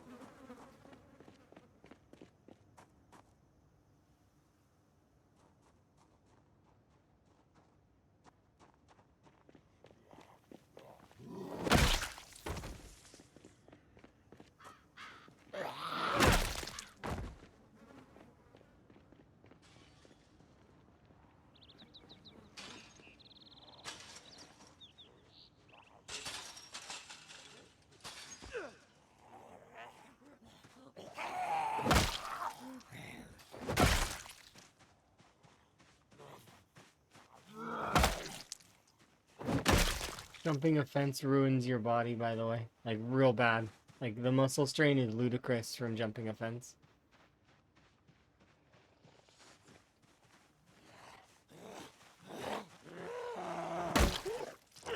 You keep hearing them banging? Yeah, that's them. That's one of the new zombie features, is them being able to attack the fences.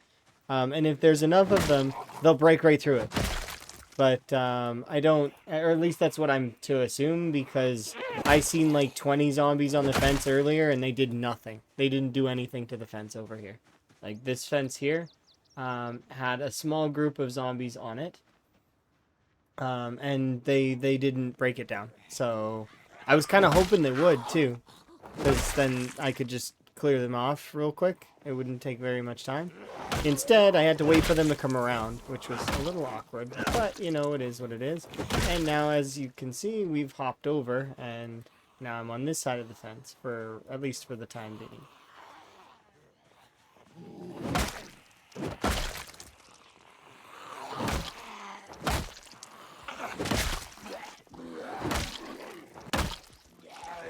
Yeah, it's the most recent Build 42 update, right?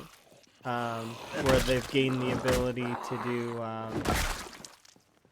fence attacks, essentially. And it's not all fences. I think it's currently only the wire chain fence, but I don't know for sure. Yeah, it's 42.6. But it's okay. We're fine. We will just clear them off of the fence real quick so that there's no zombies left on it to bang, because it is kind of annoying that they do that sort of stuff with the, you know, if they're not going to break it down. It's like the prison bars in a way, kind of. You know, they bang, bang, bang, but they don't break them down. They just keep banging. But it's a part of the game, kind of, right? Those sorts of scenarios and the zombie bombs are, they're dangerous scenarios where it actually comes into the point where you might actually want to use guns just because they are a form of ranged combat. And if you get too close to those piles, sometimes they expand rapidly because zombies are not supposed to be on the same tile as each other. So what'll happen is zombie bomb. When you walk away from an area, the for example, like the prison is the perfect example for doing this. But if it, because it has indestructible bars on the windows, right? So the zombies can't break through. So they just keep banging, right? But when you leave the area, the zombies that were banging on there, hi, by the way, they'll be banging away, and the other ones will come over and they'll be banging away, and they basically lose their collision, so they're all able to just bang on this window, right?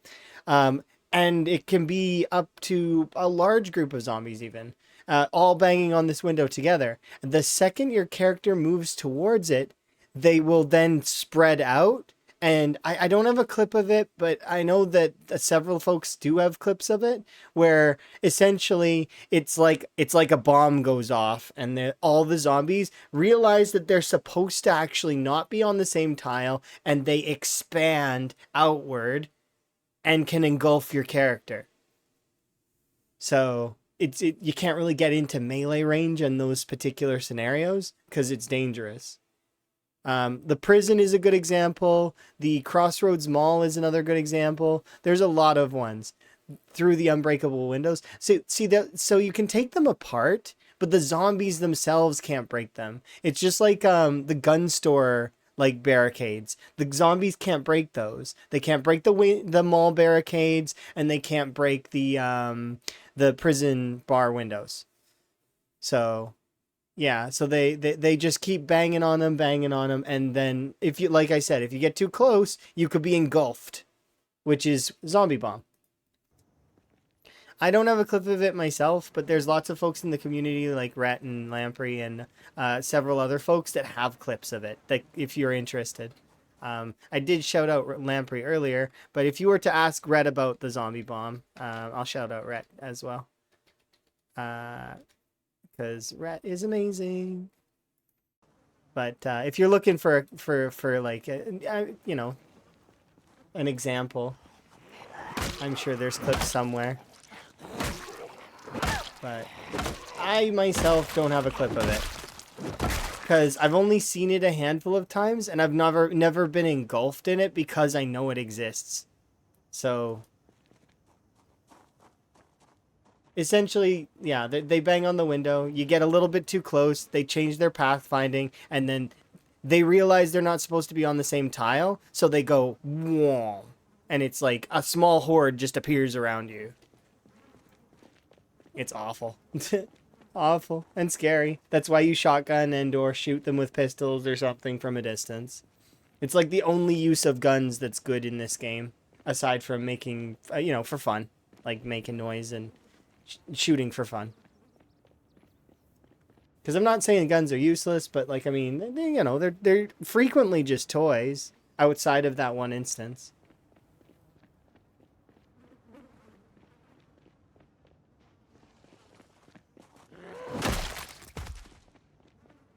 Because all of this here is you'd need quite a lot of ammo to do this, but I did it with a handful of baseball bats. This is an example of the difference between melee and guns. Because you could do this with guns, but it would require quite a bit of ammunition and patience.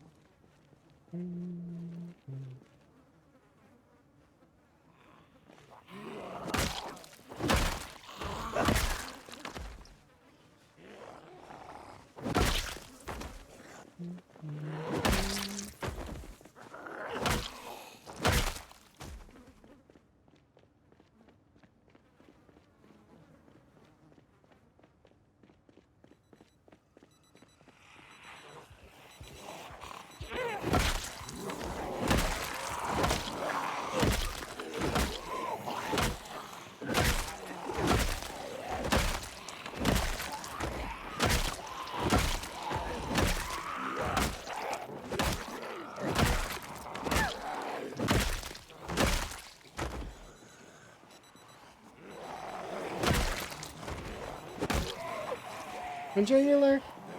I'm gonna go over here and have a rest, and I'm gonna continue. We're getting some fairly good push going. If I can get through this next residential and connect the two, that will be awesome.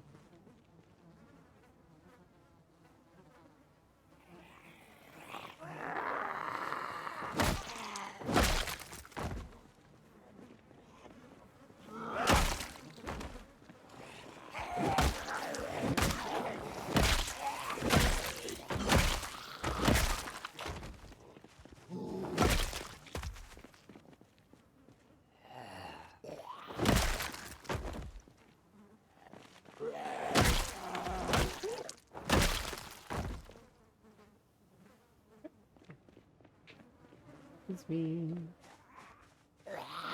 Oops. Very briefly, my brain was not working for combat. I stopped being able to attack. Awkward.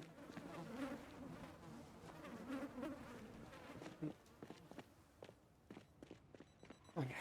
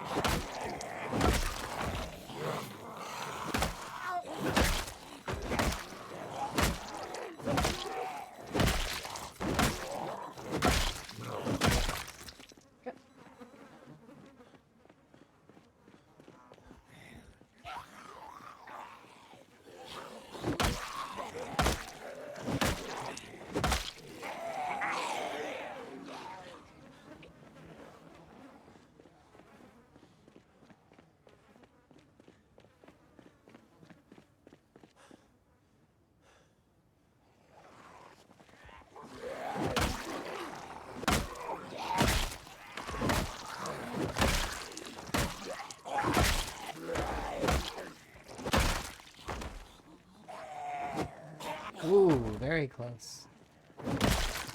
Good try, though. When they do that head thing, it means that you are gonna die, by the way. So, I would have died there in a heartbeat had I not pushed the zombie over.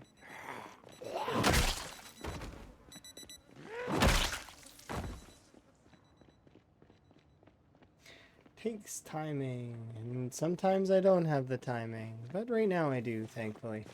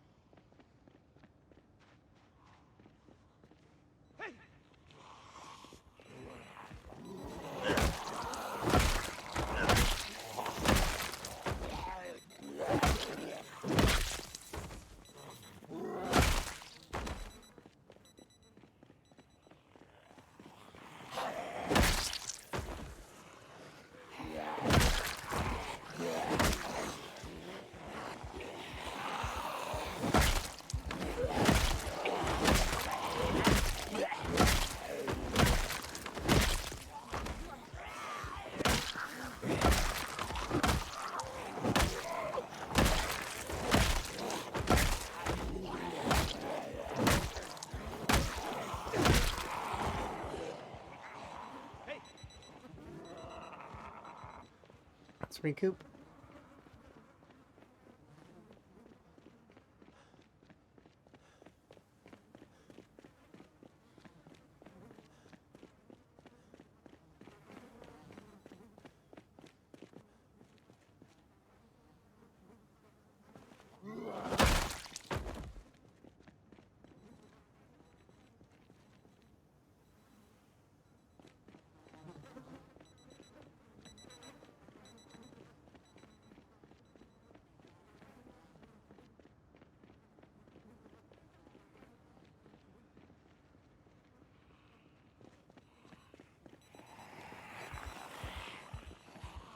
Come on, some of you see me.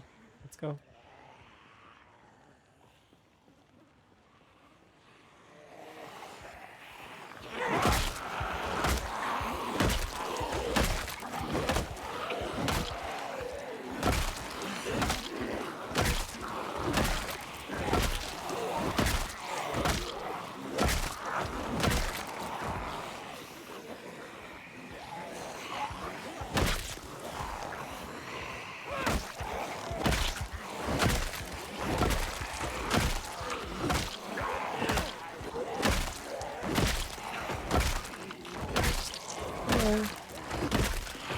starting to think crowbars are a myth.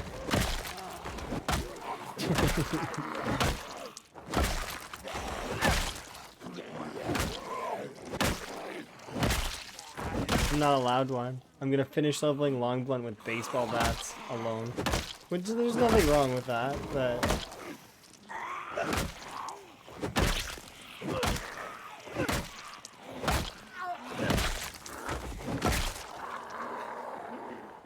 yeah, hopefully you're having a good day. I'm having a good day. We're making some good progress on the rat race, and you know, we're making some strides. I've got a mini goal that I want to hit today, and then once I hit that mini goal, we'll see how much time we have left.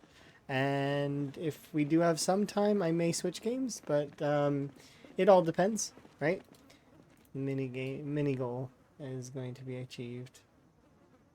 And that's whether or not we can make it to the gas station, which is unlikely to happen before I hit the kill goal that I've set. Which is 24,000. I said it at the beginning of the stream that I would, well, I didn't say it out loud, but sometimes I think about a number and I try to hit it. So, sometimes I don't hit it though, sometimes I do, it just depends. But today I wanted to get at least 24,000. I was like, let's try and shoot for that and see. Which we're getting close.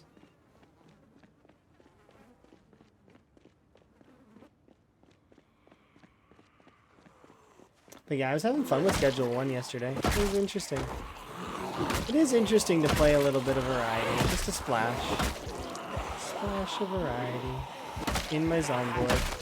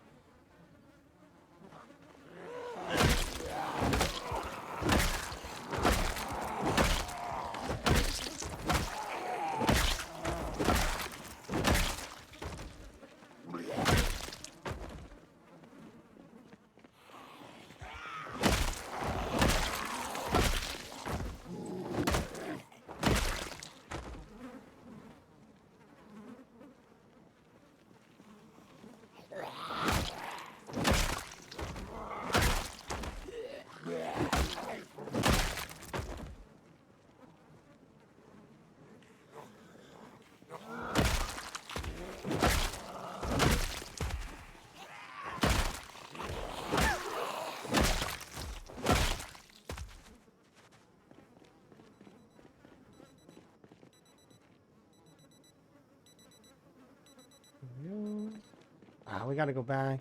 We gotta go rest. Oh, hello.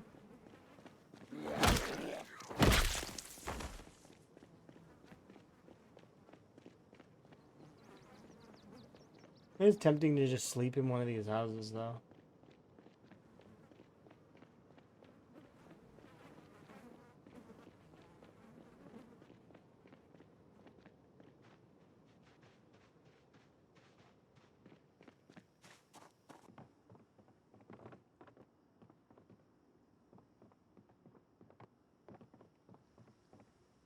This is really cute. But it's not safe here and I know it, so I shouldn't stay here.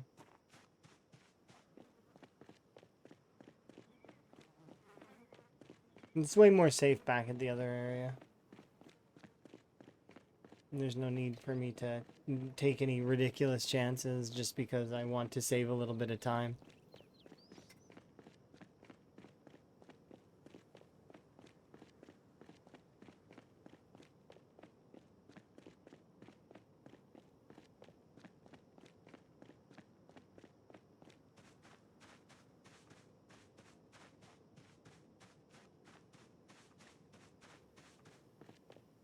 Last time I did that, I was greeted by a small horde of zombies, so I'm just not gonna chance it.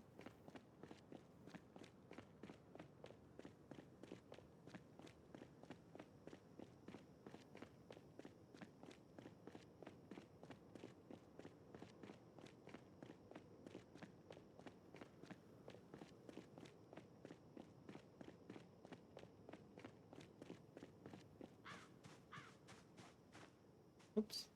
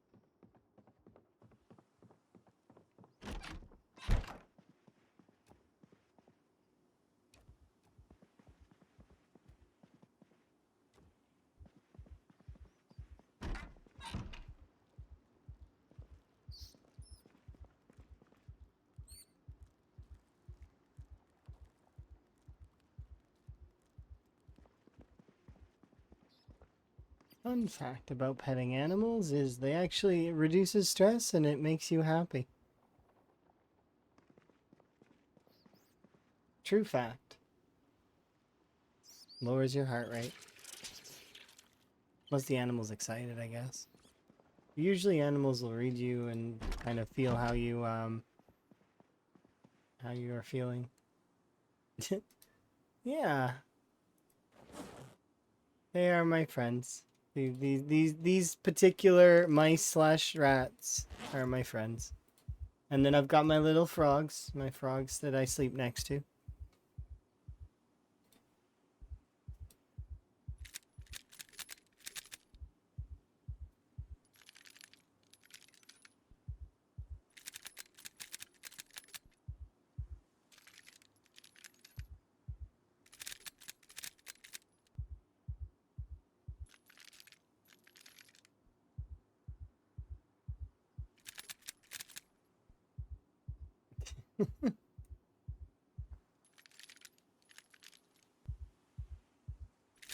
I don't know why, but that makes me think of the raccoons. And that we've got one raccoon in the neighborhood. I've seen one raccoon.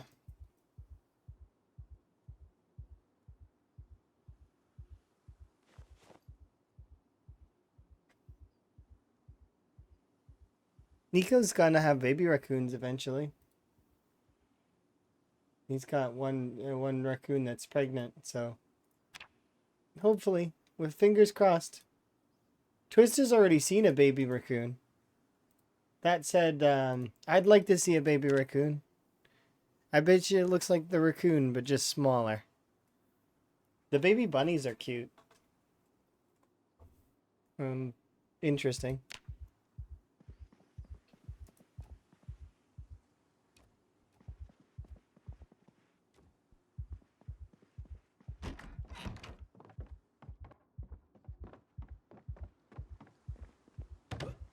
Okay, let's go get some food.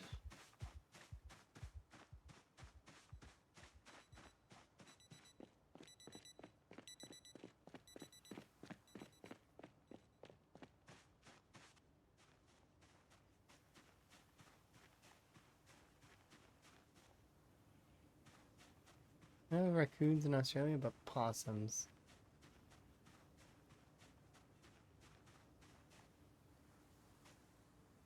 Interesting. Possums play dead, yeah? That's the play dead weasel looking kind of. Well, I guess they're not weasel looking, but they're like gray, kind of like raccoons. No, they're pink. They have like pink noses, don't they?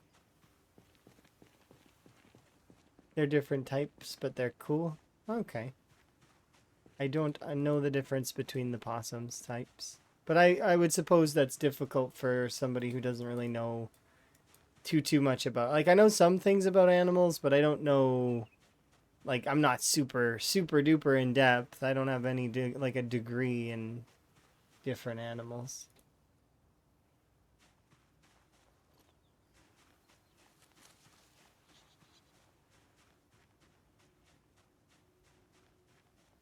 Yes, another frog. Yes. My frog collection grows. Although I'm never catching up to Suey. It's not happening. I don't think it's possible. Suey's got like 30 frogs. No, no, I don't eat the frogs. The frogs are my friends. Frogs are friends, not food. Frogs are friends, not food.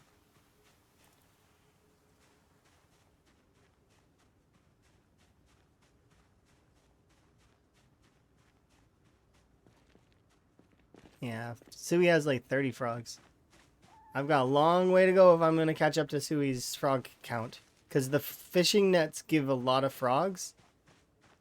Foraging doesn't give nearly as many frogs. You don't get nearly as many. But when you do find a frog, it like lights up. And in my brain, it's better to do foraging than the fishing net one. Because in my head, the frog gets stuck in the fishing net and is like tangled up and stuff, and you know your character's rescuing it. Meanwhile, when you see a frog just hopping along, it's just like you just scoop it up, and it's like,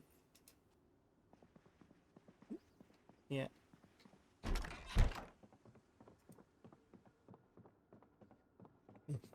You put it in the pond. Oh, that sounds really nice. Did it stick around or?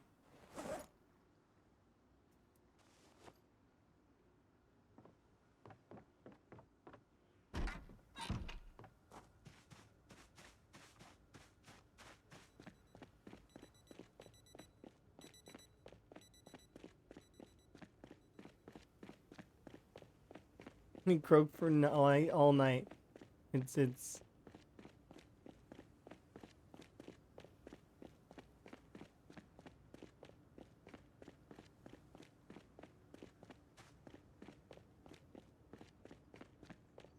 maybe it was looking for its family. Oh, your mom's ex was not happy, but the frog was. Okay.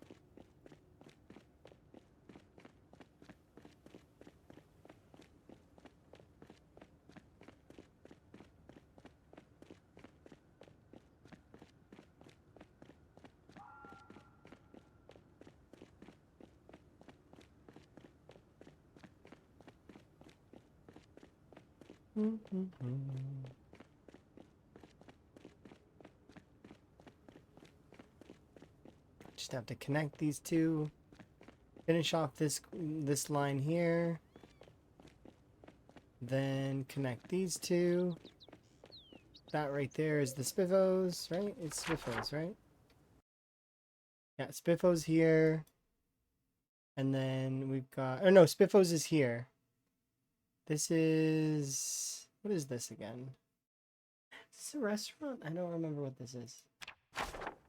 What's besides Spiffos in Riverside? It's on the tip of my tongue.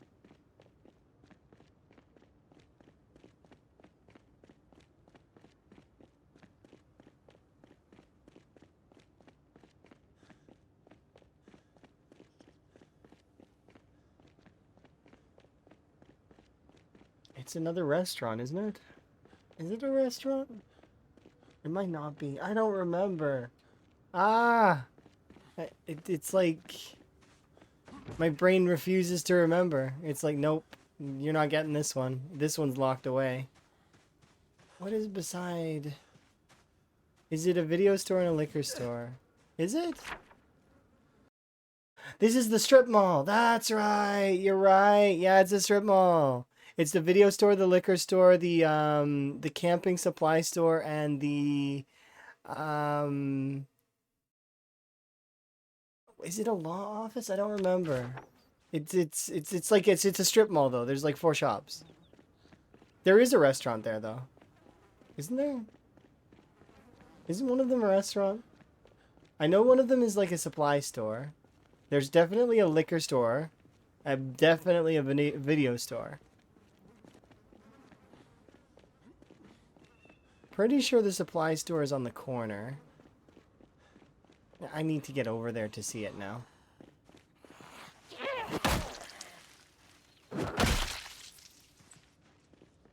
Because I remember it from when I was doing, well,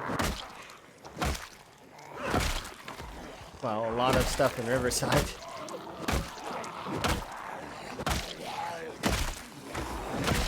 Kind of can take a pick, like Sprinters, Content, Z-Bay, there's lots of stuff.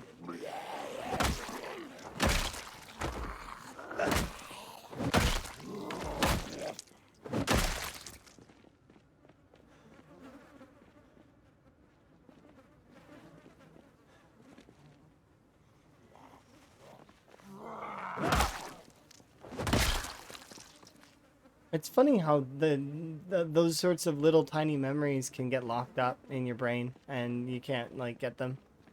Because like I mean I've seen that area a ton. The most scary that area has ever been for me is when I was playing Sprinters.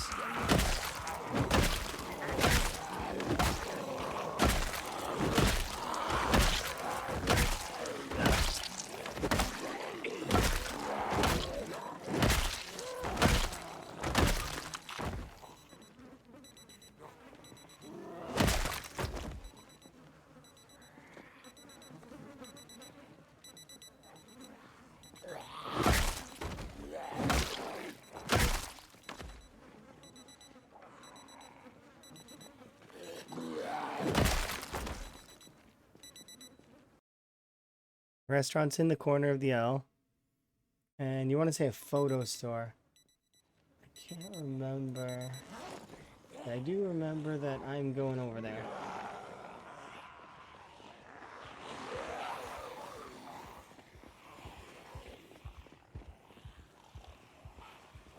Hey. Hey.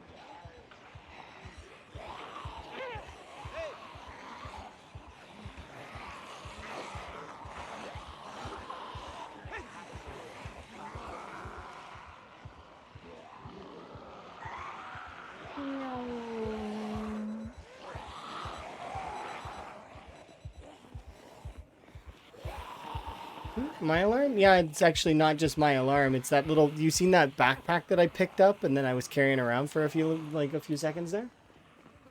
That is a watch bag that is set up to go off every 30 minutes to control the pinpoint hearing zombies so that I don't have to worry about where they're gonna go after if they lose track of me.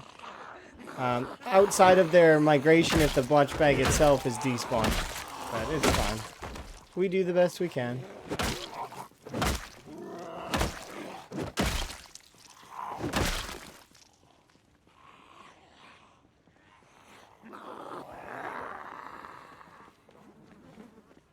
But yeah, there are some alarms here that are around the corpses that I just haven't bothered to pick up and turn off. There's just too many. It's hard to keep up, right?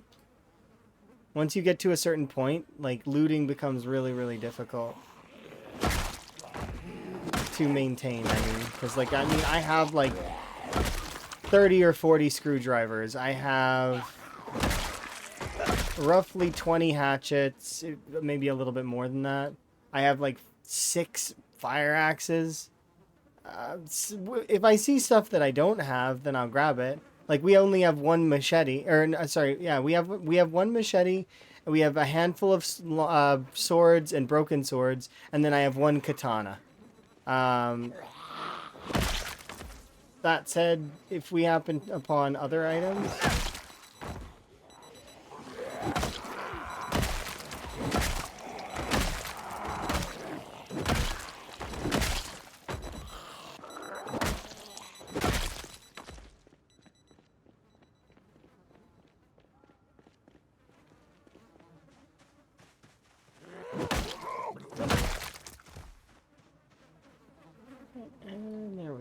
This is what I mean about the watch bag. Keeps them in the place that I want them.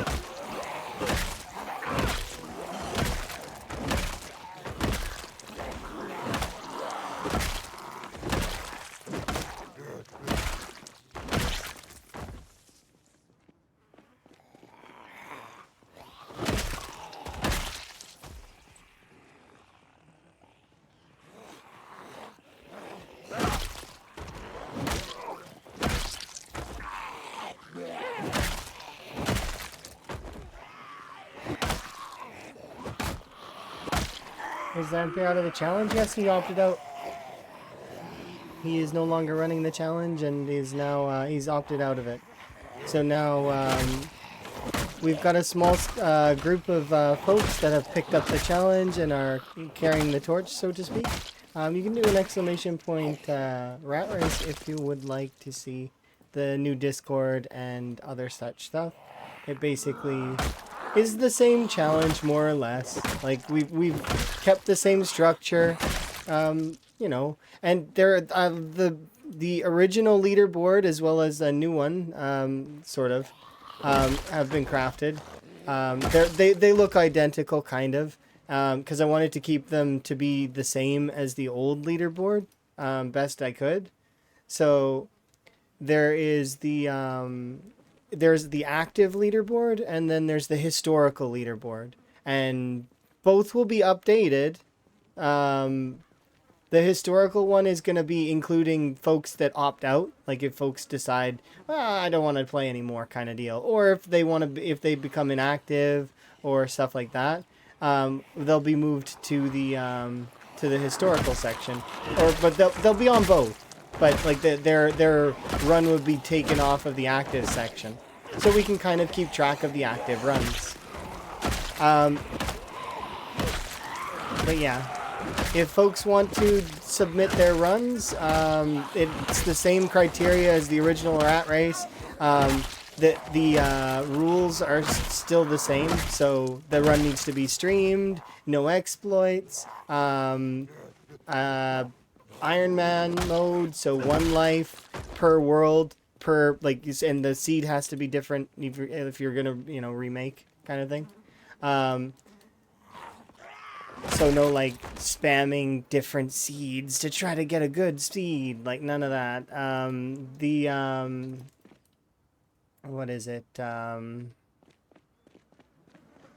It's just the same as the original rat run. Like it's all in the, what is it, section of the Discord. I can't quite remember. It's in the stream materials and also in the leaderboard section of the Discord, where it just explains the whole challenge, and then there's 2 links, one to the Google Doc form and one to the leaderboard. So the Google Doc form is how we're doing the the updating process for the leaderboard, so that the folks that are doing the updating will be able to update the um, that it's just easier to pool the information if folks are submitting their stuff in the right way. So that's what the Google Doc is for. And then the leaderboard itself will get updated periodically whenever the team has time. So, like maybe might be once a week. It might be a few times a week. I'm not sure. It's going to be based on the is there a way to join it just to observe? Yeah.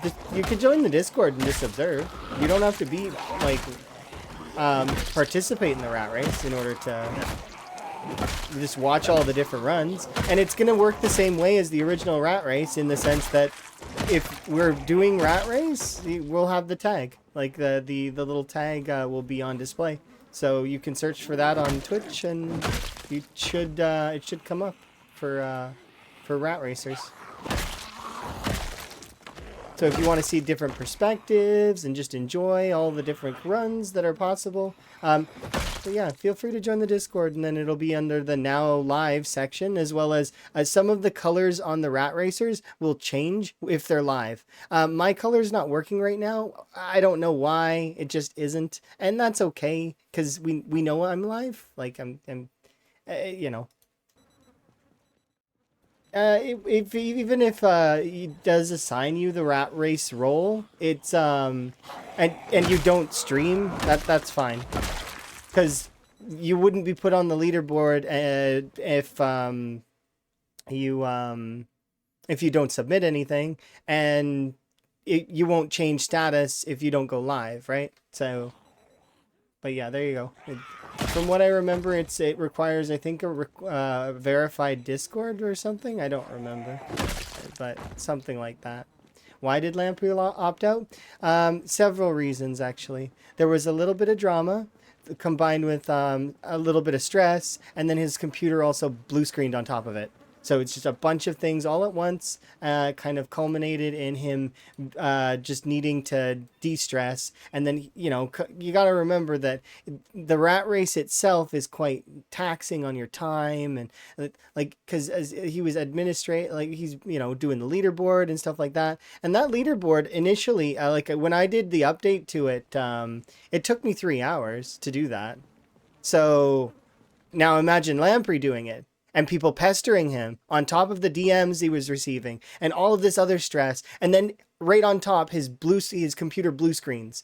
And I don't know if if he lost anything or, because of the blue screen. So lots of stress. So he's just opting out. He changed his settings to be a little bit harder, and he is still recorded in the historical section of the rat race. So there's two, like I said, there's two leaderboards. If you were to look at the leaderboard, there is a historical one, which is I'm gonna keep them like both if we can, because the goal is to remember those that have played, enjoyed, but we want to keep the active runs. So the runs that are active currently will be on the active board, while the ones that are like the complete total history of the rat race will be in the other board. So we can see how far people get, and then as people go inactive, and that is based on if folks decide to opt out, or they got to go on vacation, or they want to take a break for a month or something. Whatever they want. Then they would just get moved over to the historical board, and then if they ended up coming back, then they'll be back on the active board. Easy peasy. Just don't stress yourself out either. So I'm not stressing myself out because we're a team. So the thing is we're splitting the work between several individuals. So it's not just going to be one person. It's not just me. It's we're a squad. So we'll be okay. We're divvying up the work, organizing it, and keeping it going, and it'll be fun. And like I said before, about the prize specifically, so the prize is not going to be like fully decided right now. We may pool for the prize in the future. We may like we'll figure out the prize later. We're not even 10% in like to this challenge, right? 1 million zombies killed is a lot, and then also all of the other criteria makes up for quite a difficult challenge, creating the 13 outposts, and you got to do it all in one life, and you need a perfect character. As far as I'm aware, nobody's ever been able to do all of that. It is crazy amount. The only person that I could think of that it came close to a run that's kind of like that would be Beaten Buzzers, actually. Outside of Lamprey's near million, which was 954,000, the kills, right? Beaten Buzzers came very close as well, in the sense that he burned down several points of interest around the map. And he actually succeeded in his SKC challenge, the 1.0 version. So, like, those are the two folks that I know of that came close to those particulars. And then, Karumi Periwinkle is one of the people that I know of that has made a perfect character. That includes, reloading, electrical, those kinds of things that are absolute pain to level. But anyways, yeah, so we're not going to be stressed out. And even if we were to play this for months, and even if we'd end up deciding to change it up or play different stuff, or, like I said, I'm going to be trying to splash variety onto the stream a little bit so that I can kind of, we're going to play Zomboid as staple, but I do want to, like, I've been enjoying that new game schedule one, as well as, I want to kind of play a couple other things as well, like Valheim and RimWorld, and I want to give those a go. But anyways, the main point of this is that we are keeping it going, and it's going to be pretty fun. And the rat race has been fun, and it's been interesting, and I've been enjoying it, as has most of the other folks, from what I can recall. Outside of the few that kind of were either being dramatic or possibly spamming DMs and causing issues. To which, if those folks try the same thing with us, we're a squad. So we're not just one person, we're several people, and we'll take it to consensus, and then we'll start issuing warnings and bans in this. So, as much as it is for fun, and it's meant to be for fun, there are certain aspects of order that need to be maintained. So, if we need to, we're gonna have to maintain that order. And I'm not really keen on doing that stuff if I don't have to, because I want it to be for everyone. I want people to be able to enjoy. But if people are going to be misbehaving, they're going to be getting the consequences. That is how that goes.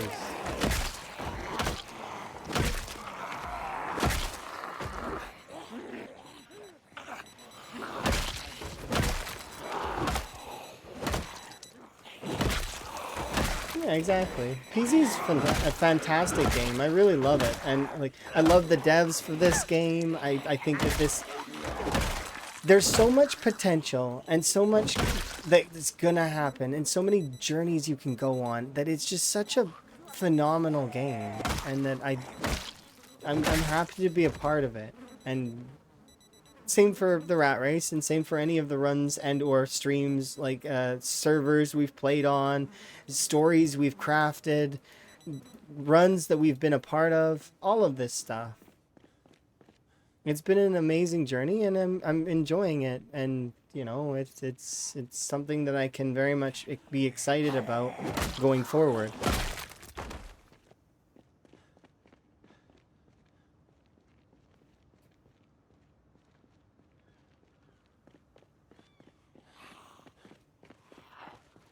You paid $6? I think I got PZ in a bundle as well. And when I very, very first played it, like very, very, very first played it, I had no idea what I was doing. Absolutely no idea. I died one of the first runs that I had ever done. I died in the bar that's actually just over here. Where is it? Right here. This bar here. I've died there. What happened was, I was sleeping. I brought a bed over. I was doing the working out. I was like writing in my little journal, and doing full RP, like, and single player by myself, right? And I went to sleep. A zombie crawled in through the window and bit me. So I was like, oh, is a bite okay? Am I able to survive this? No. But I didn't know that at the time. Although I do recall, and this is something that I don't expect anyone to believe me because I don't have any backup proof for it. But I have in the past survived a bite before. But it was a very fringe case in a very old version of the game, and I think it was not intended, and that they later fixed it. I think it had something to do with thick skin. But I ended up dying later anyways, so, like, I mean, it doesn't really matter. But once again, it was a very, very niche and specific time. And like I said, it's just a tick box. So I think that bugged interaction got fixed, and that as a result, it's fine now, kind of thing, right? But yeah, I've what was it? I played I didn't really play this game with a goal in mind at first, because I didn't think to. When I very, very first played, I didn't think to play with a goal in mind. And then later I did Wave Accumulator, and I actually have a screenshot of the old Wave Accumulator. You know, back when your character had their age on the professions tab, and all the zombies looked almost identical. They were all like these white-shirted, like samey zombies, like, pretty much. Back in the old times. I got 700 kills, and I was like, wow, that's pretty good, 700. Oh, it's funny. And same for when I got my PB in before my PB, like my actual PB. I played CDDA and I survived for 6 months, and I got 10k kills, and I was like, wow, I survived for so long. I died to something so silly. I was fighting in a field, and I missed the crowbar swing, and the zombie just ate me. And I got pulled down. Hello. Hi, Nico. It was so funny. I'm talking about old runs, like back before before you committed to the game, before your brain expanded and you played, and then you had tons and tons. You remember those old times, don't you, Nico? The old times. Back when we knew nothing. Knowing nothing. It was a simpler time back then. Where you were actually scared to go out of your house a little bit. The before times, indeed. Where you're scared to leave your house, where you're like afraid. I got to see that through somebody's eyes once, because one of our D&D members, Andrew, decided to do some PZ, and he was like, "Can you come and be there during it?" And I was like, "Yeah, sure, I'll come watch for a bit," because I had some free time. Anyways, I went and watched him, and he was so scared. He was very much hanging in the fire station, trying his very best to just avoid everything. I was like, "Oh wow, this is me. I remember this, being afraid, that being not wanting to go near any of the zombies. It's like it was like a doorway back in time. It was like so cool.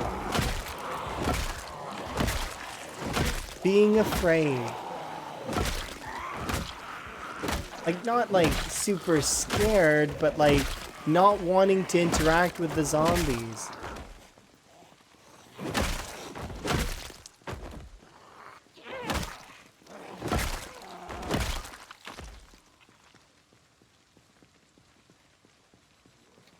You remember playing on a multiplayer on the disabled drops and 300 hours, beautiful car.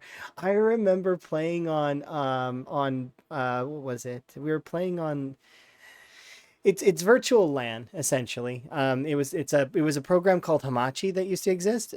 For people who didn't really know how to port forward, it was a super useful program. I know how to port forward now, but back then I had no idea. Anyways, me and one of my friends were playing, and he used to play a bald character that resembled the deaf character from Family Guy, the greased one. Um, and he took all the speed perks, and this was back pre adrenaline junkie nerf, so he could move so fast. He was faster than some of the cars. He was like motoring, like because he took cowardly, he took agoraphobic, and back then you could take both agoraphobic and claustrophobic, so he took both. It was ridiculous. Oh, it was, and he's so fast. As I was running down the street, like running like this, right?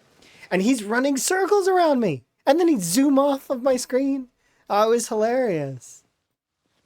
It was good times back then. Simpler times.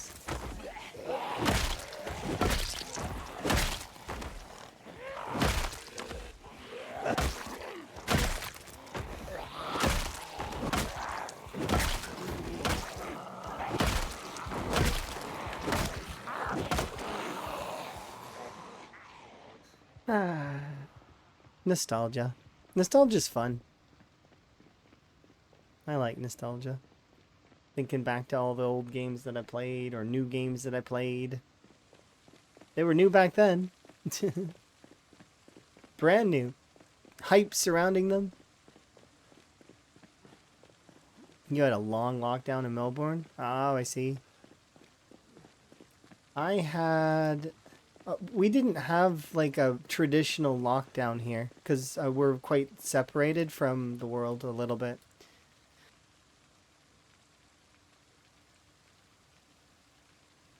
That said, though, I mean, kinda. When it swept through fast, because that's how diseases work. It's crazy how quick it like took hold of the entire town. It still hurts people today. Like, I got it just a little while ago. And it was unpleasant. I really don't like the first few days of it. It is the worst. The soreness, I can't get cold, I can't get warm, like flipping between temperatures. It sucks. That stuff is terrible. And the fact that you can't really breathe properly because you're coughing so much. It's unpleasant. And that you don't, there's no hunger. No hunger at all. Zero. But you know you should eat. Would be a wise decision. But zero hunger.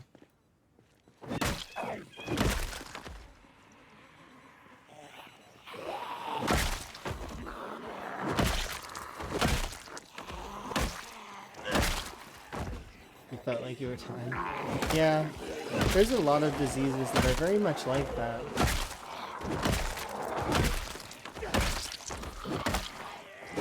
After 2 days, you were okay. Yeah, no, I recovered fairly quickly as well. I feel like I'm comparatively to the first few times that I've had it. I still have a cough, but it's like it's not as hampering as it once was. Yeah, you went back to work. Oh my goodness.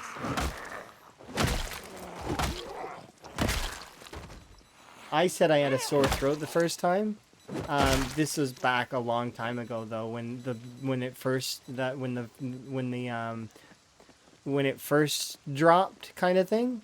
I had the sniffles one day. I didn't actually have COVID. I had the sniffles that day, and I mentioned it because they were asking me, and they're like, "How are you feeling today?" You know, because it was very much. And I'm like, I got the sniffles. It sucks. They're like, don't come in. I was like, oh, no, I'm not needed. They're like, no, we're not taking any chances, none. Because that disease could very much It, especially for elderly folks, and like it very much was, and still is, pretty bad.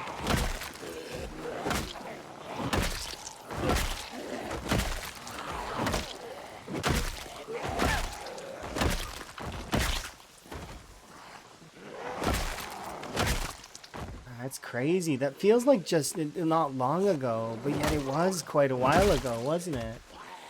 Because that was what, 2019 or 2020? I can't remember.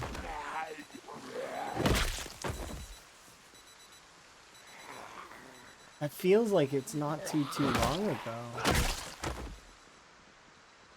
Was it 2021?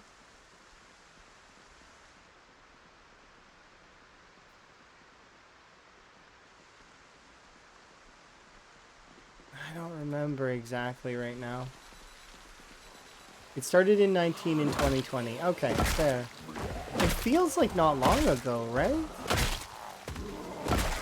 I can't be the only one that feels like that was not that bad, not that long ago.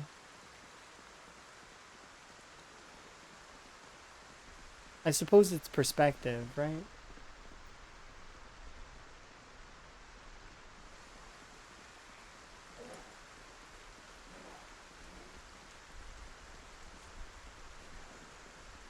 Yeah, that's true. Some things that just stick with you really hard.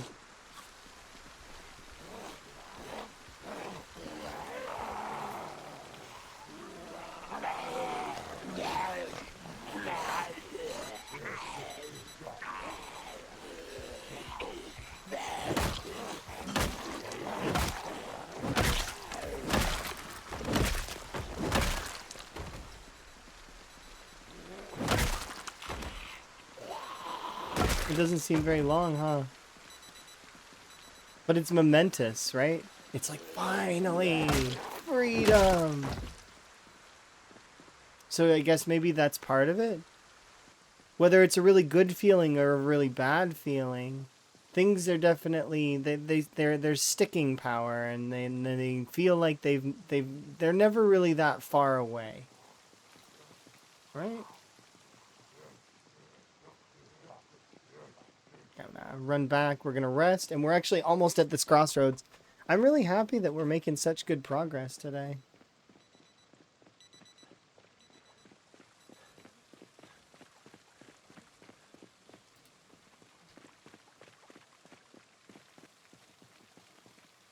I didn't think we'd get this far, really. Not right away, anyways. I thought we would be still pushing the the commercial district.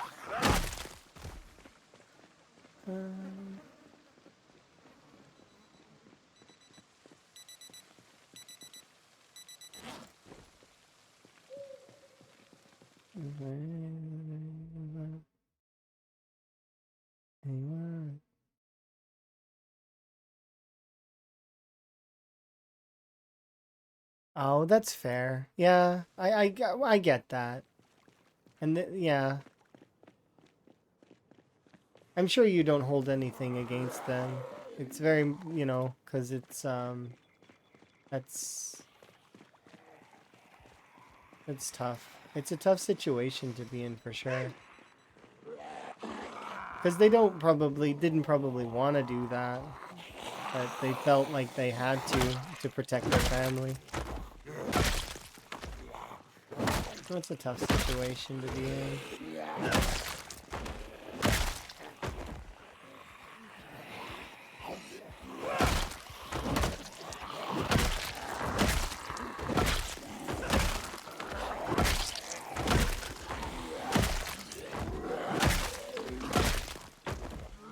Yeah, front line really had it tough. For sure.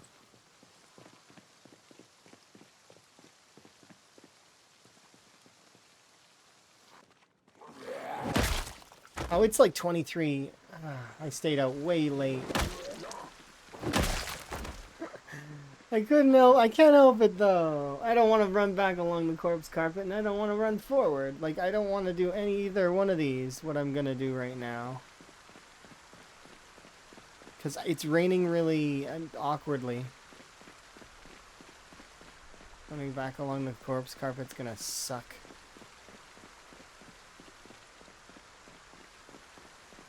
please, oh please. I didn't realize the time. I wasn't paying attention. I was distracted by both simultaneously nostalgia and other things. It's my fault. I should have been paying more attention. Good times though.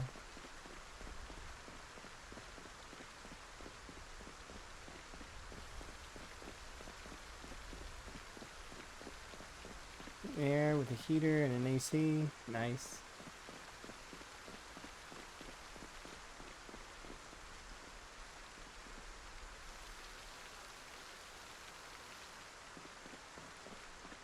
I am tempted to just sleep in one of these houses, but I know that's a bad idea.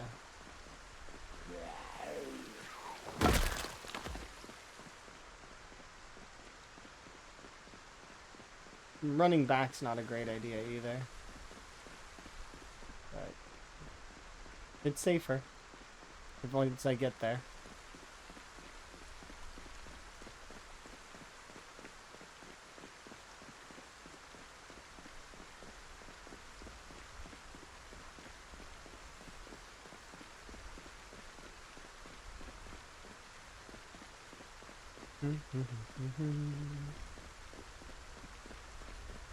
Apologies for the like really barely visible.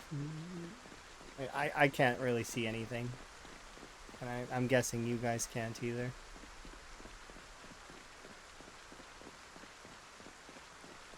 I can see the sidewalks. I threw ink on the screen, yeah. I'm hiding my rat race so that I can exploit. Totally. Yeah.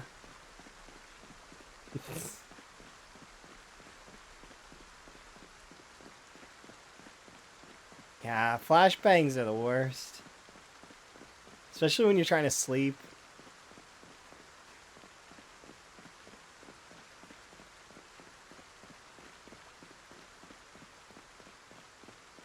That's like my favorite thing.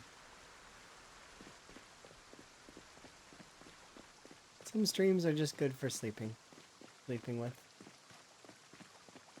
And I try not to, you know, I've been somewhat hopeful that my stream can be included in that sort of chill-ish vibe. But I do get excitable sometimes. Like, it's hard. Sometimes it's really fun to be to have hype.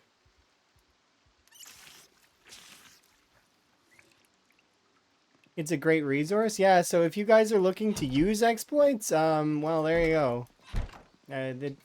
It can help out for your other runs.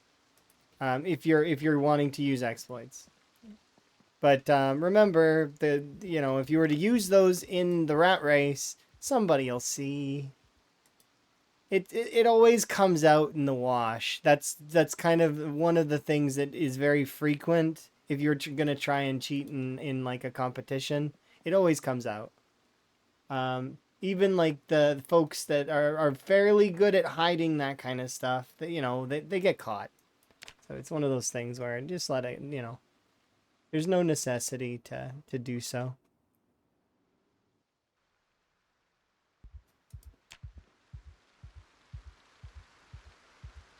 And you've been listening it to 3 days, at least 5 times a day. That's kind of cool.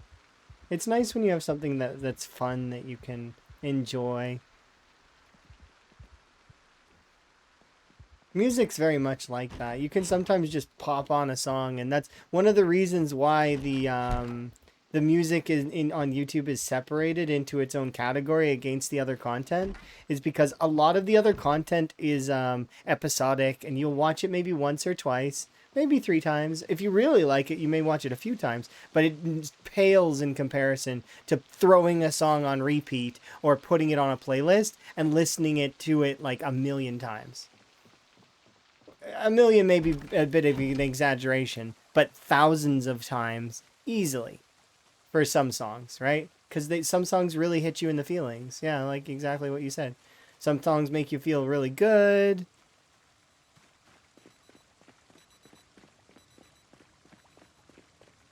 I'm a hardcore single player gamer. Only got to cheat myself because I was an idiot and forgot to take a nimble perk. Oh yeah. So yeah, if you're sneaking currently and you're doing animal tracking, you can do nimble at the same time as sneaking, and it still counts as sneaking, right? And you can speed level your nimble currently.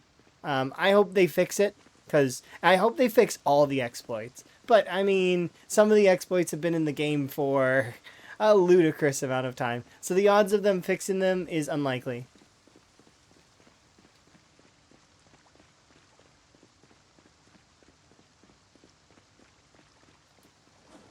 It's one of those things, right?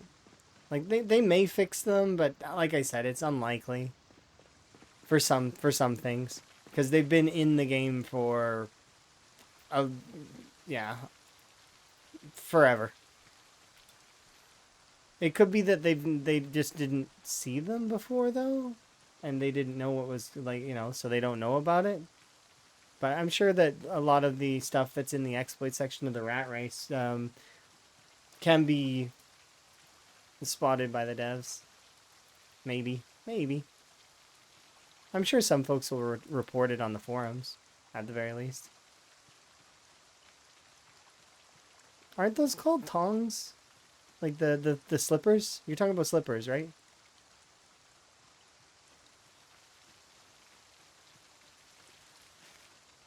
Butter is an exploit? I don't... It's fine to use butter, in my opinion. I just hope they nerf it. In my opinion, it's fine. Go ahead and use butter if you manage to get cows or sheep. Kudos to you for successfully guiding animals. Enjoy your butter. However, I genuinely believe it should get nerfed one more time. Technically it's an ingredient, and therefore it should have the it must be in recipes malu. Now, in saying that, folks like Nico, unaffected by it. Same for most folks, actually, because most folks will throw it in a roasting pan, or they'll throw it in a bunch of stuffs, right? Meanwhile, no more eating the butter raw. That, in my opinion, that's how it should be. But once again, it's an opinion. The devs will do whatever they see as best. So I don't. It's not up to me to decide.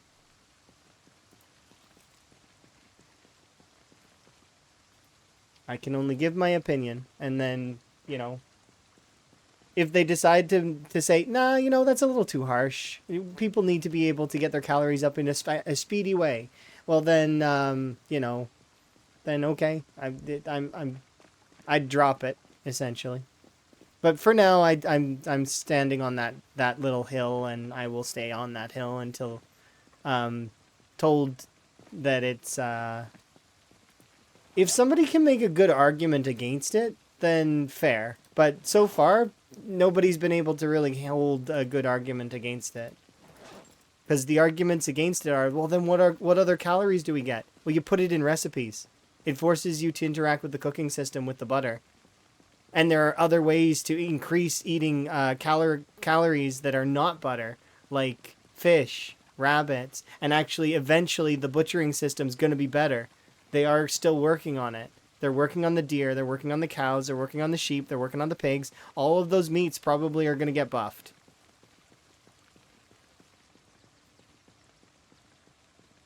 Yeah, I don't think nerfing them aggressively is necessary, but you know how they nerf chickpeas, like chickpeas and the chick beans, like those little the bags of beans.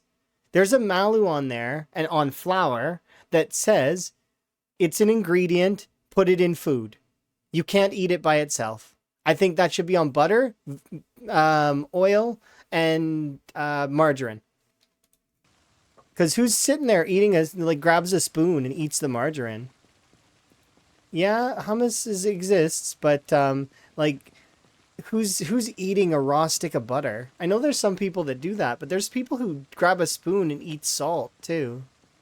Like, pour salt into a bowl and eat it. I mean, is that something, like, it seems strange, right? But I think those malus also should be applied to salt and pepper. Because who's doing that? Not the norm. You could not eat just a stick of butter by itself. Could you? Could you like eat it like a chocolate bar? I'm curious. You've admitted you can't, but like I mean, could anyone here eat a stick of butter? I'll admit I can't. I will admit that butter needs a transfer device for me. I need it on a sandwich, or I need it on like toast or on a bagel. I can't just eat butter as a stick.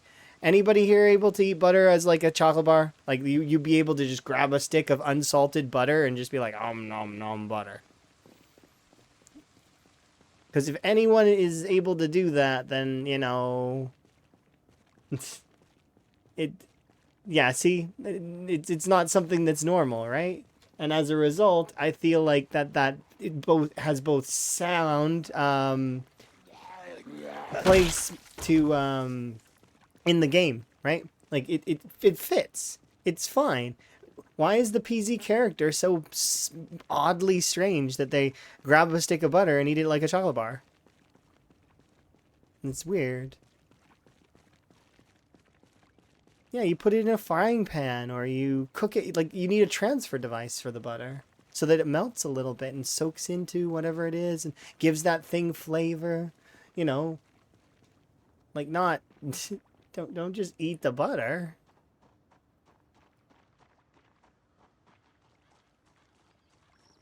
They take butter, but I'm sure they put it in things, right? They don't just eat the butter, right? They probably put it in stuff or cook it in some way. I could see them making... what are you?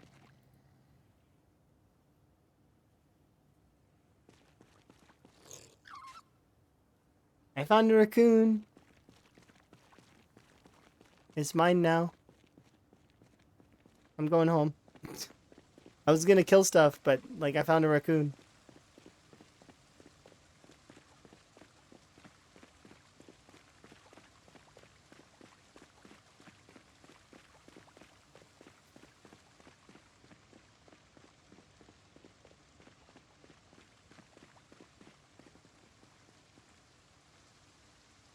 You can have water.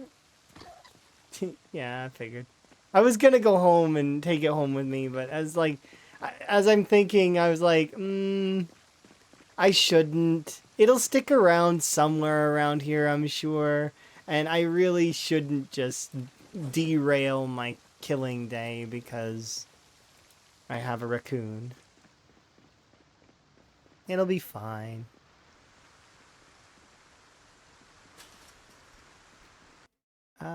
Sounds good. Ads. It's okay. See you after.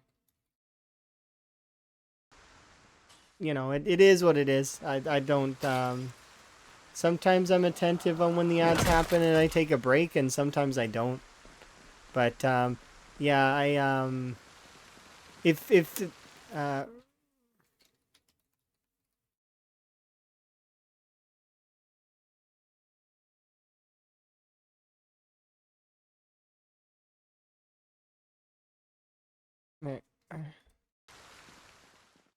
oh, okay. We were talking about the calories, right? I'm sure that those folks cook stuff. So, like, they cook it into stuff. They probably don't just eat the butter. And if they do eat the butter, it's probably got something in it that it's not just normal butter. It's probably like better tasting calorie buffing butter or something, right? Like they change it. Oh, thank you very much for gifting a sub. There you go. Enjoy your ad-free viewing and your frog emotes. Do sincerely appreciate you, Anonymous. Yeah. Enjoy your ad-free viewing and frog emotes, and if you earn channel currency, you get more of it now.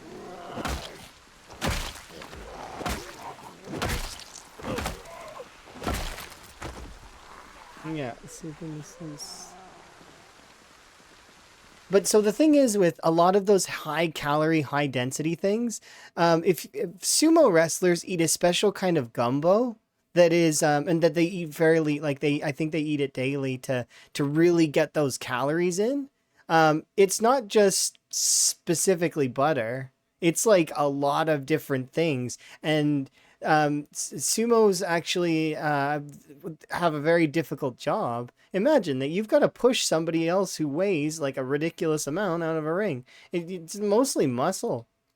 It's not actually just like, it's not really that much flab. Your job is to push the other person out of the ring. You got to really be able to do it. Yeah, they're basically like superheroes.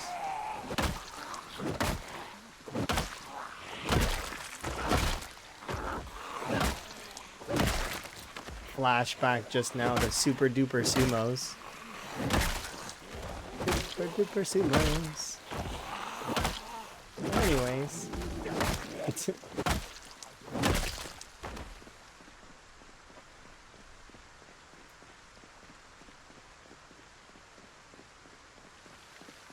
I watched a lot of strange cartoons, now that I'm thinking about it. Lots of weird ones. Some of them were gross.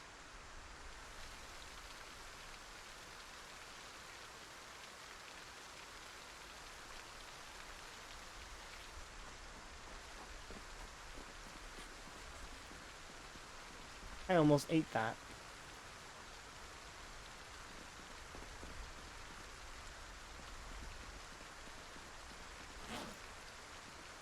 Would it have killed me? No.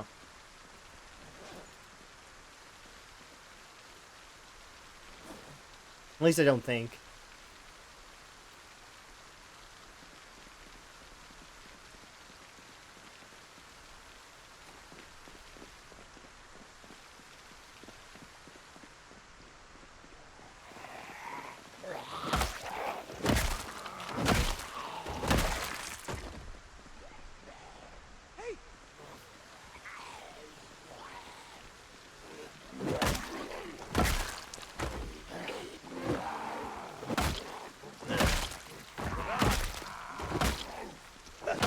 Yeah, they're very much, they need to know their nutrition better than most, because it's, like they need proper gains, and it was really, I watched a little documentary on sumos.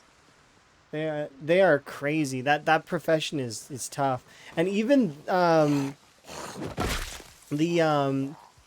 person who's, in charge of the champion remains being the champion even if they lose, which is kind of cool. Like they don't lose their status or their title or anything. There's other rulings that go into it, which is kind of cool.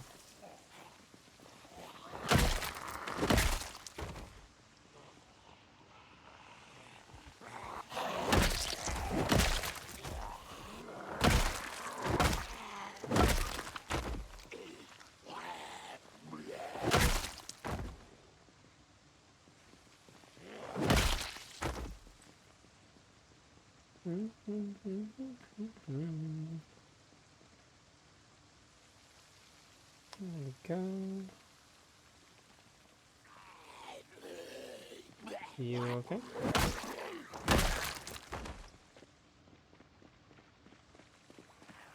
Do you love food? I like tasting, I don't like eating. If I could opt out of eating and only taste, I would definitely do that. However, if I had to give up both, I wouldn't do it. Because I like tasting, I really do. But it's really good. It's one of the senses, and when I didn't have taste for a little while, like, it sucked. It wasn't this time though. This time I managed to keep my taste for the most part. I was worried about it though. I was very worried that I wouldn't have taste.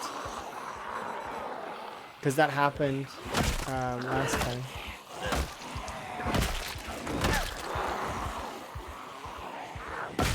Yeah. Anonymous was really kind and gave you a sub.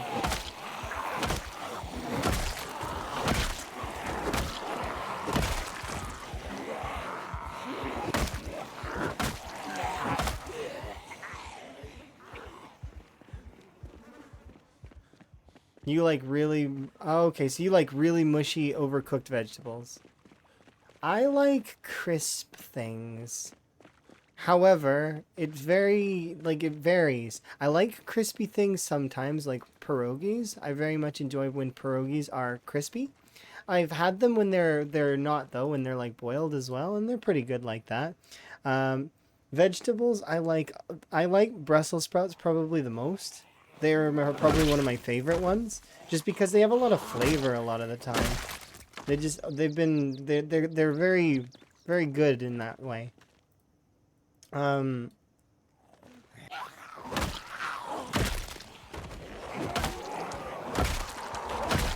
Thinking back,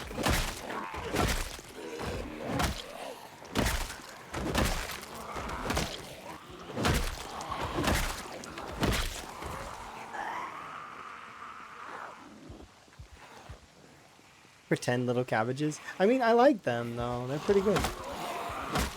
But I also like broccoli and all of the other veg as well that can come with it. Cauliflower, carrots,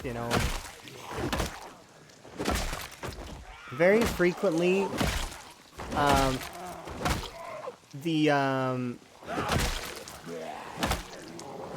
dinner meal consists of potato of some kind. So like potato, meat and veg. That is dinner, or was dinner. Stop. For quite some time. That's what I grew up with.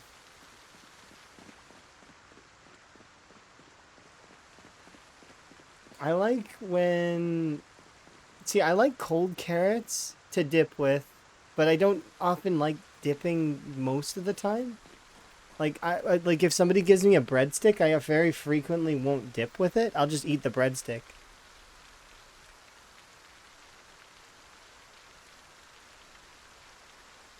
Brussels sprouts are childhood trauma. I'm sorry. I'm not trying to give you trauma. My apologies.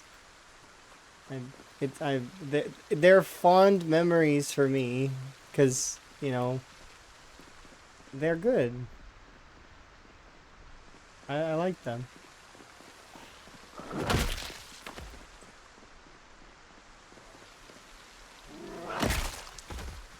I like them more though when they're hot than when they're cold. When they're cold, they're not very good.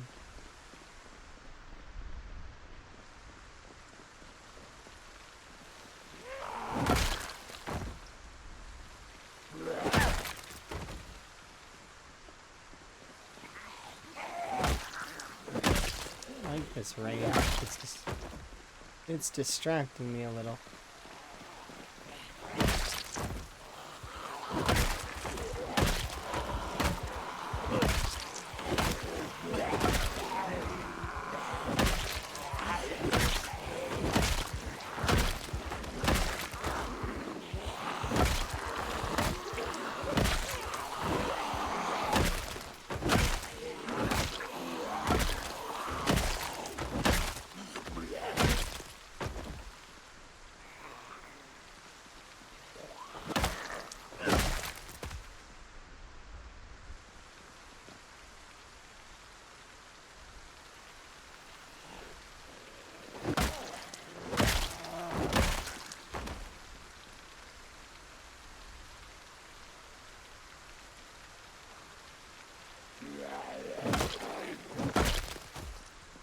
We're very close to leveling up. Long, blunt, and nimble.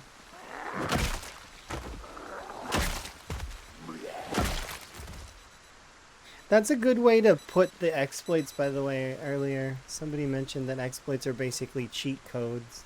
That's a good way to put it. Didn't think of that before.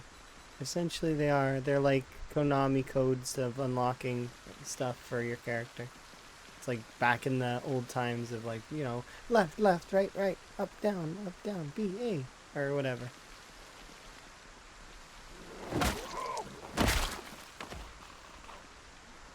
You exaggerated for effect. That's fair. Cooked into oblivion. Oh, yeah, that does sound kind of like dramatic. They weren't that bad. They were just like veg. That's fair.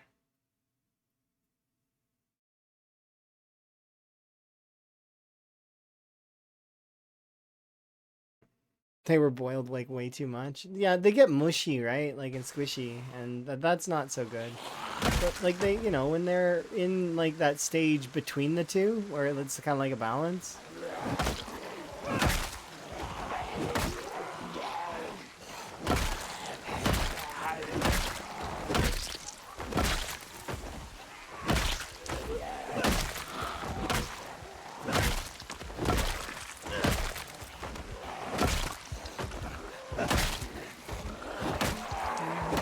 Hello.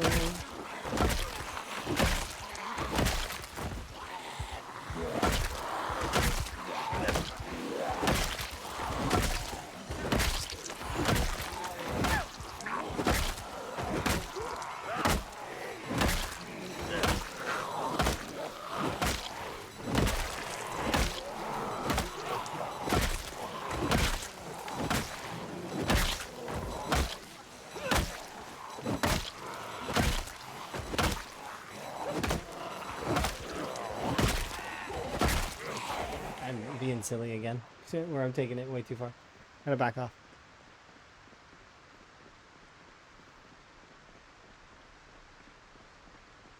Oh, that's kind of interesting. I haven't really had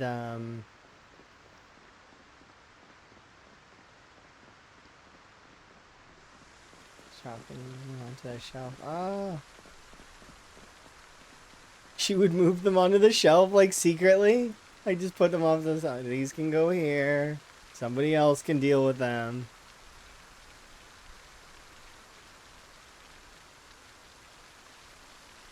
That's kind of funny.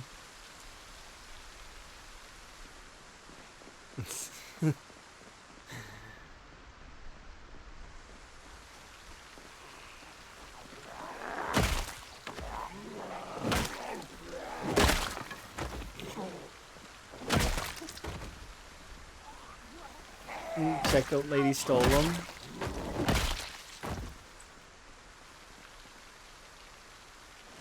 See, I don't think we'd get away with that. We would have never got away with that. Not even close. But then again, like I said, I like those things. So, like, I mean, why would I try to get rid of them? But we wouldn't have got away with that sort of stuff. We didn't get away with any of that stuff.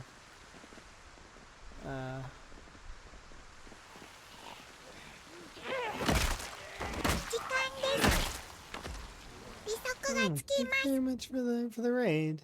We very much appreciate. Hopefully you had a good stream. What were you up to? Let's find out. Ding, ding, ding.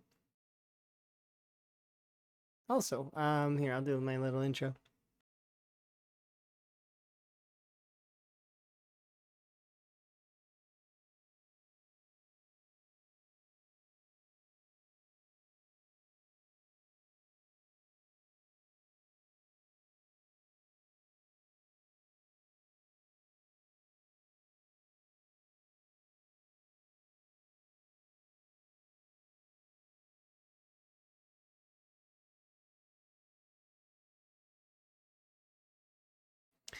Oh, Resident Evil 4. I watched Emma play that.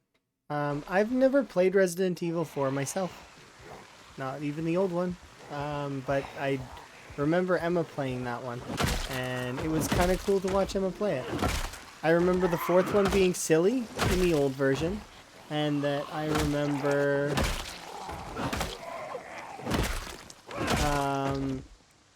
the new one being kind of cool.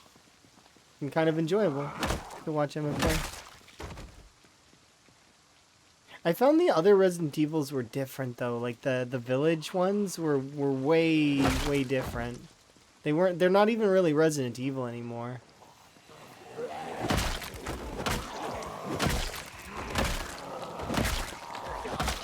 Oh, I really loved Outbreak. Yeah, and Outbreak File 2. my go-to character was, I'm pretty sure it was Yuki, the girl with the backpack. I liked having extra inventory slots. Why? Because I was a loot goblin. I could not be stopped. I would take every item that I could possibly find, and if I couldn't take it, I would use it.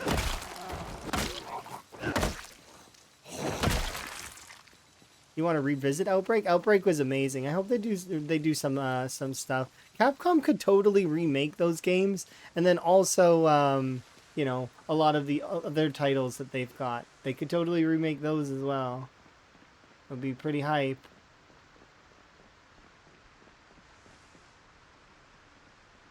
Okay, I'm gonna consolidate these zombies a little. So first we need to run back here. Mouse house.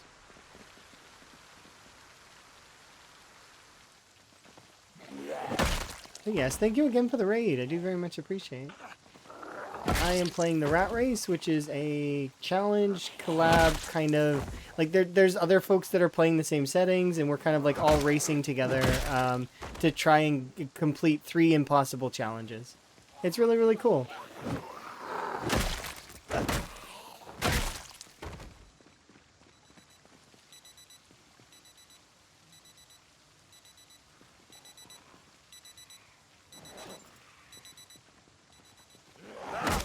The 3 impossible challenges of this are to kill 1,000,000 zombies, to have a perfect character, and to liberate and create 3 outposts, or sorry, not 3, it's 13. 13 outposts around the map that are all, 12 of them are churches, and 1 of them is a military compound.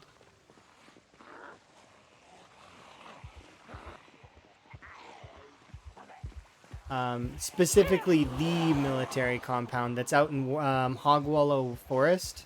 The if you don't know where that is, it's beside Rosewood. It's like a military camp thing that's in the woods that goes deep, deep down and into the ground.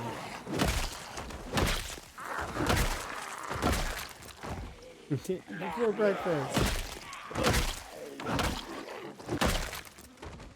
I don't know if we could do 3 impossible tasks before breakfast. Certainly try.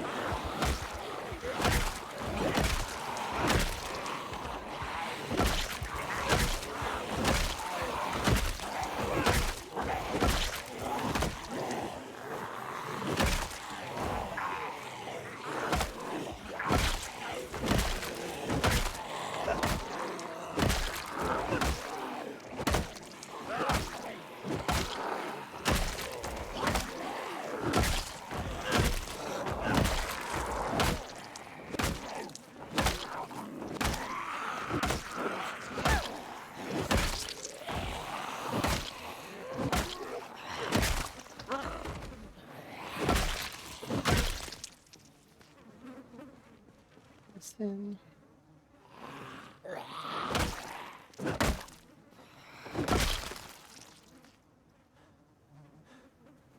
Hey, look at the raccoon, it's back. Hi raccoon. Can I pet you?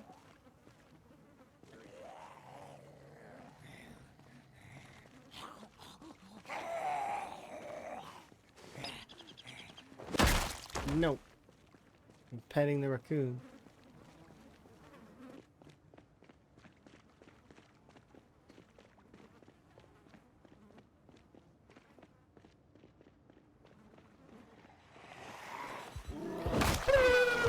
Oh, that's a good call. Yeah, raccoon is adorable. Did you see?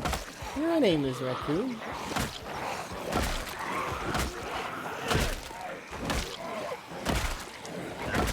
Maybe it's one of your family.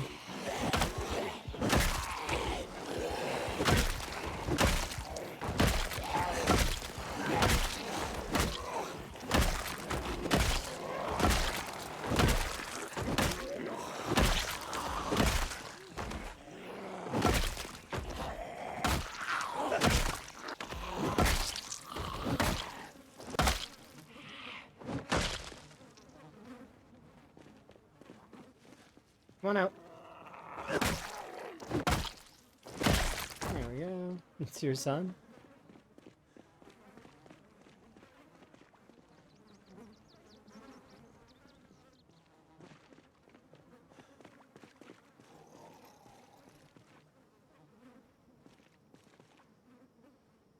This one is adorable. Yes, yes, you are. Okay. You go have fun. Bison in Mortal Kombat. Oh dear.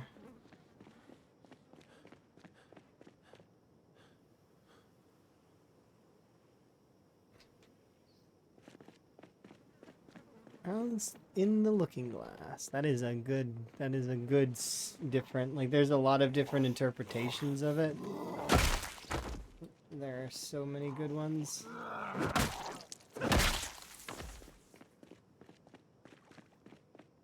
Hmm.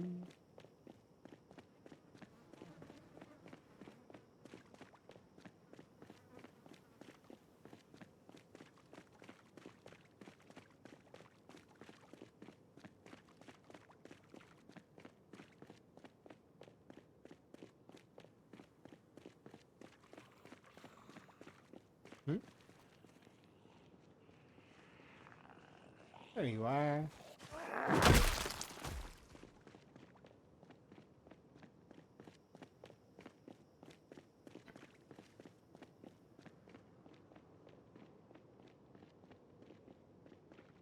We're starting to see, like, the majority of this side of Riverside is tidied, so we can start considering looting some of the houses soon.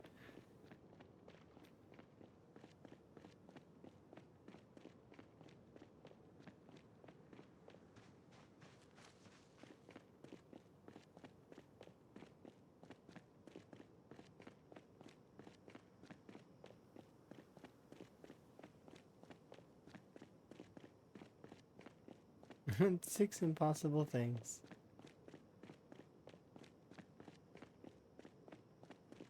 Well, over a year, yeah, indeed. We actually, and we hit my mini goal for today. My mini goal is complete. We got, 24K. Which was the tiny goal that I set for myself at the beginning. Like, because I often will look at my score and be like, or I'll look at my skills, and sometimes I'll be like, let's try and do something crazy, or something, we'll try and achieve something, right? In this case, I very much wanted to hit 24K, or get to the gas station, or hit level 9 or level 10 long blunt.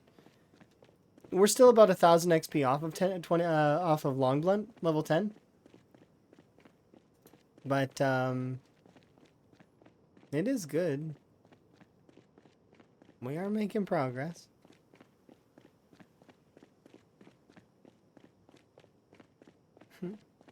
To me, it was Tuesday. And now I'm thinking about hamburgers.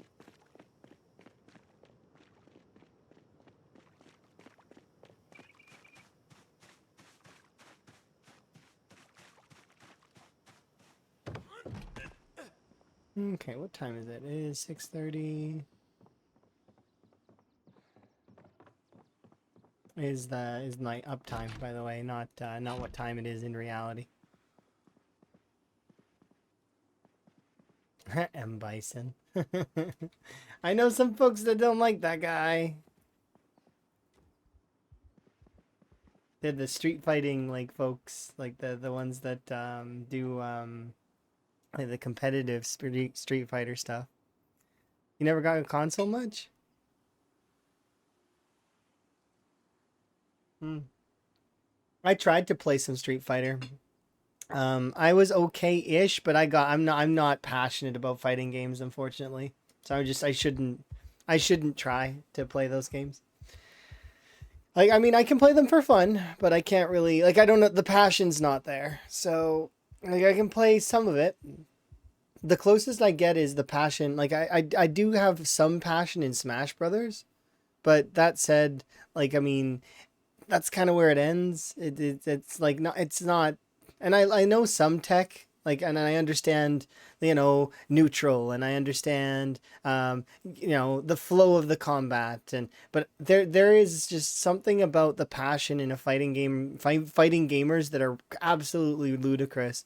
And I could beat all my friends, but there was one particular person I remember playing Tekken against, and I could not touch them, not even a little bit. They full combo to zero me every single time. And there was just nothing I could do. Literally nothing. They could give me a free hit, doesn't matter. They would immediately just like immediately drop me to zero.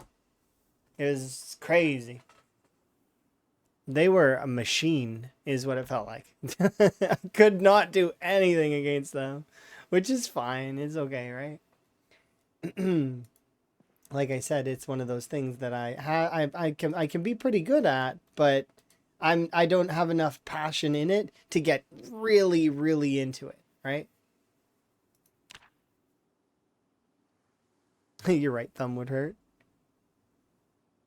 Look at that. That's some fair kills. What are we up to? So my average kills is up to 64.2. Not bad. All right, so I am going to pause right now, and I'm going to do a brief BRB. And during said BRB, I'm going to make some decisions, okay? So when I come back, we'll have some decisions made. Okay, be right back.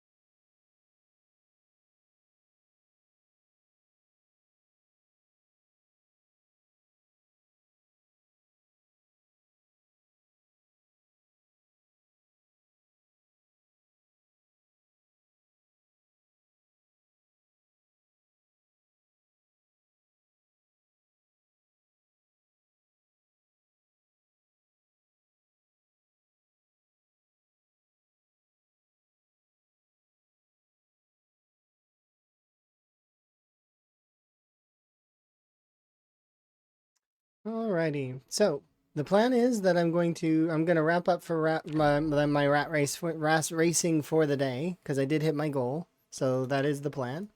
So we will do that, and I'm going to swap over and play some of the other game for a bit. The Schedule 1 game, which is essentially it is an Empire. It's like a drug-ish Empire game. I'm gonna say that we're selling tea because that's what I think of. That is kind of what the direction that I want to go with it. But yeah, we're gonna switch over and play that for a bit. Um, yeah, because we hit our goal. All right. So let us do so. Sincerely appreciate you guys for the Zomboid portion, but I do want to try and incorporate more variety in the stream. It's just one of the things that I've been trying to work on a little bit. Hopefully that's okay. Anyways, so yeah, I like doing like a half stream this, half stream that. Roll does that, and it's kind of cool. So hopefully everything's changed over proper. You might need to be refreshed. Everything work?